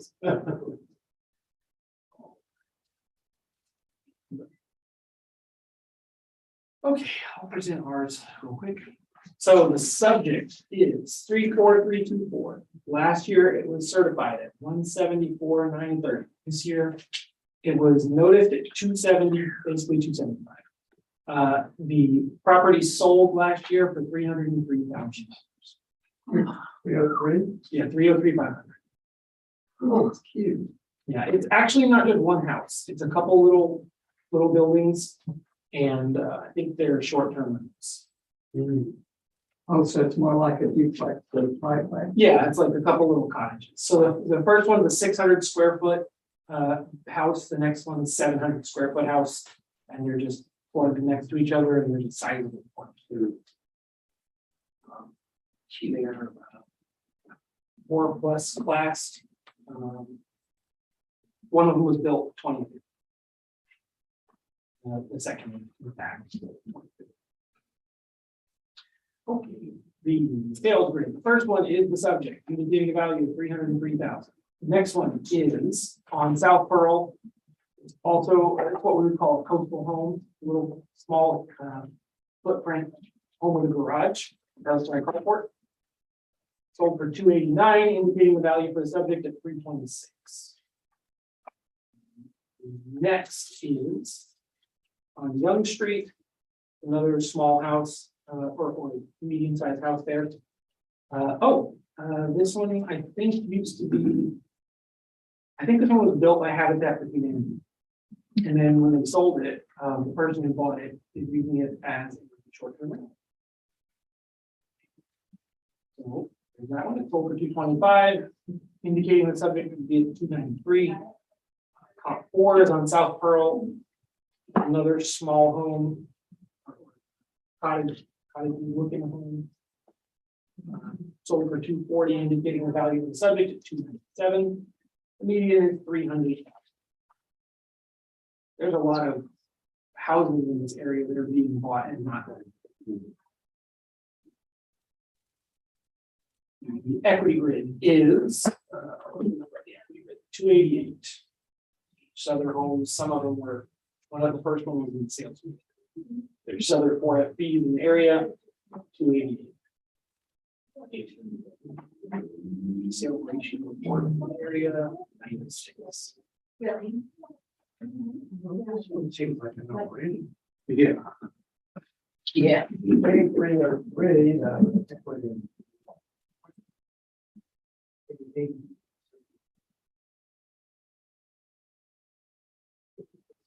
Yeah, I'm gonna agree with the district. on this one.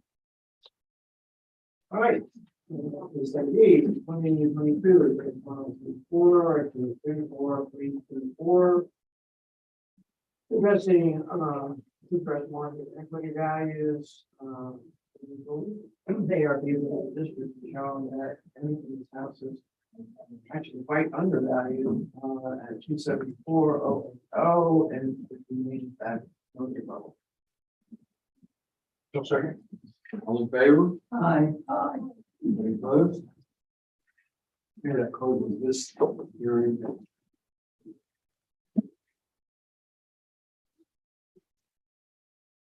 Okay, the next case is on the same docket, the 2 o'clock docket is 8:29.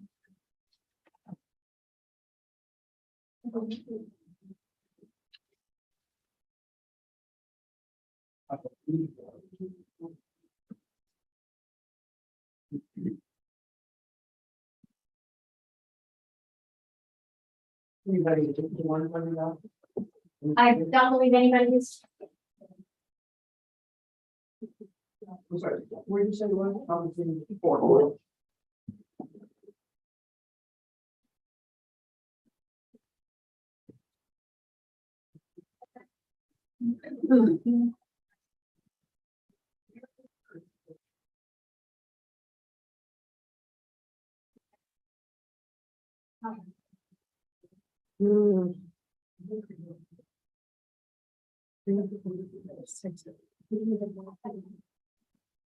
Okay, we're opening it. Hearing on case ID 2022-829.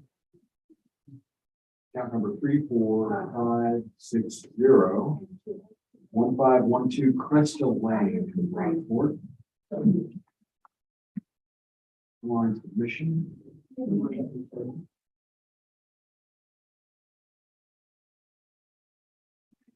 Okay, this hearing is being recorded and streamed live on YouTube. We are the appraisal review board that will be hearing the protest today. We do not work for the appraisal district. We are appointed to perform an independent review of the protest. Protester has the right to appeal our decision. Appeal information will be provided to the protester with our determination. In accordance with tax code section 41.45H, it is assumed that all written material and evidence has been provided with the affidavit that seeks. Tax code evidence included. ARB members who are considered to protest have not communicated with anyone about the protest and are signing affidavits to that effect. I, Scott Wagger, do solemnly swear that I have not communicated with another person in violation of tax code section 41. Often you solemnly swear that I communicated with the person by. I, Joanne Ferguson, do solemnly swear that I have not communicated with another person in violation of tax code section 41.66F. I, Ronald Cannon, do solemnly swear that I have not communicated with another person in violation of tax code section 41.66F. I, Peggy Bird, do solemnly swear that I have not communicated with another person in violation of tax code section 41.66F. I, Eamon Burke, do solemnly swear affirming testimony shall present to the appraisal review board, the Aransas County Appraisal District is true. The district representative will now do the roll sign. Oh, thank you. We'll now read the affidavit into the record. So this is 34560. So owner is Michael Sharp, 4639 Corona Drive, Suite 9, Corpus Christi, Texas 78411 5113. Property description is 1512 Cresta Lane, Rockport 78382. Reason for protest selected are values. Incorrect or raised market value and value unequal compared to other properties. And your own. Section 4 is evidence described as being one page or image. Section 5 says OPV 173,814 median adjusted value per first square foot. Section 6 says they do not intend to appear at the hearing either in person or by telephone conference call. This affidavit and evidence or argument submitted with it may be used at the hearing but do not appear in person. Section 7, signed and notarized in Aransas County. Tracy Clayton.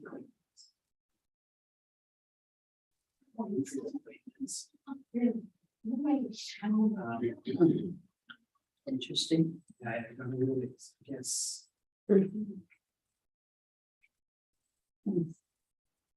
The protest originally came from, I think, Connor. Mhm. So maybe it's just somebody who worked for him. Okay, and then. Okay. We'll look at that. Homes. Where is this?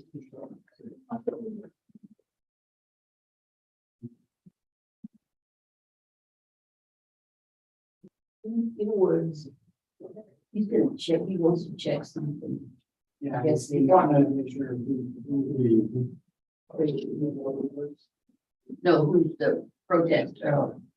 Tracy, who submitted So it. this is the bypass, and that's Peninsula Oaks, the back end of Peninsula Oaks, is St. Francis Circle, the weeping willow there. So this is Cresta. Look off the 35. Yeah, it would, where is the one? Okay. So then the 12th is right here, Corpus Christi Street is right here. This was not paved for like a lot of it. It's a literal dirt road. A lot of it paved, you know.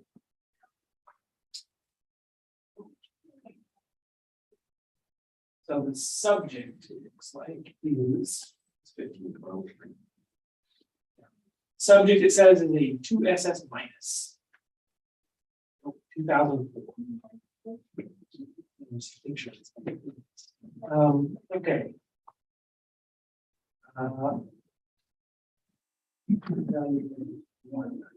Subjects in 213,660. The two comps are 170 and 150.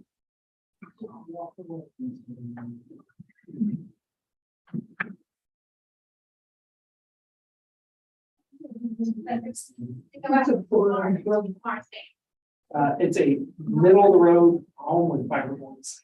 Okay.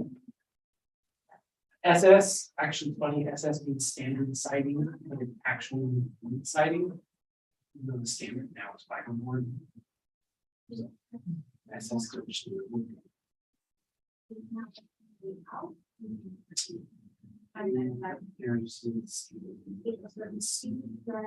And there's the two SF. Yes. So I would expect that to be dirt. A dirt building, like a. Oh, okay. Manufacturing building. Have normal 2 SS minus means that. To be a 1, you have to build something out of like road signs and tarps. It's like cardboard. Yeah, it's gonna be like. Chicken water. Yeah, exactly. So the, yeah. Birds. So they're making equity adjustments. Like, right, come back. But what is all that stuff? I'm assuming it's that. There's a double wide. There's a single. This is the subject? Yes. Yes. It's huge. So I'm assuming Yeah, it's maybe that. That's why I said stuff. Where's that? There's a building up there. Yeah. No, let's look at it. We'll see. Looks like a trend. Looks like he's, There's 5 TPs on there. Five trailer. Five trailer. Slide out through extended. Yeah, so there's. Yeah, and the truck looks like it's. Yeah, if you go up this way. Right. That. That's a mobile home. No. Here, Eamon, this is what is on there.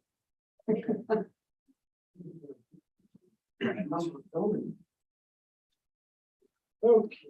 So we've got 2 things, 2004 and 2007.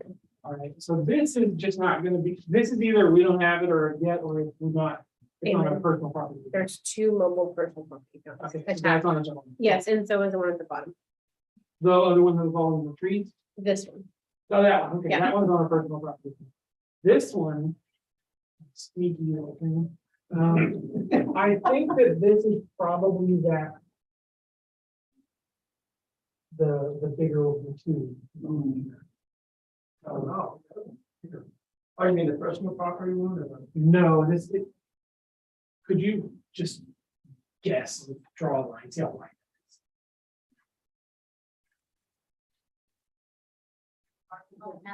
Not from there, just from here. Here, Yeah. Yeah, it is, that's what it is. Okay, so it's the 24 by 36 MA. That was built in 2004. That's been there since 2004. It does look like it has a little porch or something attached to it. That's what it looks like, but yeah, we don't have that. It's there. It also may just be, it may look like that, but we'll out there and find out it's kind of awning or something. But what about the other building? So the other two buildings are mobile homes. They have their own personal property account. All the RVs are not real estate. All the other junk is not real estate. The only thing that would be real estate is those more substantial buildings. Of which there are, Would there be trailer pads associated? yes, there are 5. So that's gonna be 1 for each Right. mobile home and then 3 besides.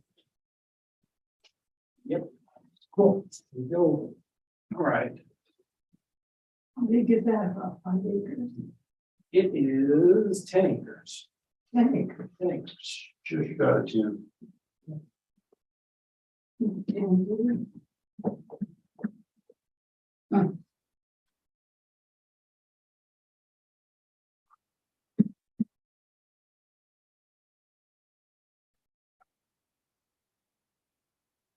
This one is the sales grid. So we get sales to compare it to on 18th Street, 4th Street, the Heron and Marinette, back end of West Terrace. And let's see, there's a lot of variety in here.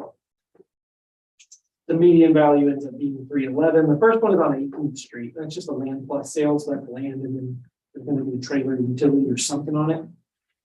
Sold for 150. Subject indicated value is 192. 4th Street is one with some.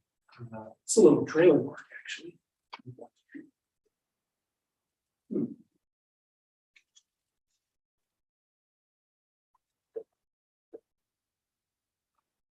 And then you take all the trailer pads off of there and you're basically just comparing the land and then putting their stuff back.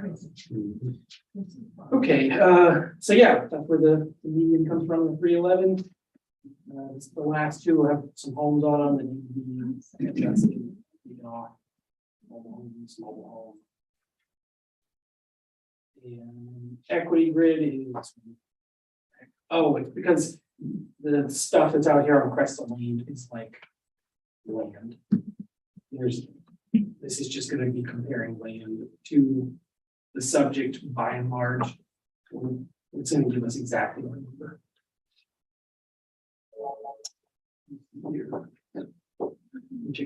So there's money functions on their land. Nope, they're on an acreage land table, unit price of 15,000 an acre. Oh, they do have an adjustment. They have a 75% good adjustment. Don't know why. Probably access, probably.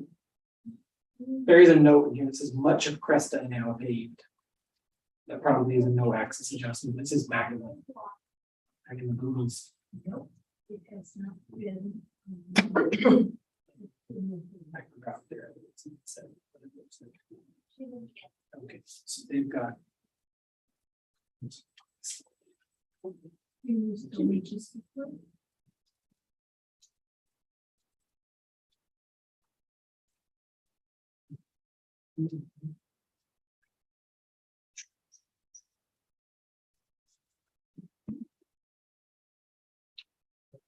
When land table get updated or something, the cost of the increase? Yes, yeah, we have the land value out there and Swickheimer went up. It says modified acres from 10 to 9. That is an old, 93 for needs Yeah, so and bonds. and they may have just crossed over a clip level in the land table. So it's that to just to explain why the increase now. Or they had it surveyed with the correction. So it wasn't quite 10 acres after all. Evidently not.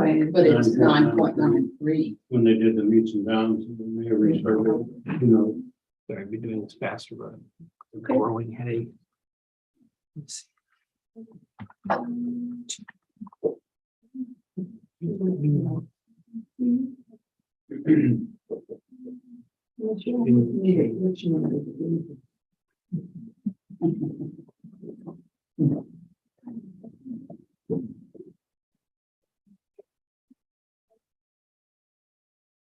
Or you wanted to know if they're, where they are in the schedule of the land? Yes, please. Yeah.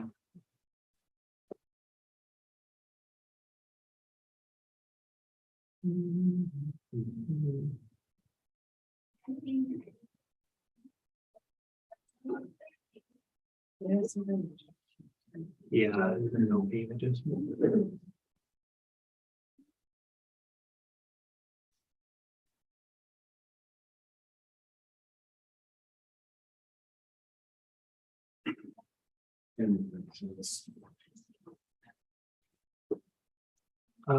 No, the table break doesn't. The table break doesn't, there's no break between 3.2 acres and 11 acres, and they're at 9. Okay, so they, And the adjustment is for it being not paved. So they're 75% of their land value. What it would be otherwise, because it's not paved. But it does, In their comparables or whatever, go to the evidence real quick. It's that the one, I think that's what it is. So another tab there, evidence package. Oh, you're talking about, I'm sorry. Yeah, so anyways, scroll down a little bit. These are not good. These don't work. These are bad adjustments. But I put these in and let it actually make the adjustments for these. And it doesn't come to 173, and it comes to 205. I think that's under what we noticed. I think that is 213. Okay. 203. That comes to 205. And it's not, it's 205 and change. 203. So you're saying that the 113 is too high? 213. Or 213? Yeah, I'm just saying there, I don't, these adjustments don't work. And you can, I literally have grabbed 5 or 6 homes off of a random block, did these adjustments to it, and then remade it for every home. For all 6 of them, using the other 5. And it'll say, well, what you're trying to do is find out, is this guy, the property owner, being treated unfairly compared to that guy? And it's like, well, you're giving this guy a great deal, but I'm not. That's what you're supposed to be looking for. Well, what we end up seeing is this indicates that this one's too high. And then you flip them and it says, well, now this one's too high. And then you flip it again and it's like, well, now they all come out saying that it's too high. There'd be like, that should never happen. If this one says this one's too high and it should be lower, then logic states you should flip them and it should say this one is maybe too low. And whenever our system does that, that is what happens. But these kinds of adjustments don't work for a lot of reasons. But I don't mind comparing these properties. It's just the adjustments not going to work. It's like 205. It was 205 and something. But Yeah. 205. yeah, Yeah. Okay. and it is mainly property, the land, because the inclusion of the trailer pads is what accounts for the change in the improvements.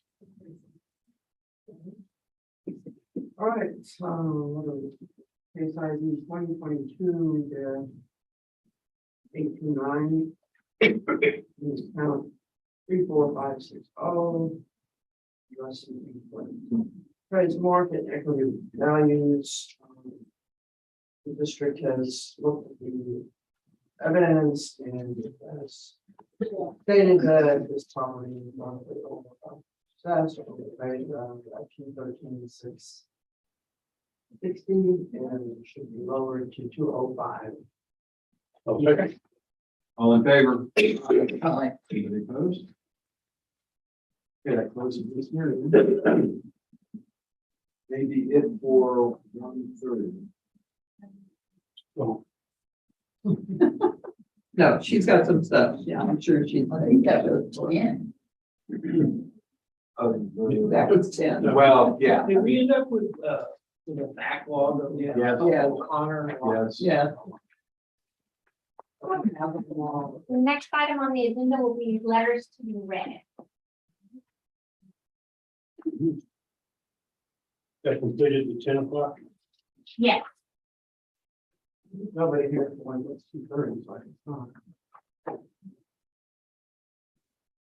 One never knows. If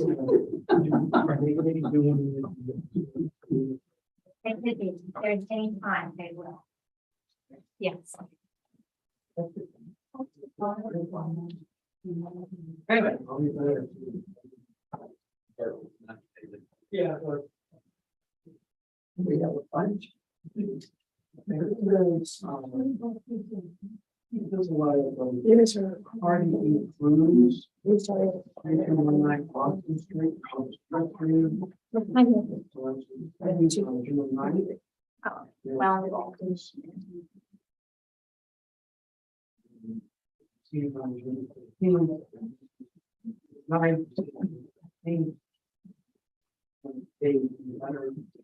Dear board members of the Aransas County Appraisal District, this letter is concerning the property of Holiday Beach, Texas. The property of lots Holiday Beach South, 202 and 203, the property on 2345. 5, I filed an appraisal protest concerning the buying of the property, not notified. Notifications, email, I never received information. Called the office on June 7, 2022, only to find a hearing on my case taking place on June 25th, 2022, and indicated that I was sure. My email records do not show that I'm receiving information from the office for the hearing. The value that the county has established on the web property does not take into account that the county built an auditory for road building supplies behind my 2 lots on the floodplain. This action has reduced the value of the property in the form of an industrial complex situation back on the lots. The purpose of Holiday Beach community was to not industrialize the community and to use today when possible and not have piles of road building materials. And as it happened, people have started to think that because it has a county sign, it is a transfer station for trash. I've spoken to the Muskie County maintenance supervisor about the matter, with no positive result.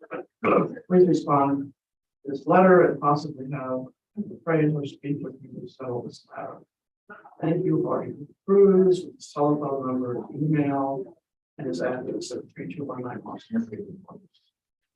So, he's stating that he was never notified by email regarding the date of this group. Oh, it's apparently that it's already taken place. He's requesting, if I read this, another chance.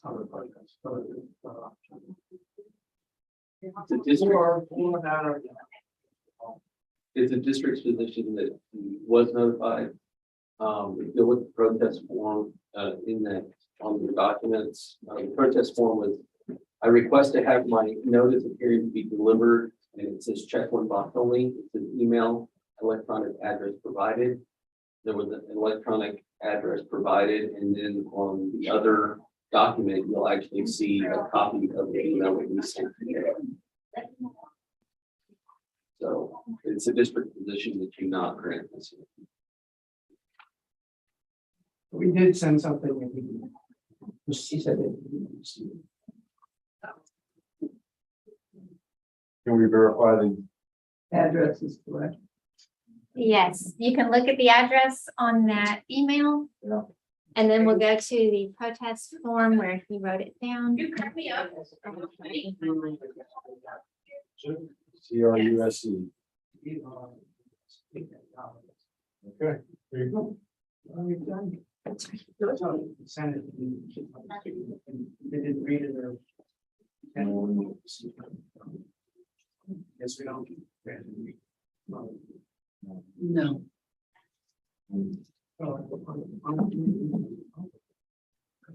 Yeah, he did. He mentioned it somewhere. Property ID 23458. I move that we not grant, Mr. Martin includes, I don't know the protest here. Oh, sorry. All in favor? Aye. This came by prior email, stated tonight. And Antonio. Received on June 13th, it's PID 50446. Dear sirs, I'm requesting another date and time for my appraisal protest at 108 Broadway, Fort Texas. I originally requested a date and time after February 20th because I had plans to go to the state. After a phone conversation with someone at the appraisal office, I informed him of my request again. They said yes, he would send me the evidence. I came back from my trip and saw the envelope of the appraisal district, but didn't open it. Because I assumed it would be for after the 20th. I missed the June 8th meeting and the schedule. I don't live in Rockport, Fulton, so I need time to make plans to be there. I'm 75 years old and would appreciate some seniors.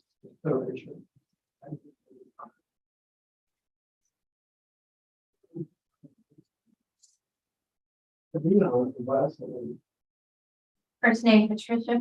Oh, Tricia. 321 Club Drive, San Antonio, Texas. Again, it's a district position that you can't reschedule on the day of the hearing. This was all on the same day. You can see by the next ending, there's another. Are you explaining that? I can, Please do. what's the PID? 50446. Just in the drive, the Amazon drive. Well, I don't know where that's. That's, just the letter. We just want the letter. Okay, It just says. so go under ARB inquiry. And then in the 2022 inventory. And then, This, yeah, that's just my little handwritten note. Is that what you want? Yeah, that's the one. Yeah, right there. It says, and this is valid note. I called and spoke to Mrs. Trevino at 11:48 a.m. on 6/8/22. And I asked her to write a letter to the ARB. They would be the one who could determine if they would grant another hearing. I did tell her that she had to call in the day before the hearing, so we could have rescheduled. So I would have called her because she had called here. So I should have said, I returned her call. I wouldn't just reach out to her. So that would be what would proceed that. Again, it's a district position that, if you want to reschedule, you do it the day before, not the day of, after the hearing. This is after the hearing. And she did put on her protest form, June 20th. Yeah, there's only so much we can track. We tried to do our best. And like I said, had she called, we would have been happy to have rescheduled her. Okay, so let me just to understand the scenario. Protest forms said that June 20th, After June. right, but she got scheduled for the 8th. Yes, And she got sent the package. The package would have been at least 15 days prior to June 8th. yes. So she didn't do anything with the evidence package until after June 8th. Is that correct? Just because she asked for it. Right, I understand. But if she had reacted to the evidence package, which she would have gotten back in May, at least 15 days prior to June 8th, she would have seen that it was scheduled for June 8th. And she didn't, She did say that she saw the packet, but didn't open it, yeah. because I'm she sorry. assumed it would be for after the 20th, which. No, we can't. I guess we'll, I count. Turns down, I'd like to, yes. count, PID 50446. Fisher Trevino. It's ARB's position that we will not bring her another. From the schedule. Every schedule. Second. All in favor? Aye. Anybody opposed? Okay, this is a letter. This is very nice. Lost off there. I can't read it, but from North Houston, it was dated June 6th. The PID is 32,755. You see here on the 6th. Written on the 6th. Aransas County Appraisal District, 1135 North. Texas. Dear Appraisal District Representative, we are protesting the county's estimated value of the property. 78382, property ID 755. As such, we would like to schedule a formal hearing to present evidence as to why our property taxes should be lower. The evidence we intend to produce is that the county incorrectly valued property in the developed market. Similarly, situated properties in the area where plays a lower fair market value is not. The key factors that support our position are the following: 1, 19% increase in the assessed fair market value of property from a year ago is not supported by independent outside appraisers. 2, the county appraisers have never seen the inside of our house, which is still being repaired and damaged. 3, our property taxes have increased over 40% the last 2 years without any evidence provided by the county to justify it. 4, street repairs and construction in March of 2022 by the city of Rockport on Patton Street, encompasses in front of our house, has decreased the fair market value of our property in 2022. This includes a water outage for 3 weeks through the construction work that's being done in the water line. Also, the dust and debris from construction interfered with our enjoyment of our property. 5 other properties close to our property have experienced the same increases.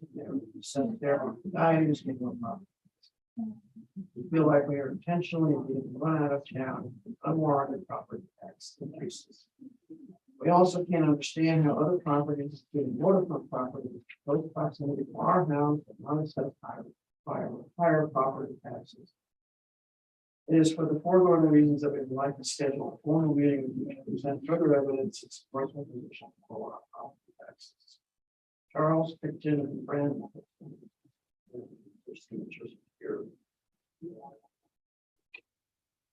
So. Would like to point out for the record that this, there was not a protest on file. Can you go to the account on question? It's up there, Mike. I showed there's no process in there. Okay, can you show me the events? Yeah, events. And go to the 2022 notice, the top one. And just hit preview. The protest deadline date for this was 5/25. this is a lake protest, this is like their letter, but. The only thing that should be considered is good cause at this point, and they provided no evidence. Agree. Yeah. And regarding property ID 32755 is a recommendation from the ARB that the request from Charles Picton and Brandon Picton for protest hearing be declined due to not proper. Oh, late protest requests and not for good cause. It's not. a good request. Second. All in favor? Aye. Anybody opposed? Okay. One. All right. That's okay. We all love money. All right. I'm gonna check and see what the status is on the 3 o'clock docket. If no one has checked in yet, I'll probably pull over an O'Connor affidavit. Sure. Won't be done till. No, but we can just do one a day. Maybe two. Yeah, maybe two, that would be better. So we're done with 1:30. Yes. Yes. Showed up. Might be down to 3. No, it's only 20 hours. Well, no, Well, we don't have give it another 3 40. of them, 3, 4, 5.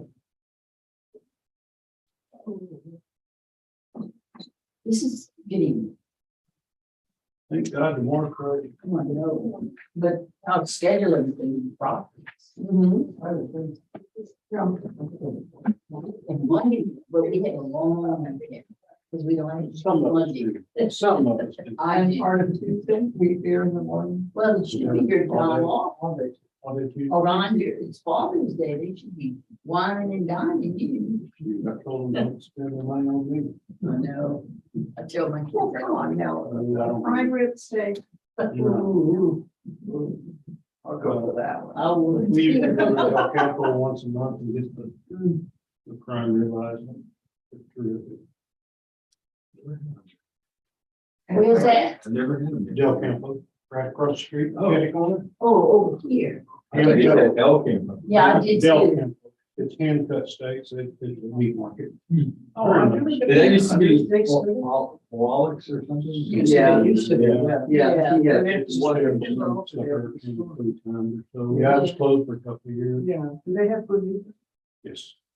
Oh, they do, then they. So everybody's are terrific. Just when I went in there right after they. And they'll cut them however you want. And reasonable.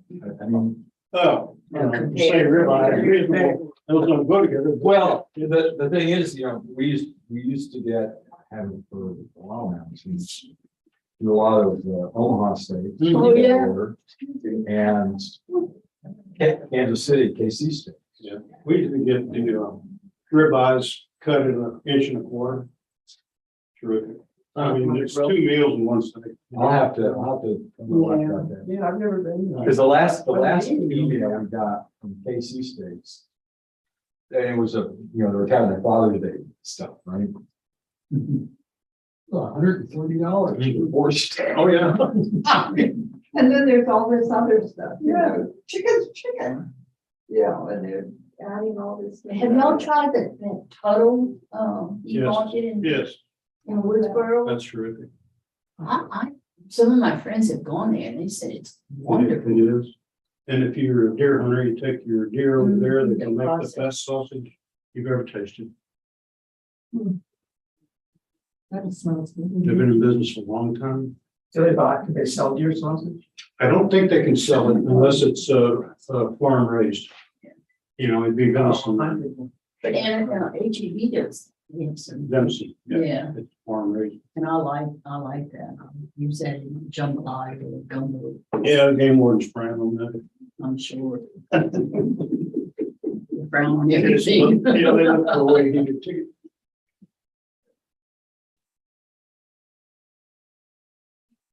Yeah, Del Campo is really a great place. That's where Frank used You to. get any special, yeah, right. Yeah, Pork chops, you know? Pork chops are terrific, yeah, yeah. And you get stuff pork chops. You get everything there you want. It's pretty good. What was the name of his meat market? Frank and her name was Chobi. Trophy. But what was the name? That's That's it. Yeah. yeah. I couldn't think It of was in it. the old provisional out there. Where the others is now, that was a good meat market. You had to cut them off.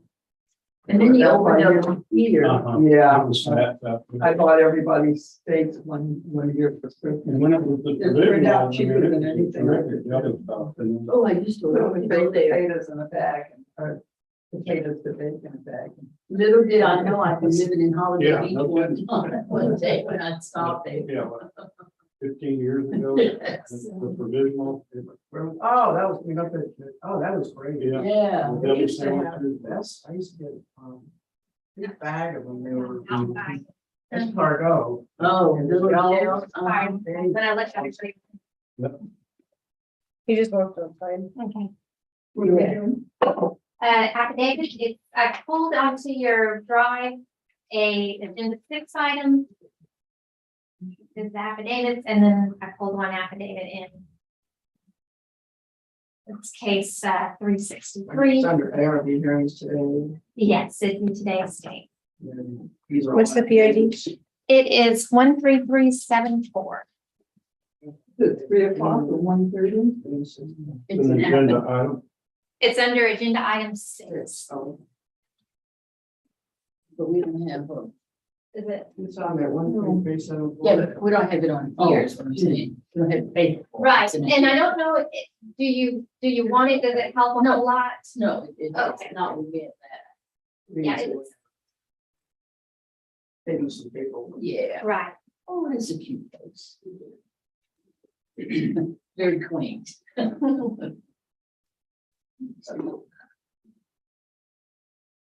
How many activities do we have? Well, thanks, I was gonna get that. Oh, See, 60. so if we did 2 a day, We'd be here by December. that would be what, 28 days or so? No, 30 days. We didn't have any other. In a pickup truck. 30 days. The AC on, we're figuring. It's no, Into they July. may have a hearing and they're just yeah. figuring, we're too early. Scott, I put it on the tablet under today's date, agenda item 6. Isn't it cute? Yeah, I love it.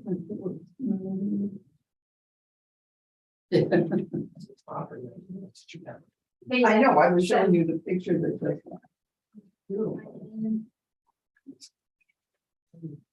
It's agenda item 6. Yeah, see. Oh, that's good.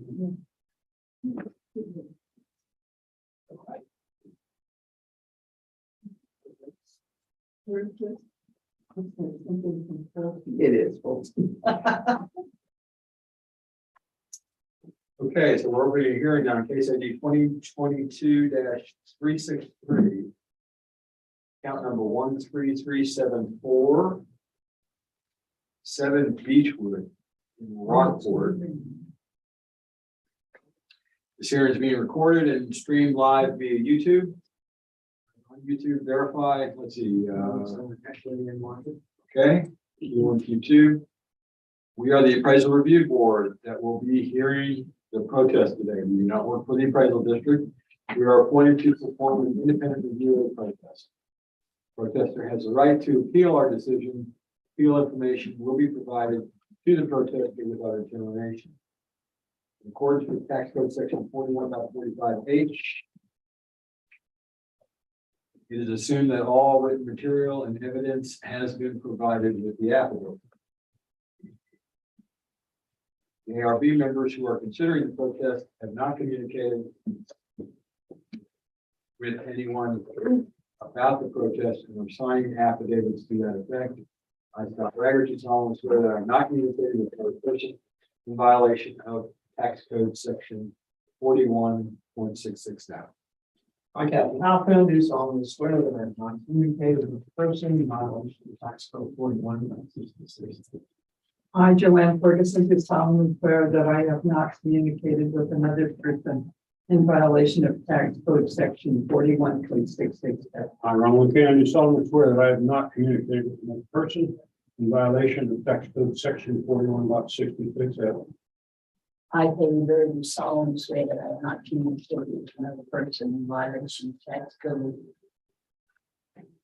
section 41.66F. I was trying to bring back.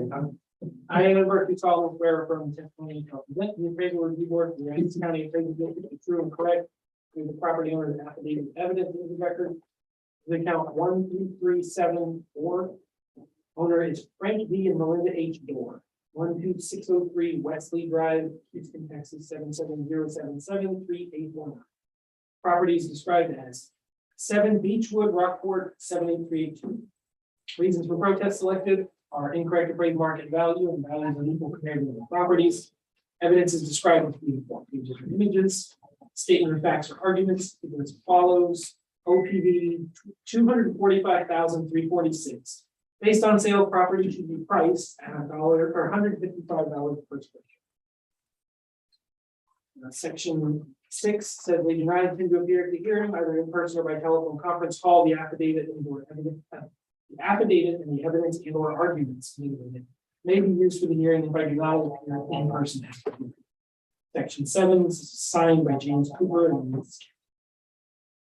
then it said affidavit hearing file. That's the description of the property. It's in 7 Beechwood.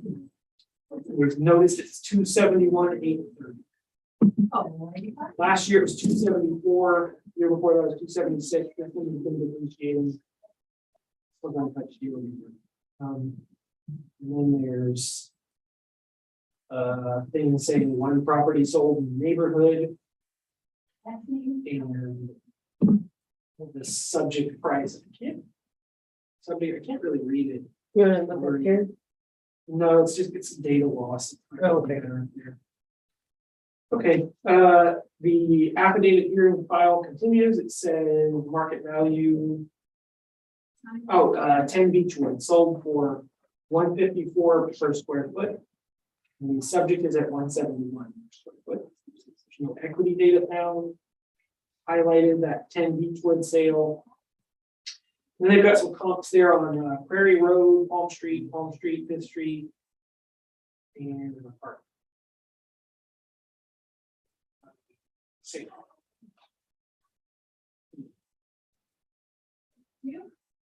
Yes. Okay. Let's get our evidence. So they're just comparing it to the 10 Beechwood. This is 7 Beechwood. 10 Beechwood is an excellent similar property. All right, so this is their next racket club. This little subdivision is called Barber of Bayhaven. The first sale comp is 10 Beechwood. So it is a very similar property. It's a brick home, similar age, similar class, similar condition. Sold for $292. And it has a net adjustment of $1,600. So 10 Beechwood has better land, slightly more land, a good bit. But it's not as nice as a house. There's less house going on. There's less square footage. There's less build out. But it's really comparable. The next one is 112 Bayport, Texas, indicating value of 292. And Primrose Circle indicates a value of 283. The median is 292,919. And then the equity grid is properties, and they're all in Beechwood. Median equity value is 293.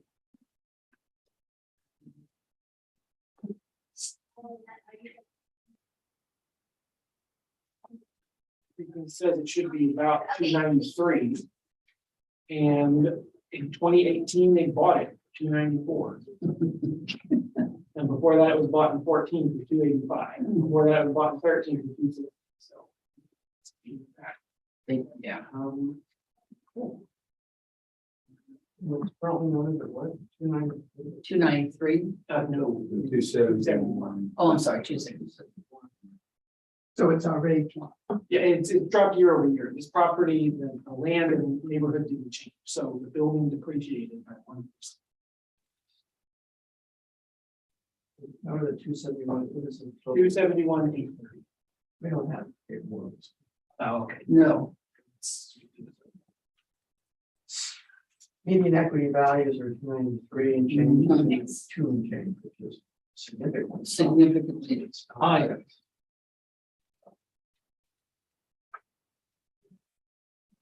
I think this is, the value is, assessed value is, Yeah, is, the district has proven that it's there. For the other two sales comps, everybody.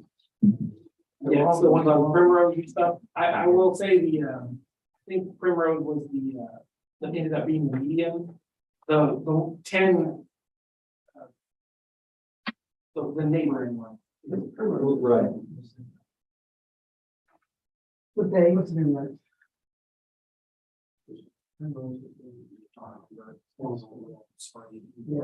Yeah. But yeah, Bayport, these are little neighborhoods cut into off of Fulton Beach Road. They're not in this Barbara Bay Haven, they're only one city. And it's 10 Beechwood, which is a great comp. It's just like very similar.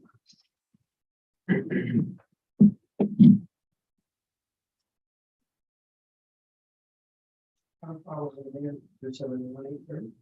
No, I'm sure. Great.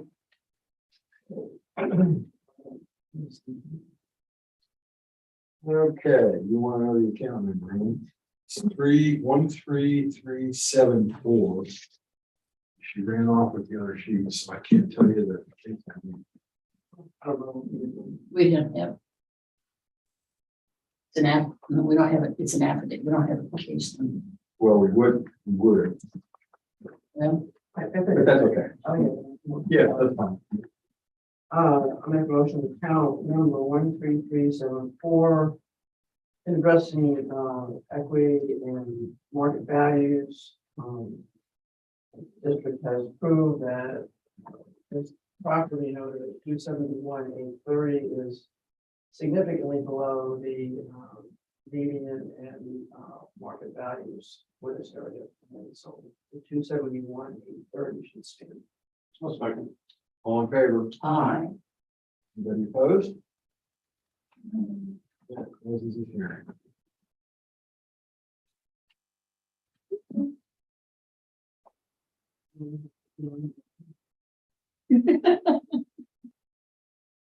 Yep. Are we leaving? What did you say? No, actually, we only have 59 more to go. Oh, and I think that's the only one she included because we didn't want to run into. Run to 3, yeah. Get us a board up there where you 59 would be. Sign your number. Want it when- Progress we made. I think considering there's no windows in here, the one we mark on the walls, more disturbed. That's true. They walk in here and they kind of go, ooh, It'll be nice when it's. yeah. 'Cause it is kind of like. Somebody here? I think so. I think I hear her out.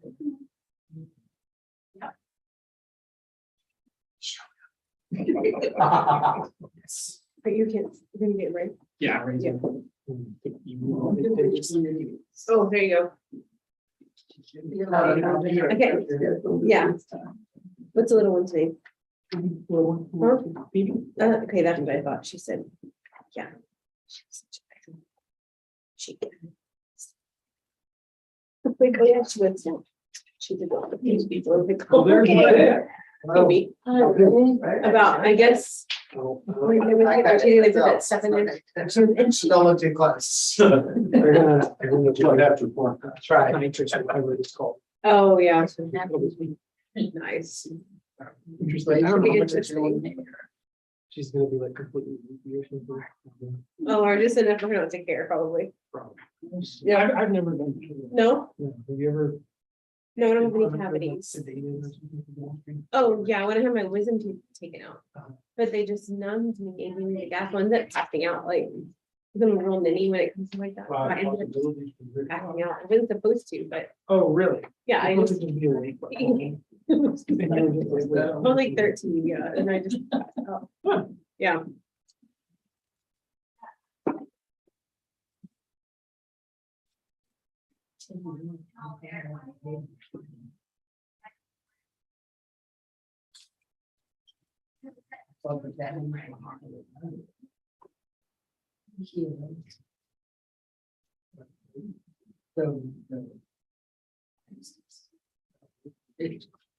See. Surprisingly, you're right, it's there. Oh, here's.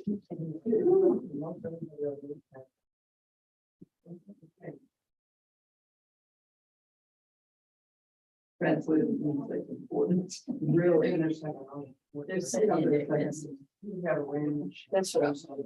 Yeah, but this area goes on cycles and, tremendous number of homes will be second and then 5 years later, it's just a very small portion and it doesn't seem to go. Somebody second, third month, people get tired of it, stop coming down. Or the gas prices go too high or, yeah. There's a lot of using it. It used to be right now. Using Victoria, there's Or the insurance rates change. Every time hurricane insurance changes. you see the- Yes. Yeah, because they don't give off discounts if it's a second home. Oh, no. They're not nice to you at all. That's true. That's smart.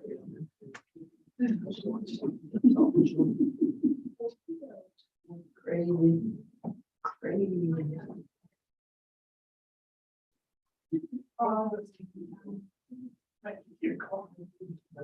You really did.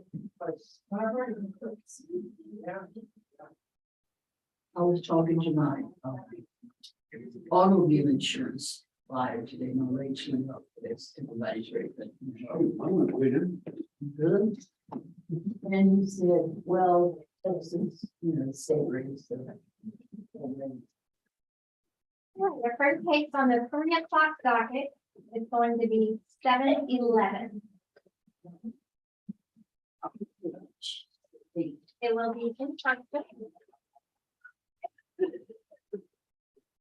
He said, he didn't look bigger than me. I said, It's an LLC and the ladies that are here said that they work for the company. For their owners. well, I wouldn't continue talking about it. Oh, Who do you have insurance with? progressive. That's I used to have. I have bonding, I got 3 houses, I got 2 houses in the car with me. You bonded one? I don't. Yeah. That's why I had farmers with money Hi, in my house and we went vehicles. Yeah. And I went to progressive one of my vehicles and saved about 200 for 6 months policy. Now I went down to the only person. Hi. Well. You guys sitting down in that pickup truck? Yeah. I almost walked over and said, "Well, come inside if you want." So intimidating, you guys. Oh, I have no idea. We're trying to get our composer still here. Friendly word. You're good.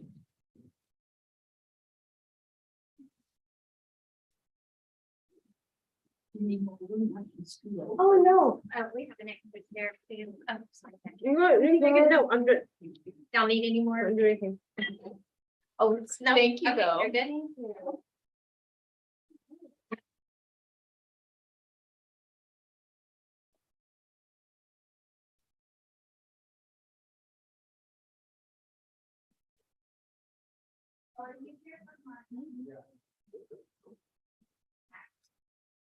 Is this a commercial property? Okay, you might want to tell Amy because. That might Raymond be has what to he's leave. doing. Eamon had to leave. Oh, That's my raising here. Okay.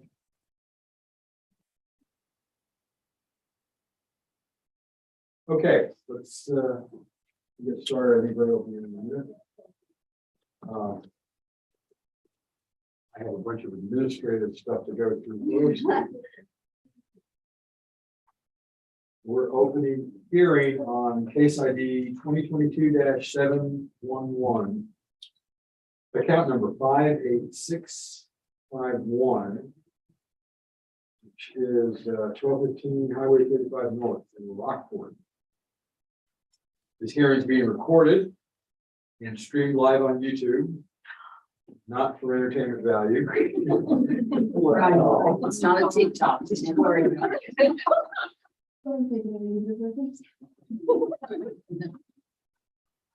If you want, the camera's there, so if you don't turn around, you probably can go fairly.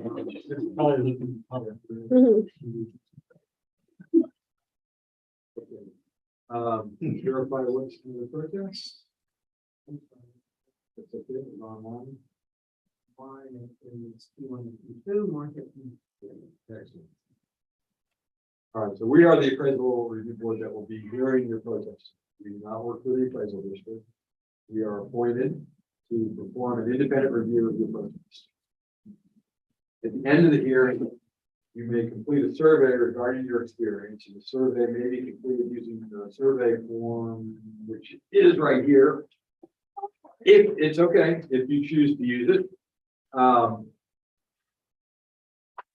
All the information about where to send it to is at the top of the form, as well as information if you so choose to take it online. And it is entirely voluntary. What we do is we take any feedback you guys have to offer. You also have the right to appeal our decision, and that appeal information is also included in the determination package that will be mailed to you after this hearing. In accordance with tax code section 41.45H, all written material and evidence that has not been provided must be provided at this time. So we have a good amount of evidence from you. Just want to make sure that you understand, all of that are the limits of what you can present or deal with as evidence in the hearing. The ARB members who are considering the protest have not communicated with anyone about the protest and are signing an affidavit to that effect. I, Scott Wagner, do solemnly swear that I have not communicated with another person in violation of tax code section 41.66. I, Captain Hoffman, do solemnly swear that I have not communicated with a person in violation of tax code 41.66. I, Joanne Ferguson, do solemnly swear that I have not communicated with another person in violation of tax code section 41.66. I, Ron Cannon, solemnly swear that I have not communicated with another person in violation of tax code section 41.66F. I, Peggy Byrd, do solemnly swear that I have not communicated with another person in violation of tax code section 41.66F. All testimony from all witnesses must be given under oath, so you would ask to swear in the time, and Val will get you through that. Either one of you can start. I, Laura Bendel, do solemnly swear or affirm that the testimony I shall present to the appraisal review board for the Aransas County Appraisal District is true and correct. Thank you. Can go ahead. Come here. I, Jennifer Monson, do solemnly swear to affirm that the testimony I shall present at the appraisal review board for the Aransas County Appraisal District is true and correct. I, Ray Presley, do solemnly swear or affirm that the testimony I shall present to the appraisal review board for the Aransas County Appraisal District is true and correct.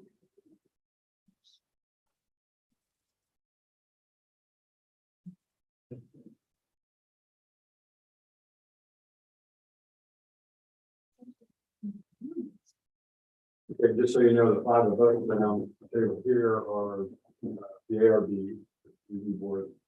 And Ray Presley is the district representative. And we normally have somebody driving the computer, but I'm sure that we're going to. Okay. Need to ask both of you whether either of you hold a license or certificate from the Texas Appraisal Licensing and Certification Board. Okay, that's fine. Just need to ask everybody that. Here is a chart which shows the way we're going to run the hearing.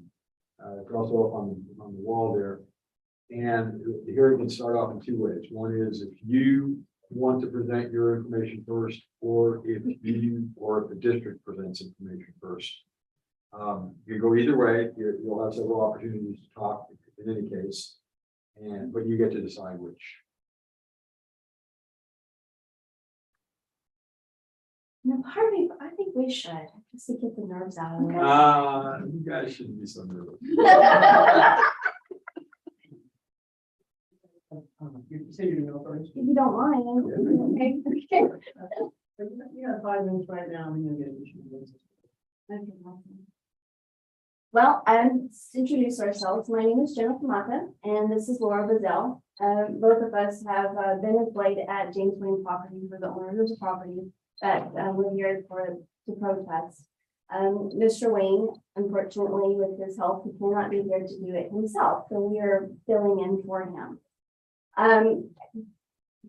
One of the things that we're going to discuss in our packet that we've received to you is our income approach. It's going to talk about the market value of the property based on our numbers as of January 1 of 2022. And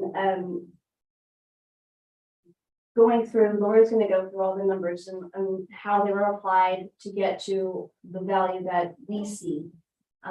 We know it's a lot lower than what it is that was presented through the appraised value on it. But we're wanting to ask if we can do a valuation of 670,000 on it. That will be our asking number.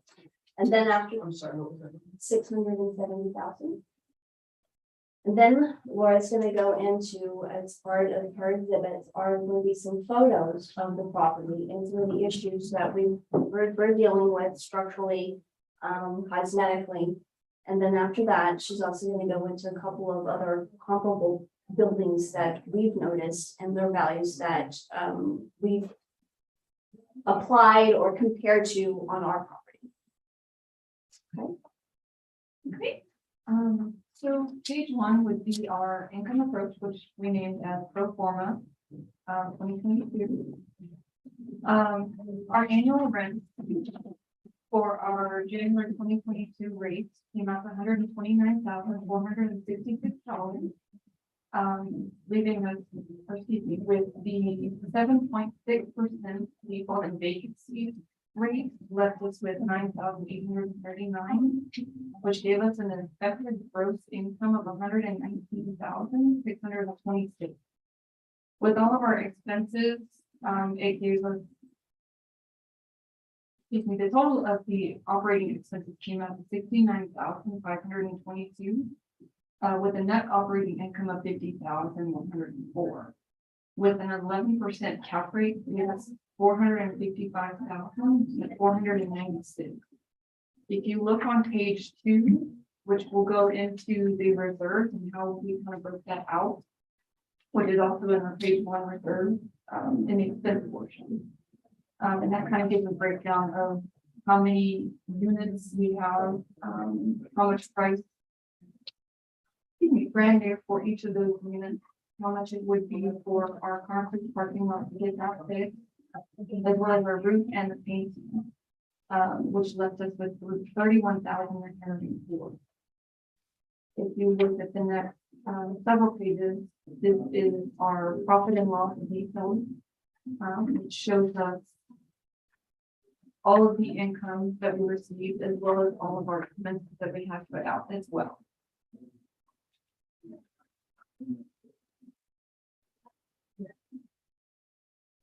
Sorry. Now, this page here is going to show our comps.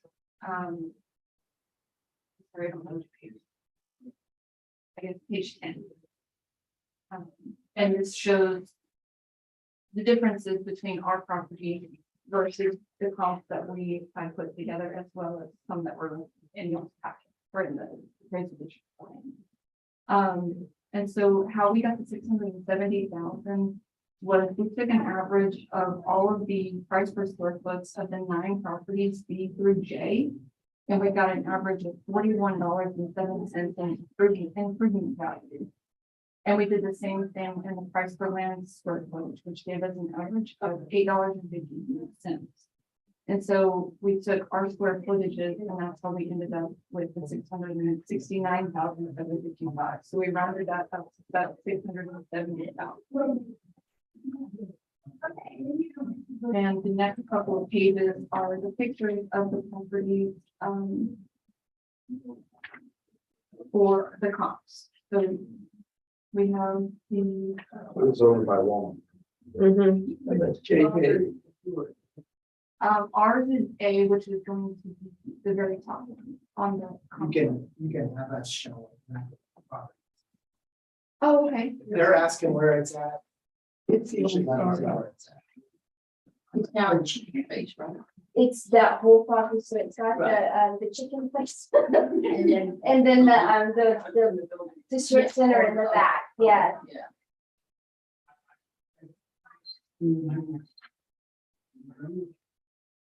Yes, that was your 5 minutes. Yes, yes, I remember it. How much more? It was just gonna go over the pictures. But we can go over it. And if you look at Exhibit J, this here, just to kind of go into more depth, if you took our price per square foot on the land as well as the improvement, this building would come up over $12 million. And this one is listed at 4.8. So then the next couple of these, or the next would be all of our pictures of the property. This is just an overview. The next picture would show the side view of our property, which if you look up toward the top, we actually have rotted wood. We have cosmetic settling, lots of shifting. The next page is actually one of our tenant locations that, as you can see outside, it was raining at that time.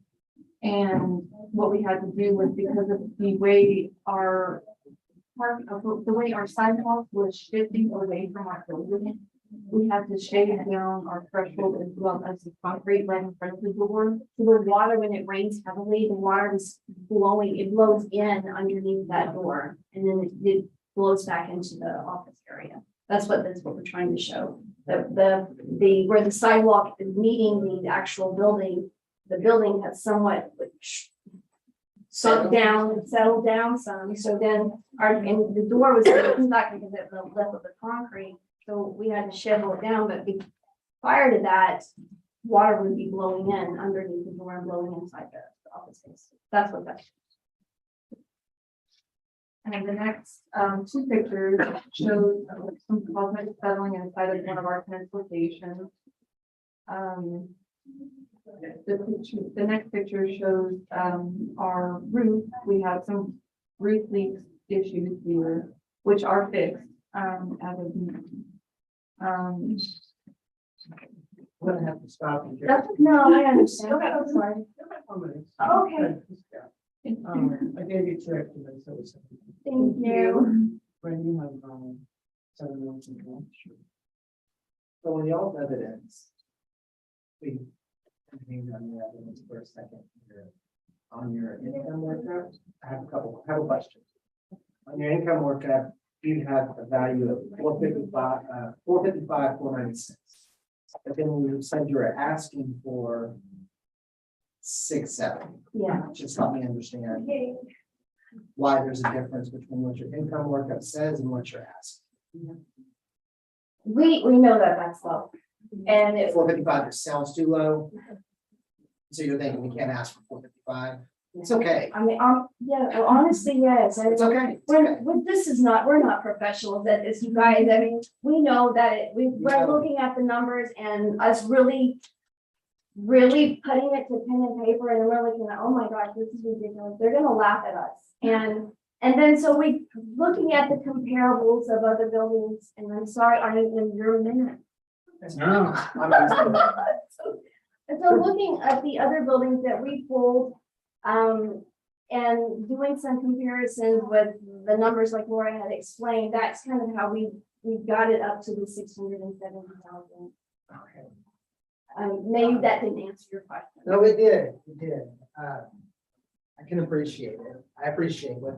Thank you for. I mean, it needed to be answered, I think, because your data said 455. So I just want you to know. It would have been okay for you to say 455, but I understand why you said 670, because if I show a picture of this thing and you guys try to tell everybody in here it's 455, it's gonna sound right. Yeah. I mean, I get it. This doesn't come out right.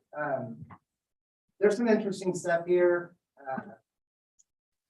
Okay, one question I have, it's gonna sound like I'm taking a fight with you, but I'm not. You brought up a lot of cosmetic stuff in your photos. This is a pretty important question. Have you lowered your rent? Because there's issues that people have to deal with. Question number one. Yes or no? I wouldn't say we've lowered them. We do keep them low. They are triple net. So they, on top of paying their rent, they're also paying their pro rata share of the taxes and insurance. Okay. Yeah. So we do try and keep them low. They are some maybe a little over $1 a square foot, but compared to other locations from where we're at in Victoria, they are considerably trying to be equal. When was the last time you had someone leave? Oh, we haven't. Been a while. No, well, after Hurricane Kennedy, sorry, we're gonna bounce off. 2018 maybe? When Burger King, they left. they literally were blown out of here. And somebody else is in that spot. Yes, now, yeah, and we, the rents that we were getting with, because it was a Starbucks, then Burger King went in there. The rents that we were getting for that that chain, we could not get that. We tried to market it. We had several people interested. A lot of the local restaurants wanted to try and move in there because of the location. We could not get what we were originally asking for when it was a Burger King. So we had to lower our price to just kind of get somebody in there. Yeah, that's fine. Yes, sir. Okay. You look at income evaluations and you look at that number on here, that is your net operating income. Y'all's net operating income, I think, is $50,000. Correct. Yes. Okay. Our net operating income is $59,000. That's not too bad. That's $9,000 difference. We're not on two different planets here. We're kind of in a conversation. You guys have a 7.something% vacancy. We have a 4.99% vacancy. That's where some of the difference is. This is the place where it's all going to come down. And I know you know what I'm about to say, but the cap rate, we're light years away from each other. Now look, our cap rate, I know this sounds like it's an unarguable point, but our cap rate is just something we buy. We just buy the cap rate for this area. We have to pay a lot of money for it. And the reason you do it is because it's so hard to do. It's not like any Joe appraiser can even go do a cap rate study. It's got to be done by someone who's a professional, can't be questioned almost. They Right. do solid work. So if someone comes in and does We pay a yearly fee for someone to do this work for us because it's incredibly hard to do a cap rate study.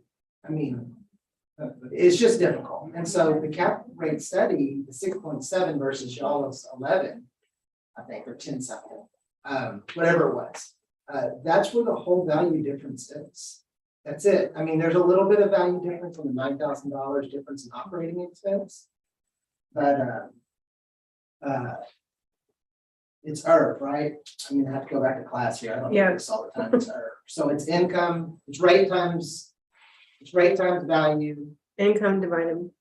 Yeah, Income and so if times your value is 50, which I think is what y'all said, right? 50K. And no. Your income is 50K, then you divide that by that rate. And the difference in the cap rate just being even 1% difference, it's huge. And in this case, it's almost, it's what, 3% difference? There's a 3% difference in cap rate. So it would be our opinion that y'all's cap rate is wrong. That cap rate is not right. Okay. That's our opinion. And that, if you calculated the 50,000 that you guys have as expense, right? I mean, as your net operating, whatever it's called, NOI. And you divided that by, it's been a long time since I've got to do this. Been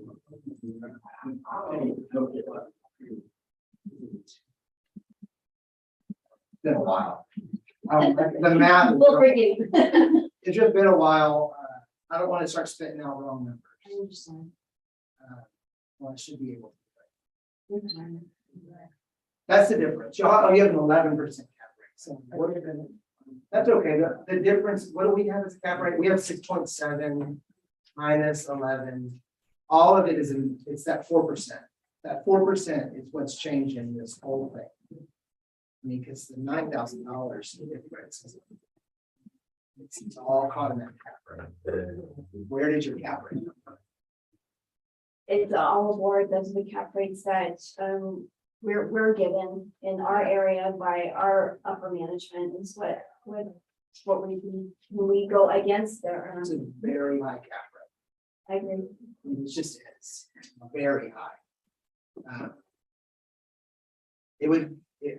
think the cap rate's wrong. I mean, that's just at some point that we're going to have to disagree, and that's where we disagree. It's all on the cap rate. I don't even disagree with your NOI. But that can, 50,000 versus 59, 7.6% versus 4.9% vacancy. That's just nerdy stuff. Now, we got that 6.6 from what realtor.com. They kind of did an average vacancy for the state of Texas. Are you laughing at me because that's not right? It was realtyrates.com. What is realtyrates.com? Okay, there you go. You said realtor.com. Oh, well, you know, they could have thrown it out there too. Yeah. You know, whenever you go get an appraisal done by a commercial fee appraiser, they charge you through they charge you to get this thing appraised commercially, it would cost you like $15,000. It would be you'd have to pay somebody $15,000 to do this. Part of the reason is they're not using realty.com. They're using people that they have to pay. They're getting that, they're paying for their data. And that data is protected, valuable. It's so valuable, I can't give it to you. It would be illegal for me to say, hey, look at what we paid for. Because then those people would say they can pay for it too. Right. You know what I mean? It's Right. a valuable thing. So I'm done.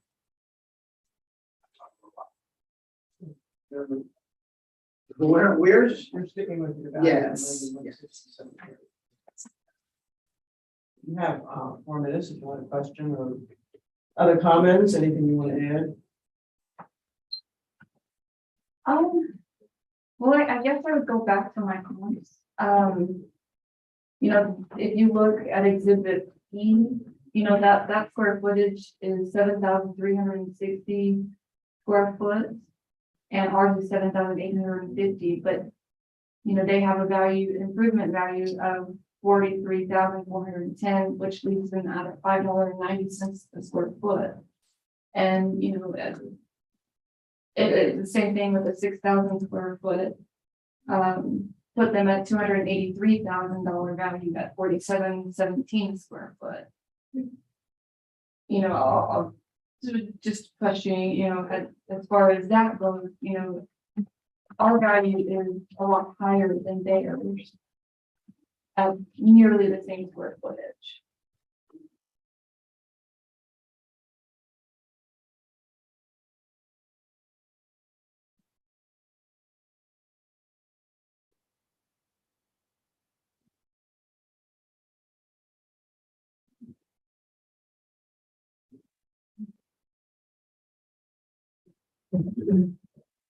Square footage yours.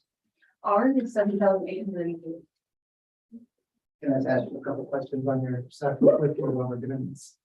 7,000 what? 850. It's the very top one. So you're not talking about fees. Well, I mean, Because even- those are 14, 11, 37, 44, and 90. That's really gonna skew the data. I mean, big time. This right here is, that's crazy comparison. What is that? Is that HEB? no, it's the streets. It's Okay. where the courthouse is at, I think. Yes. Oh, okay, fair enough. I mean, that's just in proportion, To, you know, when we're grouping data together and if we're using averages, then when we group data like this, the averages, they don't mean a whole lot anymore. Because this and this and this, at least these three are crazy big in comparison to that. This is just twice as big. This is 1.5 as big. And this is 6 times, 5.5 times as big. So I don't want to try to answer questions like this because I don't feel like the question's really big. I think that when we're looking at the price per square foot of the improvement of the land and then the price per square foot of the land, the numbers are completely lower. Them being a larger building versus ours being smaller than them, and then our price per square foot is higher. Of the land, Well, so what you see the land. Well, the first one's the land and then the second portion, the land is in there as well, so. You know, even if you took, cause like Jennifer said, you know, we did use the larger buildings as a comparison because. Even as a larger building, they were way below what we paid per square foot. And same thing for the land, you know, you've got a 40,000 square foot of land for 1461. But then you've got a 56,000 square foot for $10 a square foot. but yeah, but those land, not improvement square footage. You're talking about land square footage differences? We're talking about both, I guess. Okay, let's, with land is gonna be different the more you have, right, by economy of scale. So like the more land you have, the less per square foot the value is.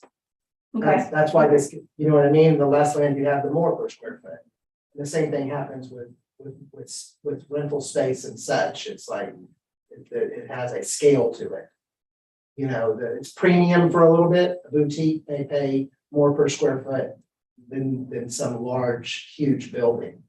Where there's a cost benefit to renting more space, there's a cost benefit to buying more land, there's a cost benefit. There's a negative cost benefit to buying less land. It gets to be premium value.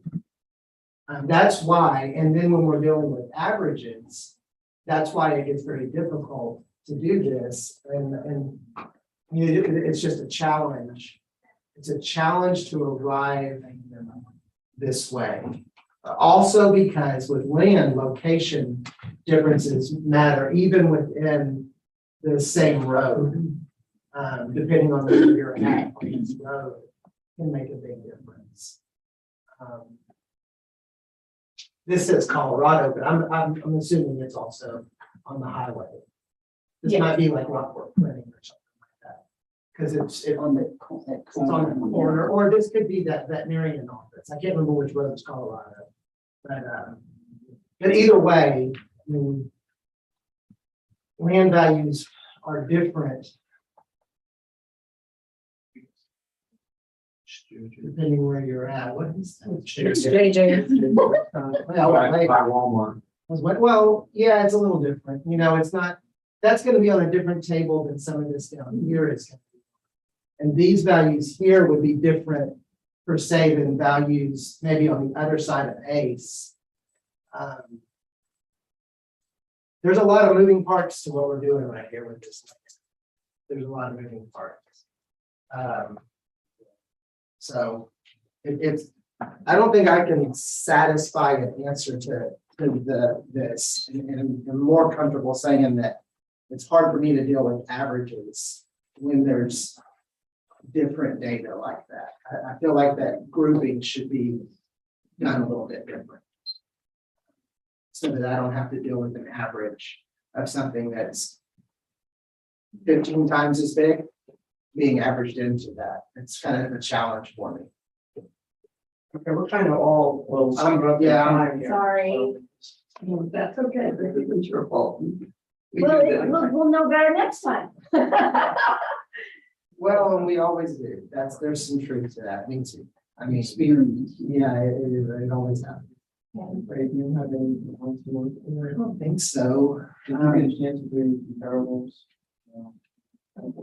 You know, I probably didn't do comparables, but with the income valuation stuff, I just am looking at, in my way of thinking, when you're having a hearing, is you're looking for errors.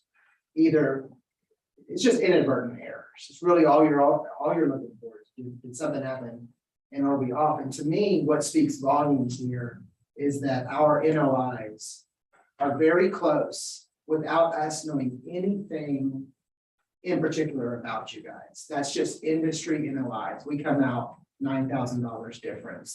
Doesn't bother me at all. And it all comes down to that 4%. And I'm comfortable with our 4% because I'm trustworthy of CoStar as being a trustworthy source, a reputable source. So that's where I'm at. Okay, you have a minute if you want to have any summary comments. And I'm just pleading for the company. Is there any way you can come down? Just relook at that number and come down and just give us something a little bit lower. A little bit of wiggle room.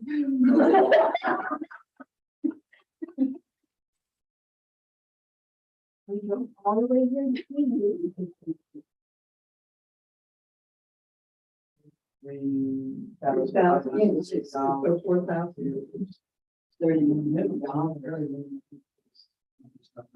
One good thing about income valuation, it is true, is when everybody's talking about the market out there, the income valuation isn't feeling the market increase that say a house would feel down here right now, where the average person went up 16%.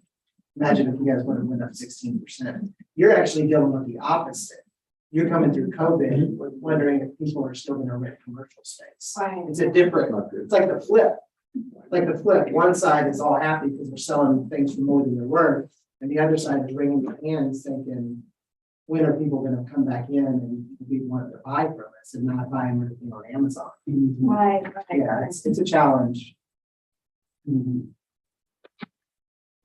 So let me ask you a question, because this is more black It's all magic. turn name, the eight. Oh, I'm sorry. Is Yeah. that, It's here. okay. Oh, good.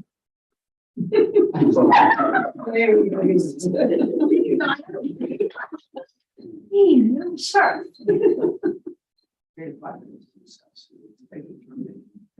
So my degree is in electrical engineering and power supplies is considered black magic. A lot of this income calculation is like that. So Ray, on the one hand, you said, no, your NOI is 9,000 different, and that didn't sound like a lot, but at the same time, that's a fair bit. Well, no, yeah, go ahead. It's a value. It's possible. It's a possibility to value it. So 50,000 is what we're saying. In the line, is there a change in what happens if their NOI is correct at 50,000 and ours is wrong at 59? What you're saying? Yes, and does that? Where are you? How are you deriving the cap rate, the overall cap rate of 9.16? Is this the number that you buy? Yeah. Plus the local tax rate. Mm-hmm. We don't have any. We don't do any of that work. We leave all that work up to other people because it is incredibly complicated. But with accepting their NOI of 50,000, which is a total value. Yeah, because you're going to divide you're gonna divide a, number into a smaller number, and so you're gonna not have as much to pull out, you don't have as much remainder. So it's as so simple as saying, does 7 divide into 59 more times than it does in the 50? And the answer is yes. It's gonna, but it's a fraction, it's a decimal. It's a small round. That's why it creates so much value. That's how you turn $50,000 into $1 million. It's because you're dividing by a decimal. Nobody likes to do this stuff except for Eamon. I know. It's okay. I don't know though. Oh, okay. If we're in our software, Jackie, do we have the ability to force in the 50? Go to include notes, I think. No. Yeah. Make up for something. Since we don't have to calculate to 50 to 59, there's some value to that. So let's go to approve. So all I'm suggesting is increase $3,980, $4,000 last year and this year. You know, I wanted to take $2,000 off of that and cut it in half and subtract that one. I could go with that. Oh, no. No. So half of it. It would be. Oh, 1,158,000. right. 58, yeah. No. All I said was, when you don't have calculate. I would just nine. do it at that level. Give them something. 181,580. So take 730. Yeah, I did find it though, if you want it. 181,580. What? $2,000. One. Yeah. One. Just go back. One. I'm not sure that I was. Yeah, Something I would just that- go on that small difference and nobody. 1158. 00. All right. I'm gonna do What's the a number? motion on, I can get the number. On case ID 2022, 711, account 58651. And listen to both the protesters and the district, what appears to be kind of a difficult case, because there's a slight discrepancy in the NOI, we didn't have to calculate what that might be. The ARB is willing to simply, take $2,000 off of the noted item from 6730. Actually, it's $2,730. So we will be lowering the value from $1 million to $1,150,000. Second. All in favor? Okay, as with that, you guys were here last year. weren't you? Yes, sir. Yeah, I recall getting into some of those discussions. I don't remember if you were. Your number of 670? We were here to discuss Mr. and Mrs. Wade. If you go off of that owned the NOI house that you did and you said it was on, 455, y'all should have stayed with the. Right on the water, that's. Yes. You just added them. You know, sir. Yeah, so this is our first time to. That's the way to do it. That's why I didn't say anything right there, because if they would have gone off your money, they're supposed to add the land number and then add that. There's that standalone I building. really appreciate you guys' time. It would have increased your value, actually. It would have been more. We wouldn't have, they can't legally do that. I don't know if I'm making sense or not, but, Yes, yes. but you would have taken that, you should have stuck with, you were right at 455. You had your numbers right. So this was just the building itself, including land. That, and for a second, I was sitting there like thinking, why is my math not working? Yeah. It's a real easy division, and then I realized it is working. Yeah, You had it right. okay. I still would have fought you on it. But you had it right. And you felt like it was low, and it was because you had to add that land back in and then add that building, the Burger King Was building that back at in. 455 was already included? Yeah, but I don't think that part, you were really close. Okay. That's good to hear from you, to be honest with you. You were really close. Can we ever do an informal, like next year, Yeah. to really just sit down and, Yeah. and Yeah. fight you that way without, To fight you that way. without bringing in witnesses or? And Eamon is, does a lot of the work, majority of the work on it with the commercial properties. And I know because we don't, Right. we don't see a lot of them, a ton of them in the board. And part of the reason is because he does such a good job of Just so you working know. with the property owners. Oh, wow, okay. That would be my, yeah, keep that in mind. And then you.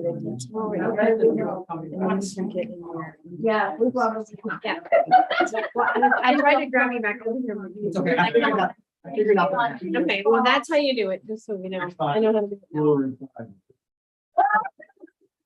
Thank you, thank you, thank you. Bye.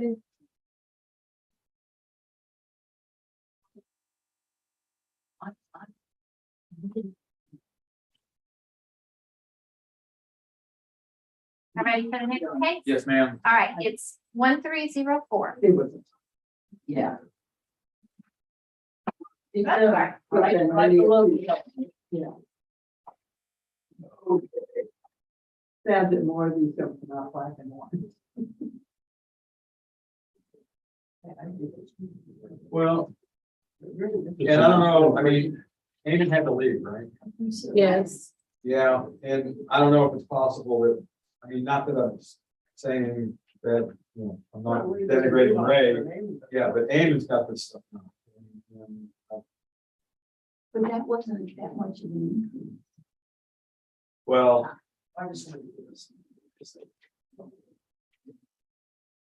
okay, I'm sorry. So we are gonna do 1304.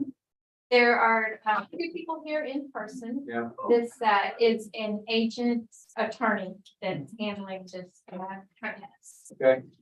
Ready? 1304, it's in the middle of. Yeah. KJ. 24930.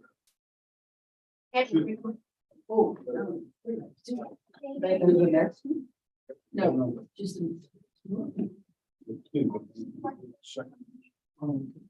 Yeah. Ray did a good job. Thank you. Where do I sit? You can sit right here, okay. Okay, guys, I'm sorry, I was literally I'm an attorney. And I was at my office reviewing contracts, and I did not know about the hearing today. Oh, goodness. And so I jetted down. And so I showed up like this because he said, look, that's what I go. It's Rockport. I know, but I mean, it's a, that's actually semi-formal. Pushing it, right? So You came down from where? San Antonio. But, so that's the skinny. Okay. All right, so I'm gonna run through some administrative stuff to get things kicked off, and then we'll get into the meat of the case here. So we're opening a hearing on case ID 2022-1304, account number 24930, 2 Pelican Drive in Rockport. This hearing is being recorded and streamed live on YouTube. We're going to verify exactly what's in the protest and market value and equity. We are the appraisal review board that will be hearing your protest today. We do not work for the appraisal district. We are appointed to perform an independent review of your protest. At the end of the hearing, you may complete a survey regarding your experience. Survey may be completed using a survey form, which we have some lying around. We'll get for you. You can use that survey form. It's available in the determination package you'll receive as well, and information about how to return it and where to return it to and so on. It's on the form, as well as information about it online if you so choose. And of course, the survey is entirely voluntary. We always appreciate any feedback on these hearings. You also have the right to appeal our decision. Appeal information will be provided to you with the in the determination package that you receive in the mail after the hearing. In accordance with tax code section 41.45H, all written material and evidence that has not been provided must be provided at this time. So I'm assuming we have all the evidence that you're going to be using during this event. Correct. The ARB members who are considering the protest have not communicated with anyone about the protest and are signing an affidavit to that effect. I, Scott Wagner, do solemnly swear that I have not communicated with another person in violation of tax code section 41.66. I got confidence on whether I'm communicated with the person. I, Joanne Ferguson, do solemnly swear that I have not communicated with another person in violation of tax code section 41.66. I, Ron Ken, do solemnly swear that I have not communicated with another person in violation of tax code section 41.66. I, Pam Bird, do solemnly swear that I have not communicated with another person. Yeah, I think my in violation they're of all tax code section 41.66. The all testimony from all witnesses must be given under oath. And our forms are coming here. But that, I'm sorry. We're the We're one where they need to Yes, swear okay. in. If you will, read that. What's your name? I do solemnly swear or affirm that the testimony I shall present to the appraisal review board for Aransas County District is true and correct. And my name is Gabriel Sadowski. Fred? I, Robert Darrell Cole III, do solemnly swear or affirm that the testimony I shall present to the appraisal review board for the Aransas County Appraisal District is true and correct. Other customers on this where from shop present to appraisal report for the West County.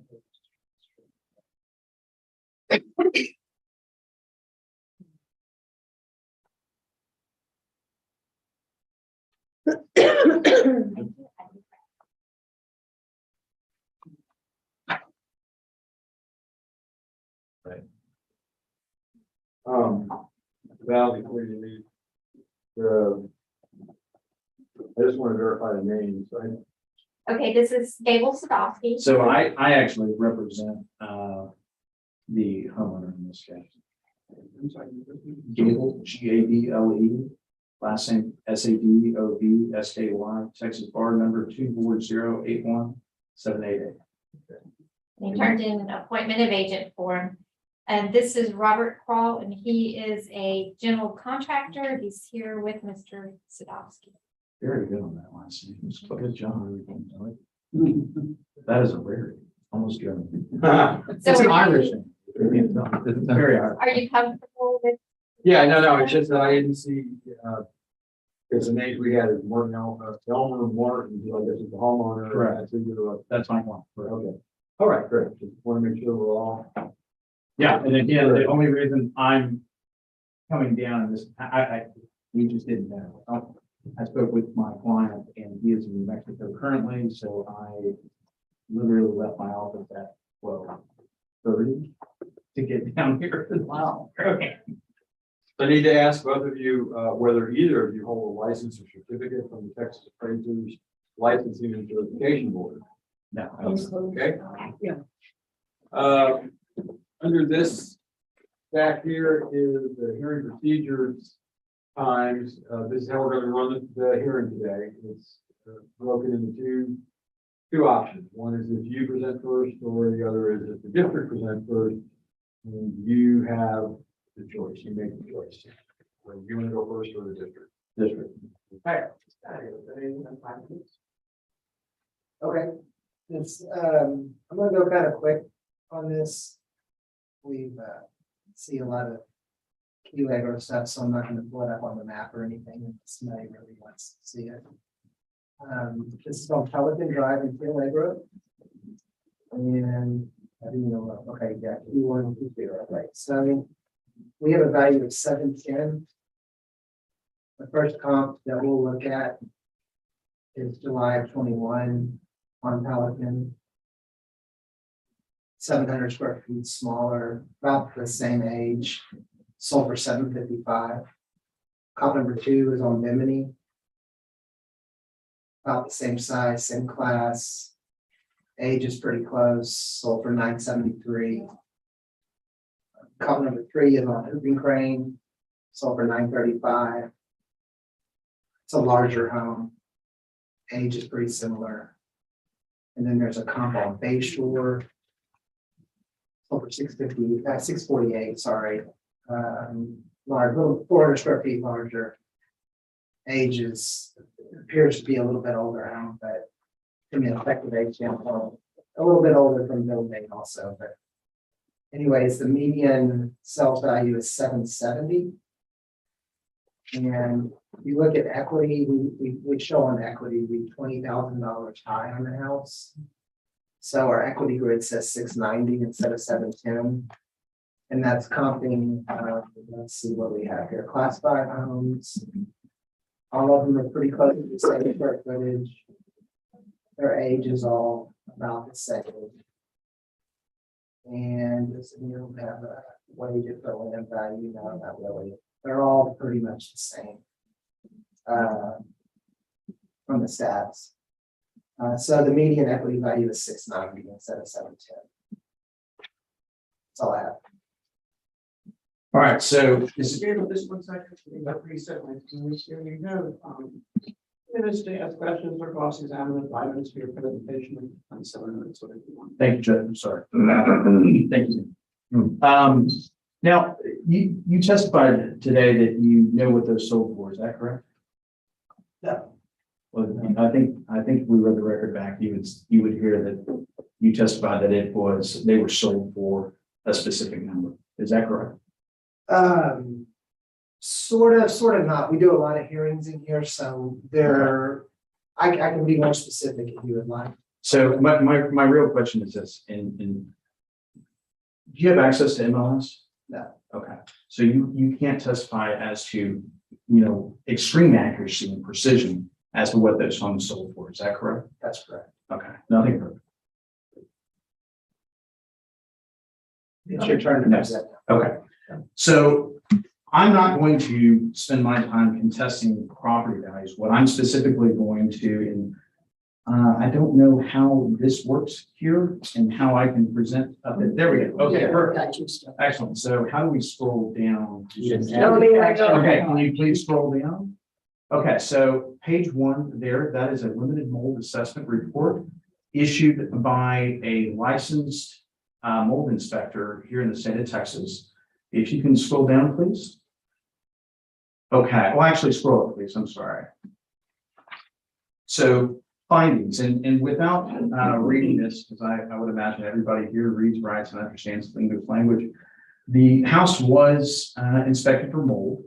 Mold was found throughout the house, and this is a certified report by a licensed inspector substantiating that. And there is no, without the state having their own expert here to testify as to whether or not these findings are true or to elaborate on the actual findings themselves. This is indisputable, undeniable evidence. If you could scroll down another page, please. Recommendations specifically. Let's see, it should be noted that. Scroll down, please. Down further. There we go. Okay. So sample number 1 located in the bathroom closet. If you'll notice, their rating was minor so far as aspergillus is concerned, but the other molds there, those are analogous to what we know here and through the media as black mold. Those are extremely dangerous molds and make the house uninhabitable. Number 2 there, the mold located in the chase, the AC closet, that was minor. I think what is most germane to y'all's evaluation here to this tribunal is set forth in number 3, specifically that mold there is found throughout the subgroup, and that mold is the exact black mold that you hear of in the media and makes the house uninhabitable. Can you scroll down, please? So these are the testing certifications sent up on a third-party laboratory to test and get an evaluation of the type of mold. Scroll down, please.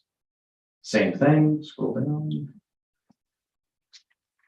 And, okay, now, let's go to the first page of the mold assessment. Or actually under recommendations, let me just read that. Okay. Perform remediation. Okay, so the recommendations by the inspector, the licensed inspector, were to perform remediation process to reduce mold and remedy these high levels of mold. The next inspection piece here is actually performed by trade cross home inspections.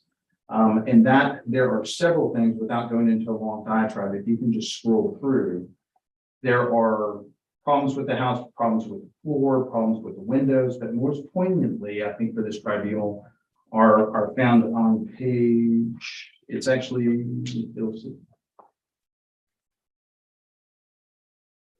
not the roof, but the flooring. The flooring substantiates, and it's this page here. Right here, thank you.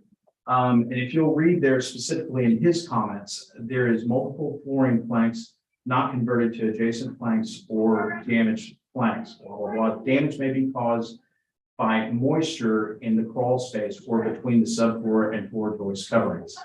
That right there absolutely substantiates what was found in the mold specific inspection. What I would like to do at this juncture is have my witness sworn in, who happens to be a licensed contractor here in the state of Texas, so that I can elicit testimony. He's already sworn. Okay. Yes. Were this inspection done prior to your client purchasing a home? No, he owns a home right now, and the inspection was done. Actually, date of inspection here is June 7th, 2022 for the mold inspection. Okay, And date June 7th for the other inspection as well. Sorry. I can't testify as to whether or not they were a result of target. And I'm proceeding in summary. I don't have my client here to say, so I don't want to mislead the tribunal. Mr. Cole, can you spell your name and say your name and spell it for the record, please? Yeah, Robert Dale called third mouthful. It's ROBERT DALE and KAUL. And how are you employed? General contractor, self-employed. Are you familiar with what is commonly known as strike that, Yeah. All right.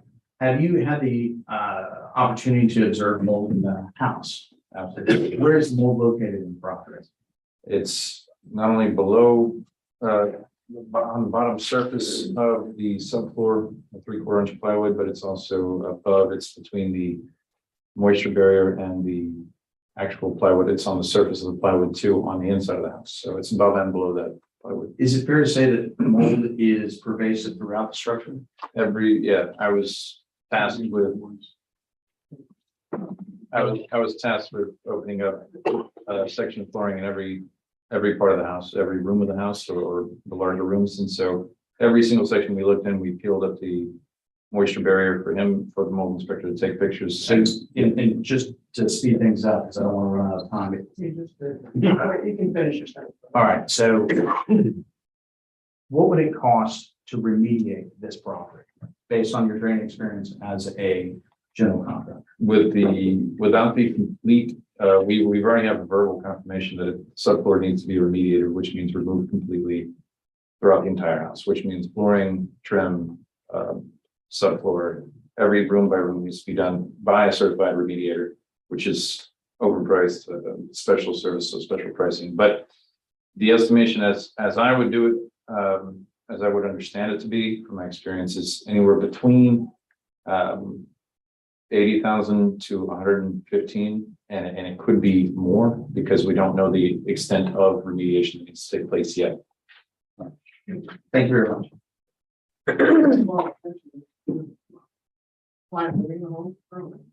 No, not currently, not right now. Is that because of the mold? No, that is not, well, I can't testify to what he's doing, and I'm not trying to be invasive. It's just, I'm taking my oath seriously, so I can't answer them. Right, you have Did you do your presentation yet? You did. I did, yeah. I knew this was coming, so I tried to do that. So, 115. Something like that. It's 80 to 115, give or take, it can be more, it's a lot. Sure, of course. The house is not livable. That's what's being said, right? This is an unlivable house. That's accurate. If he comes down, he can't stay the night, he needs to stay in a hotel, that kind of stuff, right? Yeah. Right? I'm sorry. That's my understanding. I'm not a mold expert, but yes. But I mean, we're presenting this Right. as the black mold we see on TV. Correct. So this man, when he comes down, he won't be staying there. He can't rent it. He can't use it until it's remediated. Correct. So I just want, like you're saying, we want to take our oaths seriously. It's worth doing. It's important. And so I want it on record that that's what we're saying here with what we're about to do to the value. Okay.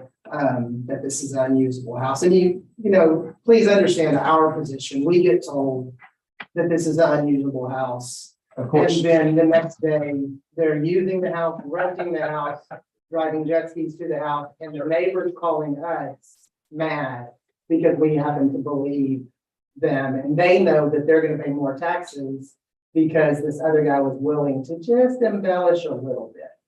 And so we're careful with stuff like this. I'll just remind the board that from an appraisal standpoint, you don't subtract the total value and you don't add the total value. Those things are true. That's how it works. We would not, as appraisers, we wouldn't subtract 115, and nor will we add 115 when it's done. That is not market value at all. It isn't done that way.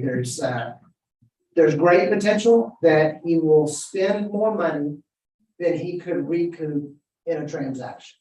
That's possible. It's almost probable. In times like we have right now with the cost of materials, it's almost probable that the owner will spend more money than the market would repay him for.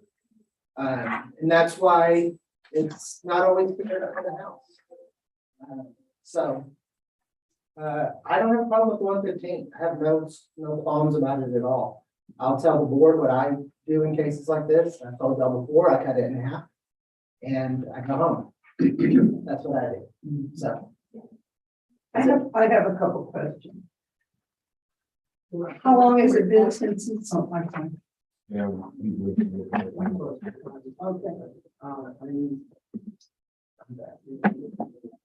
We have 2 minutes. Rebuttal, last question. I don't have a rebuttal.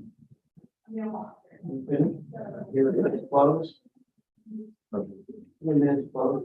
No, way close. So how long has it been since your employer, shall we say, has lived in this house, has stayed in this house? So that's a difficult question for me to answer because I don't know. I have not represented this client very long. And so I don't have that information. I'm not trying to be evasive. I can't answer that question. Okay, because I wonder. Sure. Because our taxes or evaluation of the house is based on what went on basically last year, not this year. January 1 is the cutoff.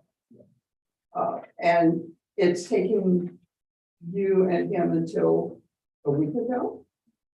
Well, the inspection wasn't done until January, or what did I testify to? June 7th. Right, June, yeah. right. So the house is currently on the market right now. How can it be on the market? Well, that was discovered during the inspection period. That's why it is. That's where they uncovered it.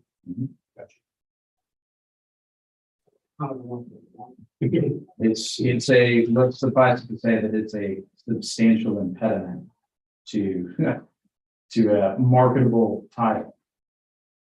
Please tell me it's not on the market for like $1 million or something. Oh, no. No, it's well under.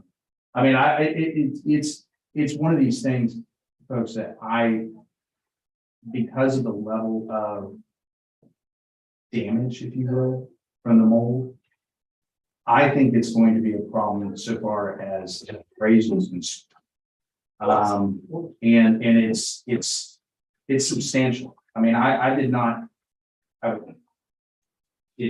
am allowed to at this point, and granted, I'm not familiar with how this tribunal is run. It's very different than court. It really is. And so it's hard for me to adjust. So I'm flying by the seat of my pants, but there are pictures that I submitted for, and I can certainly call, Mr. Paul here. It's fine. Mr. Paul, and have him testify as to the conditions underneath, of which there are pictures that I submitted in evidence. We're very familiar with molds. Well, I'm sure you are, Yeah, given it's one of our Harvey. specialties, you might say, just in terms of living here. Sure. And most of, I think all of us were here for Harvey, so we know mold. Sure. And I just wanted to contribute as far as y'all's, what I can say from my knowledge, as far as the timeline of this mold probably being in the house. Way longer than most people even knew it was, because it's gotten this far, is what I'll say from my experience. But also I've been working on the neighbor's seawall and other things, and then I worked on this client's seawall and other things as a general contractor.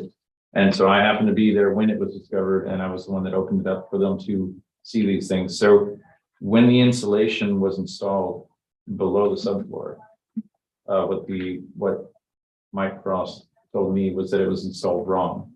This was even before, I guess Elmer owned this house, before he even bought it. So I don't know how many years he's owned it. I just know it was before he bought it. So the fact that it was like that for this many years, then they had the vinyl flooring, however long they had the vinyl flooring, holding the moisture down for those many years. He bought it.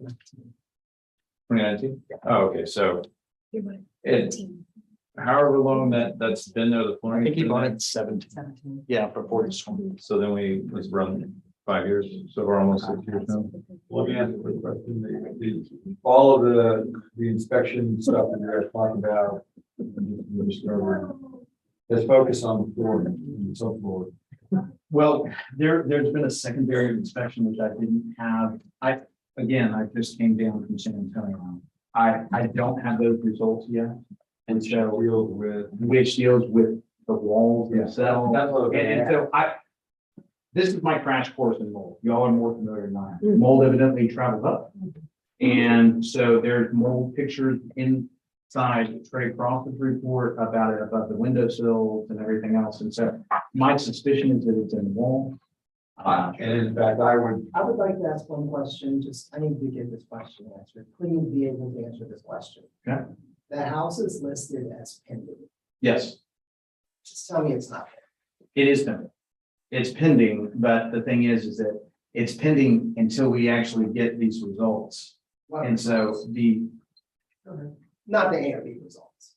No, it's the mold results. Because if these results show that it's catastrophic, if it's within the walls as well, I don't think that's going to result in a sale. Because it's just, or if it does, it's going to be it's going to be substantially. You understand our problem. Sure, We're absolutely. already $200,000 underneath. It's potentially going to drop it even more. It's not good for this thing to end up selling at some number, at some reduced price, for us to only find out that that's how much a house with mold is worth on the open market. So like the frustration level is rising. Because it matters. The market value matters. The damage matters. These guys get to do whatever they want. It doesn't matter that I'm frustrated, but I'm frustrated. But it's not your fault. It's not even the homeowner's fault. It will just be frustrating if it sells for $825 and we make a decision today that it's worth $650. Sure. None of us can predict that. No, I'm just saying. I don't know. Come back and says, hey, these walls aren't too bad. And I would love to be able to. I know. The truth is that I would love to be able to give you that information, but again, I didn't know about this till 12 today. This is not shocking to me that the lawyer gets sent down at this point. I was wondering, what are we doing here? Like, why is it, I've had this happen a few times where you think it's a courtroom, and I'm trying not to laugh over here because I'm thinking this is getting pretty formal. I'm over here wearing. No, well, and forgive me, it's just, when you do it for a living all the time, the adversarial nature comes out. I know, but I just. Yeah, I'm gonna. Sure. Take 5 minutes to. Okay, so go outside. No. I'm gonna walk. Get some more candy. That's really getting good. Still pending. I would slip you the approach. I mean, you don't have something pending with this kind of a situation going on, so that's, I'm just saying. That's that. where they found it though, right? On the inspection. Yeah, but still, I don't you know why it's walk, still pending. you're walking about parking. Yeah, but Yeah. you don't go pending until after an auction. Yeah, option period. That's correct. Yeah. That's still in it. It's a very. Is the office, he's still within the office? It's still within option. And I think it's extended simply because it's saying, look, it's been found and it's in negotiations and depending upon the damage. I mean, that's the problem is that the damage is just so extensive that we're talking about if it sells, it's gonna be sold. It's gonna be a gut. When they- It's gonna be. They're gonna gut it. Maybe it should be. Oh, I don't know. No. yeah, it's up in. Well, the house is pretty cool. The house is already undervalued. Right. Not When he's, equity shows 690. 690. 690. Yeah, you want to round it down. It's undervalued as it is, but. And I don't want to take something more for this situation, but certainly not 100. No, Nothing close. nothing close to that. That's right. I took off half of that. 57.5. If you've got dampness in your floors that are causing mold, you've also got smells in them. And that, you know, you can air the house out and do all sorts of things, but you still have that dampness smell, which says there's something wrong. Well, I guess we should probably just put the sales side, that's. Yep. You know, Yeah, we're it's- not gonna go that down the road. I'd be very surprised. You got I have 652,000. 7,000. I'm at 652.5, so we're right there. Yes. What do you think? 652. All right, we make a motion on this property, 2022-1304. In addressing incorrect, credit market value and there's to appraisal or needs to owner lawyer, as well as the district in terms of the mold situation that's present in the property. And the price that the contractor has given us for an approximation of what it might cost to repair it. We're willing to take half of that value, which is 57 and change, and reduce the value from 710,000 to 280 to 652,000. I'll second. All in favor? Aye. Any opposed? I am. Go ahead. That's fine. Yeah. All right, motion carries. 652. 652,000. All right, and get a termination package to be mailed out. Okay. And you're welcome to come down and observe ARB hearings anytime. That's fun. Well, it's not my area of the law. Clearly. It is not my area. I am winging this. Thank you for But thank y'all very much. I appreciate it. I think it was my first time being sworn in. Well, I've got a house in here myself. I'm a. It depends if my divorce attorney won't divorce me. I'm not saying it's the coach house tonight, but I'm willing to bet she's not gonna be a member. So, thank y'all very much. I appreciate it. Later.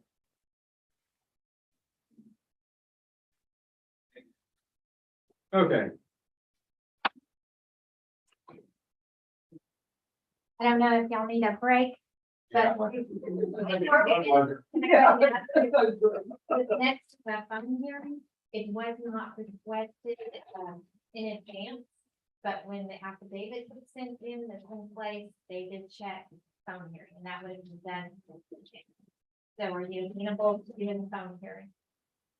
Oh, what year? Phone. Oh, no, I thought you said- Yes, oh, I'm okay. Okay, Yes. very good. Yeah, I think this should be the last one for today, because I know there's no one else. No, this is fine. Okay. Although there is, Chairman, there is a letter to be read and the person is here. I can, that is something that needs to be done today. Apparently, before the phone hearing, or he's gonna be called or something. Check on it.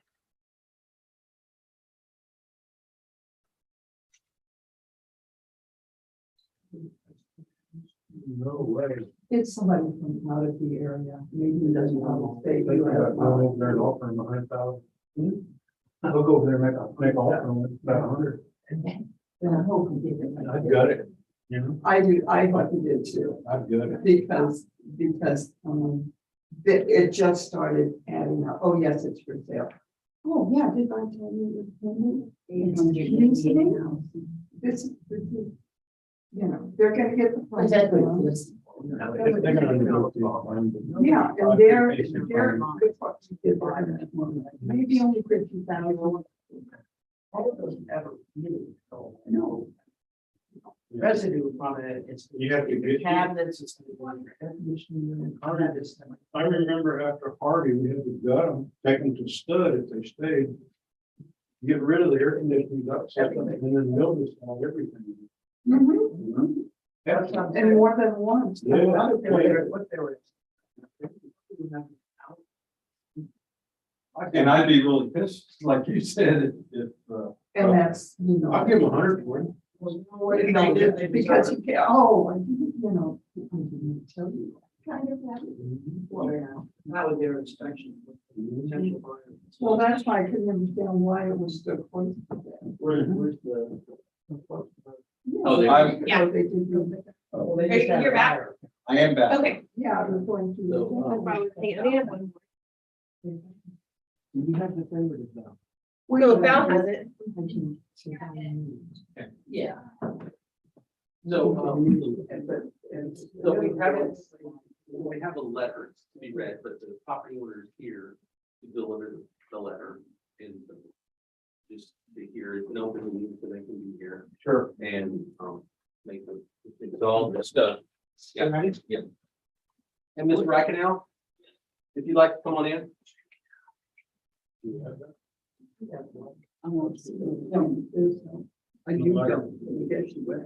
For now, it's very good. It's just right over here, sir. Just get one of these two, please. Okay. The letter that you wrote will be read into the record. Okay. This is the ARB. I represent the district. Okay. And, what you have is a letter of good cause from Ms. McKenna.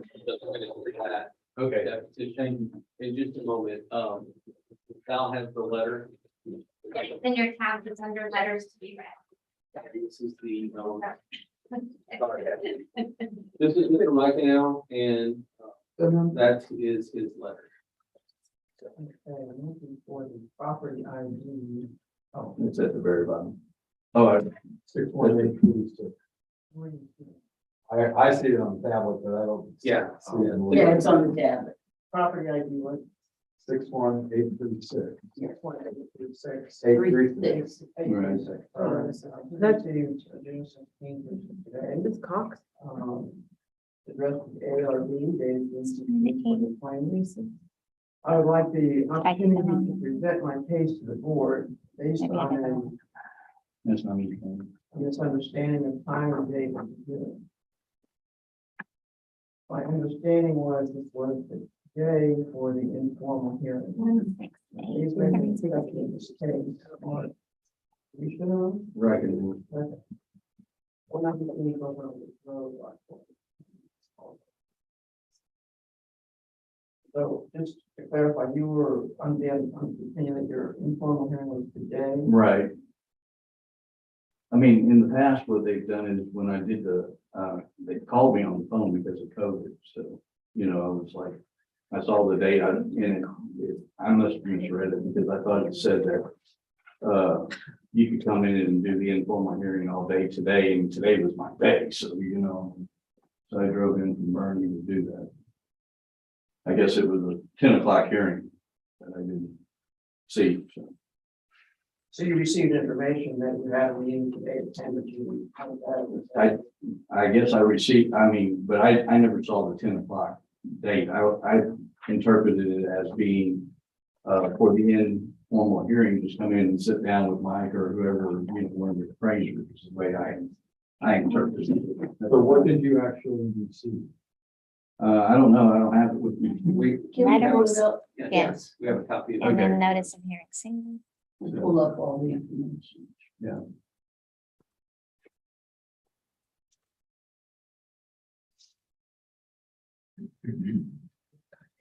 No, you're okay. Go back. And just hit the button on the side. Open it up. And then hit the button on the side. Oh, here we go. Can you scale it to the size of the page? No. Yeah, continue, just hit, Good. just hit the button again, I cannot. right? there. Oh, yeah, see it in the bottom, That's right. bottom right hand. Here. That. By the way, that would be smaller. Continue to go smaller until you get to one page. Or maybe two, do a single page, do this. That is, it's 100%. No, do this. Okay, so what page is that? Look at that. There you go. That's a single page. Now go to next. Yeah, there it is. All right, this is what was received by the property owner. That's what you received. Okay. And then continue on. You can come in person or by video conference call, continue on. Right. And then it says you can do by affidavit, appraisal district evidence, property owner representative, slow right there. And it says informal conference with appraisal staff. If you indicated on your process form that you would like, Which I thought I an had. informal conference at any time prior to the hearing, our appraisal staff is available to meet with you if you're not already met with the staff appraiser. So in some cases, we have people that have already met with staff. In some Right. cases, they haven't. There's a lot of people this time of year. But at any time prior to the hearing, we're like if a person came up to their hearing and they said, hey, I have a hearing at 10 and it's 9:35, they can go back with one of the appraisers. Right, that's what I was looking to do. That's why I thought I was doing on the site, on the 16th, so. Scroll back a little, please. So, Why couldn't you do that then? well, No, and there's a very slippery slope right here. It's a district position that this is like a person that comes tomorrow and says, I didn't make it. And Right. he's presenting just good cause for why he did not appear. And it's the district's position that he's late and he does not have. right, and that's why I was wanting to go up some. Because it has the time of the hearing. Right, go up. Yeah. Right, Jack, and what page Yeah, is yeah, that hold though? on. I mean, this was the second page or third page. Fair. I don't, I understand if y'all don't want to, do anything on it, but in the past, it's been so easy, and this is not easy right here. I mean, we're struggling through this trying to figure it out, I apologize because, I don't apologize. It is, unfortunately, it didn't appear that you looked at this information. Well, I mean, I did to a certain extent. It's on the 16th. To a certain extent, it says 10 o'clock. And, 16.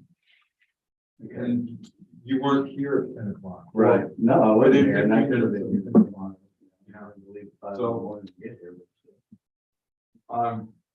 Yeah. If you had, and maybe if you scrutinized it at the time you received this, because this information went out 2 weeks ago. Right, right. And, if 10 o'clock had not been convenient, because you said you had to drive in from Bernie, Right. there would have been ample time to reschedule or to schedule it at a time that was more amenable to you, or to use a different format like like by phone or by app. Right. But which, I mean, in the beginning, I thought I was going to do it by phone. So I never heard from anybody. Of which, what I've done in the past. Okay, so anyway. Unfortunate to have this misunderstanding, but the evidence is pretty straightforward. The date is today, the time was 10 a.m. It's now 4:30. I don't see that there's enough just cause to bring you. I agree. Apologize. All right. I will see, I'll make it. Mr. Rockinell, Yes. I will say this, that you brought some things to our attention last year. I read it in the Right. record. They're not under protest to be heard by this ARB. But what I will say is that they've made a decision on today's formal hearing. Right. You're welcome to sit with Mr. Presley just for a moment. Okay. Right now, because you've rendered a decision that in no way binds us to having a what's called joint motion to correct. If we agree, I'm not promising anything. I'm just saying. Well, that I you appreciate the opportunity. Yeah. Thank you. Thank you. Thank you. I need to make a note on this. Yes. It's 1-6, if I put it on in 6-1, I got it incorrect. It's 16836. 16836. I'm gonna make a motion regarding property identification 16836. For Mr. Lord Richenau. However you pronounce it. Thank you, the letter that you presented to us today. We do not understand. Or.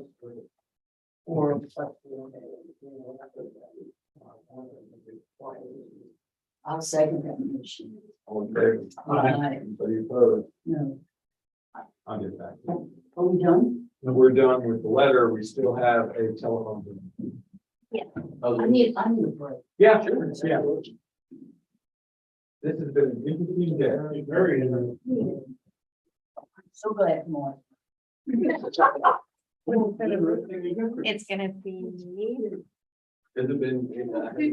Well, you missed the court, the guy was in robe. And I should have handed him my gavel.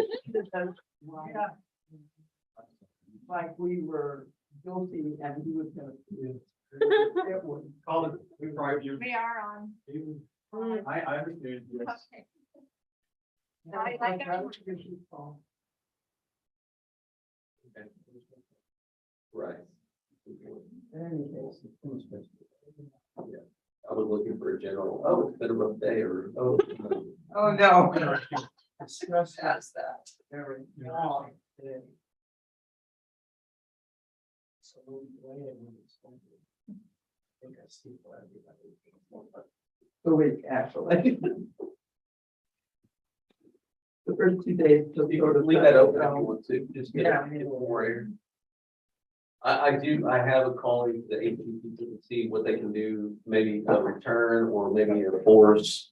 I just need to add a Or third return. unit, That's all. third day, yeah. Just want to do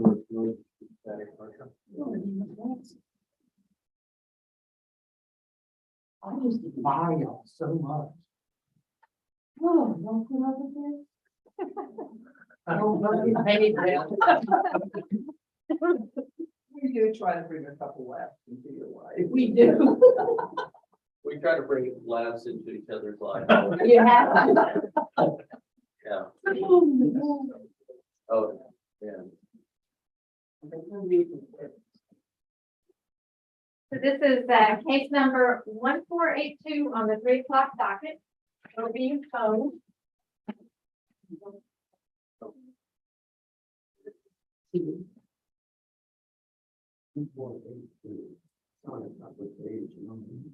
Nine.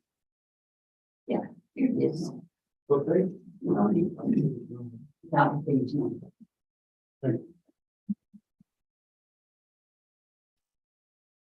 Oh, Yeah.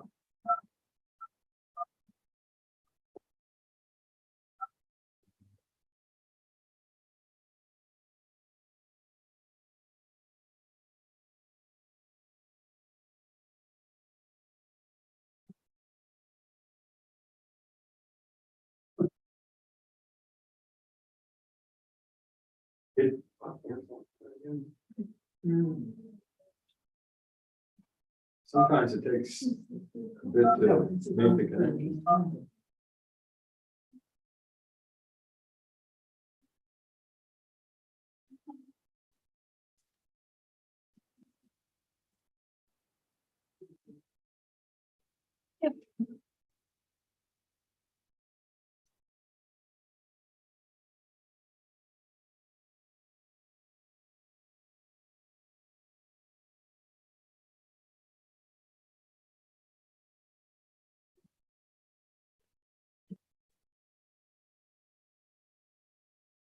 Has been forwarded to an automatic voice message system 28179549889 is not available.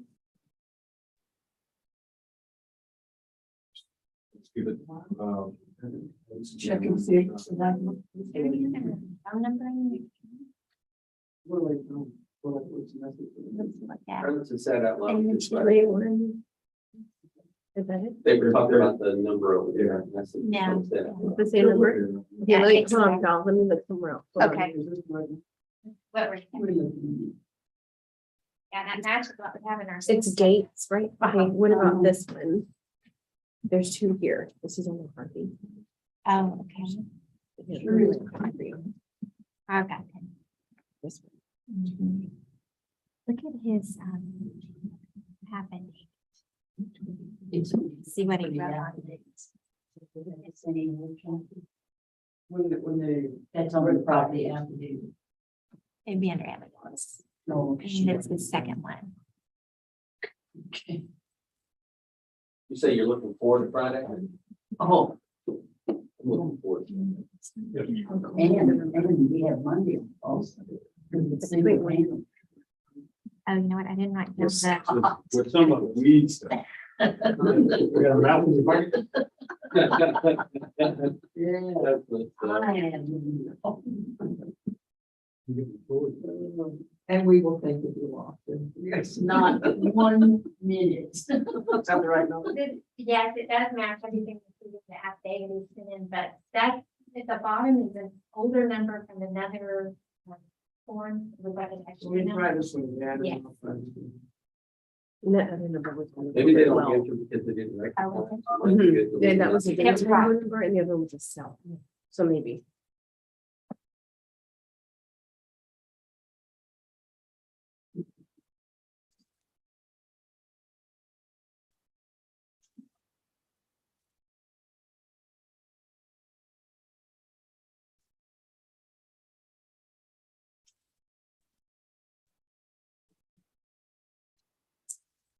If he doesn't answer, I guess we'll need to do it by affidavit only. Yeah, we have the affidavit in hand. That's not me.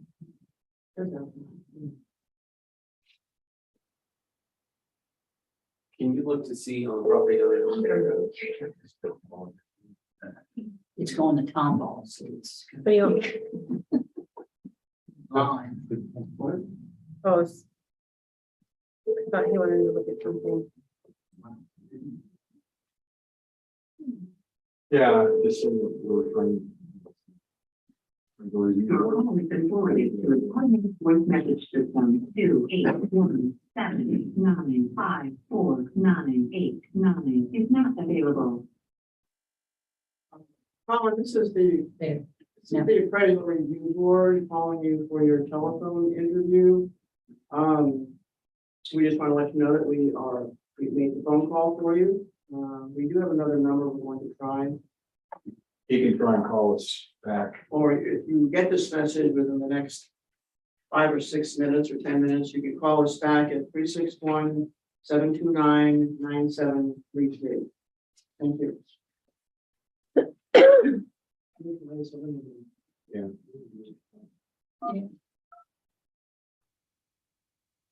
Did we know the quality? You got a kid's no. Don't even go there, I'll attack you for that drink.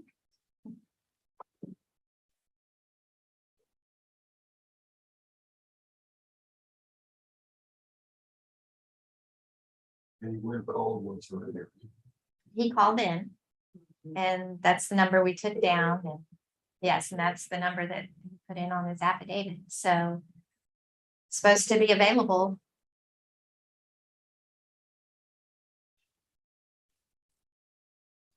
Yates, Colin is currently unavailable.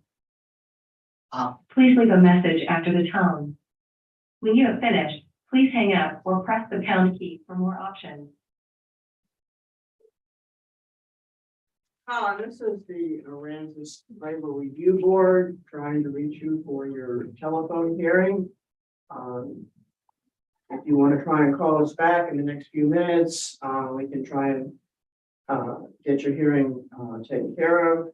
The number to call is 361-729-9733. Thank you.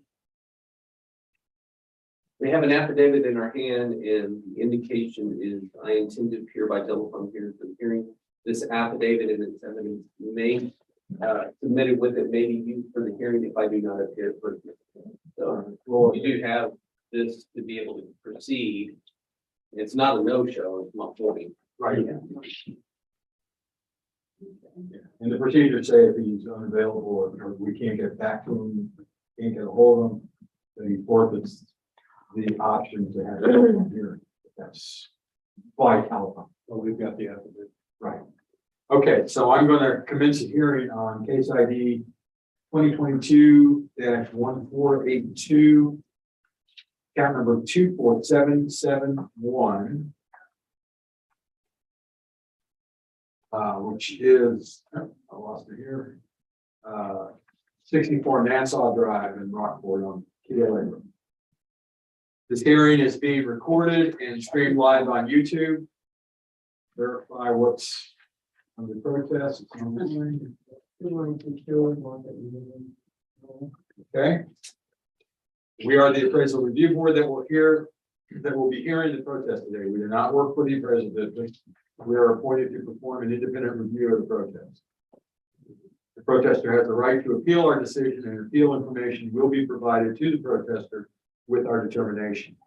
In accordance with tax code section 41.45H, it is assumed that all written material and evidence has been provided with the affidavit. ARB members who are considering the protest have not communicated with anyone about the protest and are signing affidavits to that effect. I, Scott Wagner, do solemnly swear that I have not communicated with another person in violation of tax code section 41.667. I'm Kathy Hoffman, do solemnly swear that I'm communicated with a person in violation of tax code 41.667. I, Joanne Ferguson, do solemnly swear that I have not communicated with another person in violation of tax code section 41.66F. I, Ron McCann, do solemnly swear that I have not communicated with another person in violation of tax code section 41.66. I, Peggy Bird, do solemnly swear that I have not communicated with another person in violation of tax code section 41.66F. All testimony from all witnesses must be given under oath. My name is Michael Soto. I do solemnly swear to affirm the testimony of the appraisal review board for the Aransas County Appraisal District is true and correct. At which time I will read the property owner's affidavit and evidence in the record. Aransas County Appraisal District 2022, Colin Gates gives his name and address, also his telephone number and email address. The property description is 64 Nassau Drive. The section or reasons for being protested, incorrect appraised market value and or values unequal compared to the property. The evidence submitted indicates on section 5, the property is a townhome condo district. The property is essentially a large townhome. Lots are very, very small and very different. I believe he meant to say from the rest of the properties in Gila Grove.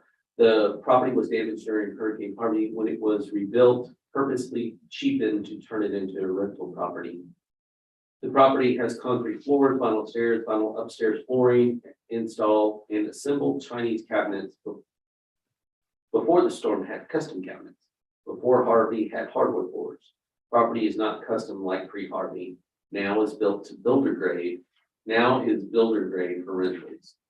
Section 6, it says I intend to appear at the hearing by telephone call for the hearing. this affidavit and its evidence submitted with it. Maybe you can kind of like that here in person. It's signed in the county of Harris by Colin Gates before the presence of Mary Fox in the Republic on June 14th, 2022. Evidence received for Nassau, Chinese assembled on-site cabinets. And there's some pictures of a gray cabinet and white cabinets in two different bathroom areas. The next set of pictures is concrete floor downstairs. And it shows concrete floors along with some sofas and carpets and things. And then it shows vinyl stairs and flooring upstairs. So it shows the vinyl stairs and it shows vinyl flooring. The condo and townhome area. So it's in the Nassau area. It's towards the end. After this location, there is there's Casa Allegro and Allegro Isle down here. It's at the end of it's in Nassau. It says pre-Harvey photos, hardwood floors, and custom cabinets. And it shows some pictures of the kitchen, some pictures of the bedroom, pictures of bathroom, and then overlooking the living area. And then there's another picture of cabinets or a bathroom, pictures of bathroom. Comparable properties to what was sent. 27 Nassau, 47 Nassau, 7 Pelican, 1 Pelican. Top 1, 2, 3, 4, etc. are nicer interior properties for Nassau, and not situated in a condo townhome area.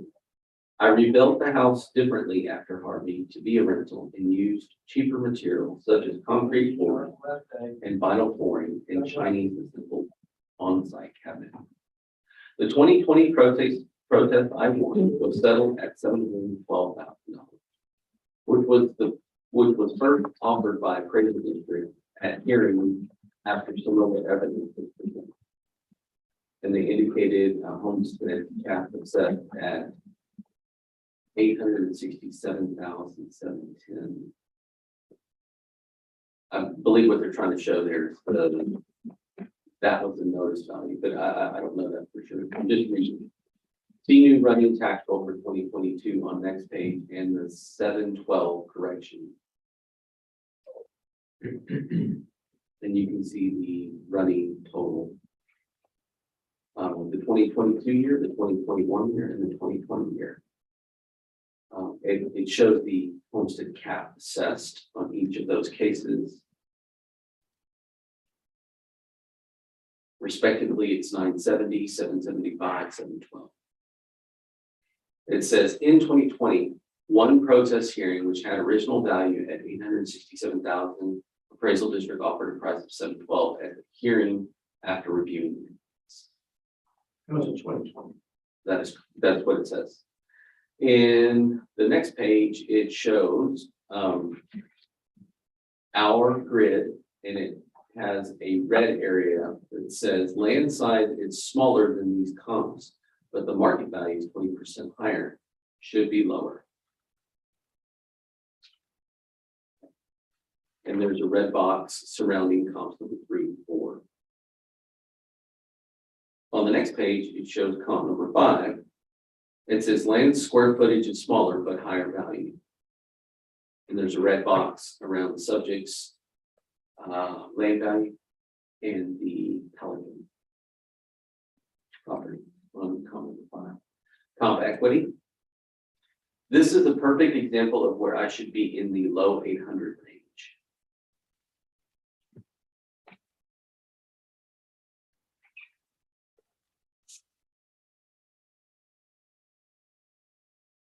And that concludes the evidence. On the comp equity, they're showing a red box around their subject and comp number 1.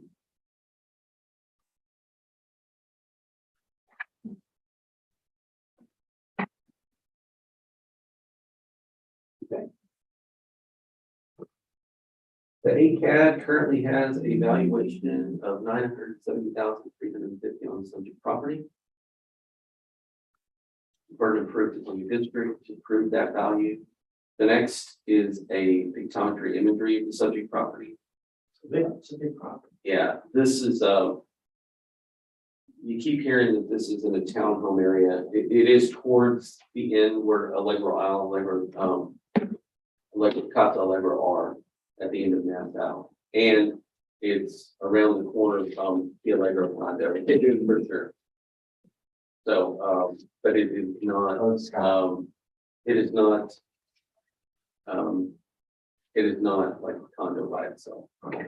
So the comp sales area, I'll catch you later. the comp sales grid indicates, that we have an indicated value from the comps that we use from sales grid. We have 4 comps. We indicate $1 million on that comp. We're using class 6s and 7s and 5 to arrive at the valuation for the subject property. It is a single family residence, meaning it's a single family home, so we're comparing it to single family homes. These are houses that are approximately similar to the subject from a class standpoint and from a square footage standpoint. We're trying to get big homes. This thing is huge. It's 4,500, almost 45,000 square feet.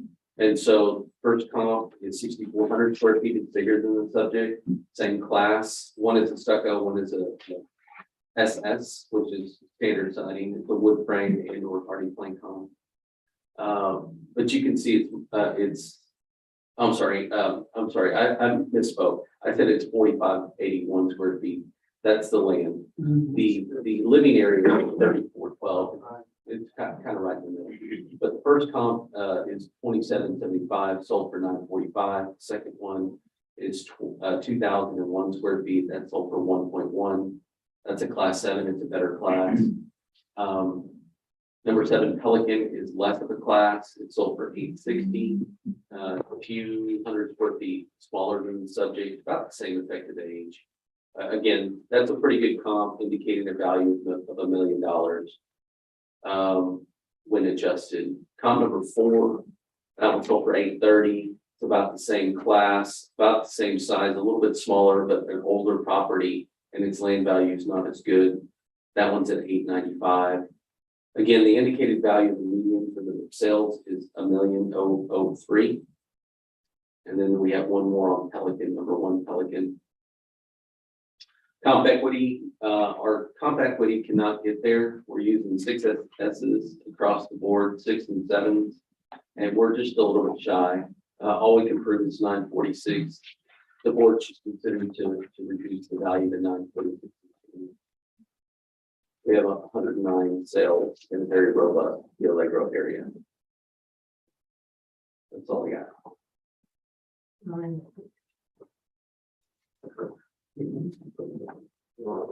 Yeah. I can agree with that. Yeah. These are really nice. Really nice. Like 3 of them. Wow.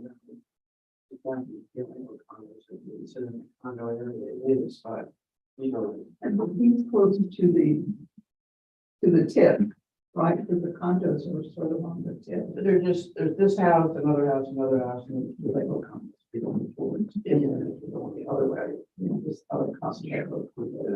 It's looking right at it. Yeah, it's beautiful. Oh, Piece of very property. Oh, look at that view. I think it was No one same walking it on one side. Either side. On either. And there's buildings on both sides. of it. Yeah, it's beautiful. I've been buying, he made me some Korean children that we had before, but Well, I heard those things happen in my house. I'm thinking, I said, I had those things happen in my house. So do I. I didn't know they were Chinese. I didn't either. When I first read that, I thought you need to prove Chinese guys come with it. That's how I read it. It's been a long day. I think that's, Long day. it's a 946, 77. I really like it. Yes. The shutters are good. It's ID 2022-1482, account 24771. Addressing incorrect market and equity values. This was proved that the median equity value warrants a reduction in the value of this property from 970,350 to what did you say? 946. 946. I'll second. All in favor? Aye. Anybody opposed? Okay, I believe you'll look at it. Yes. I will be adjourned. I second. Anybody opposed? Oh. No. Yeah. Have a good weekend, guys. You too. Bye-bye.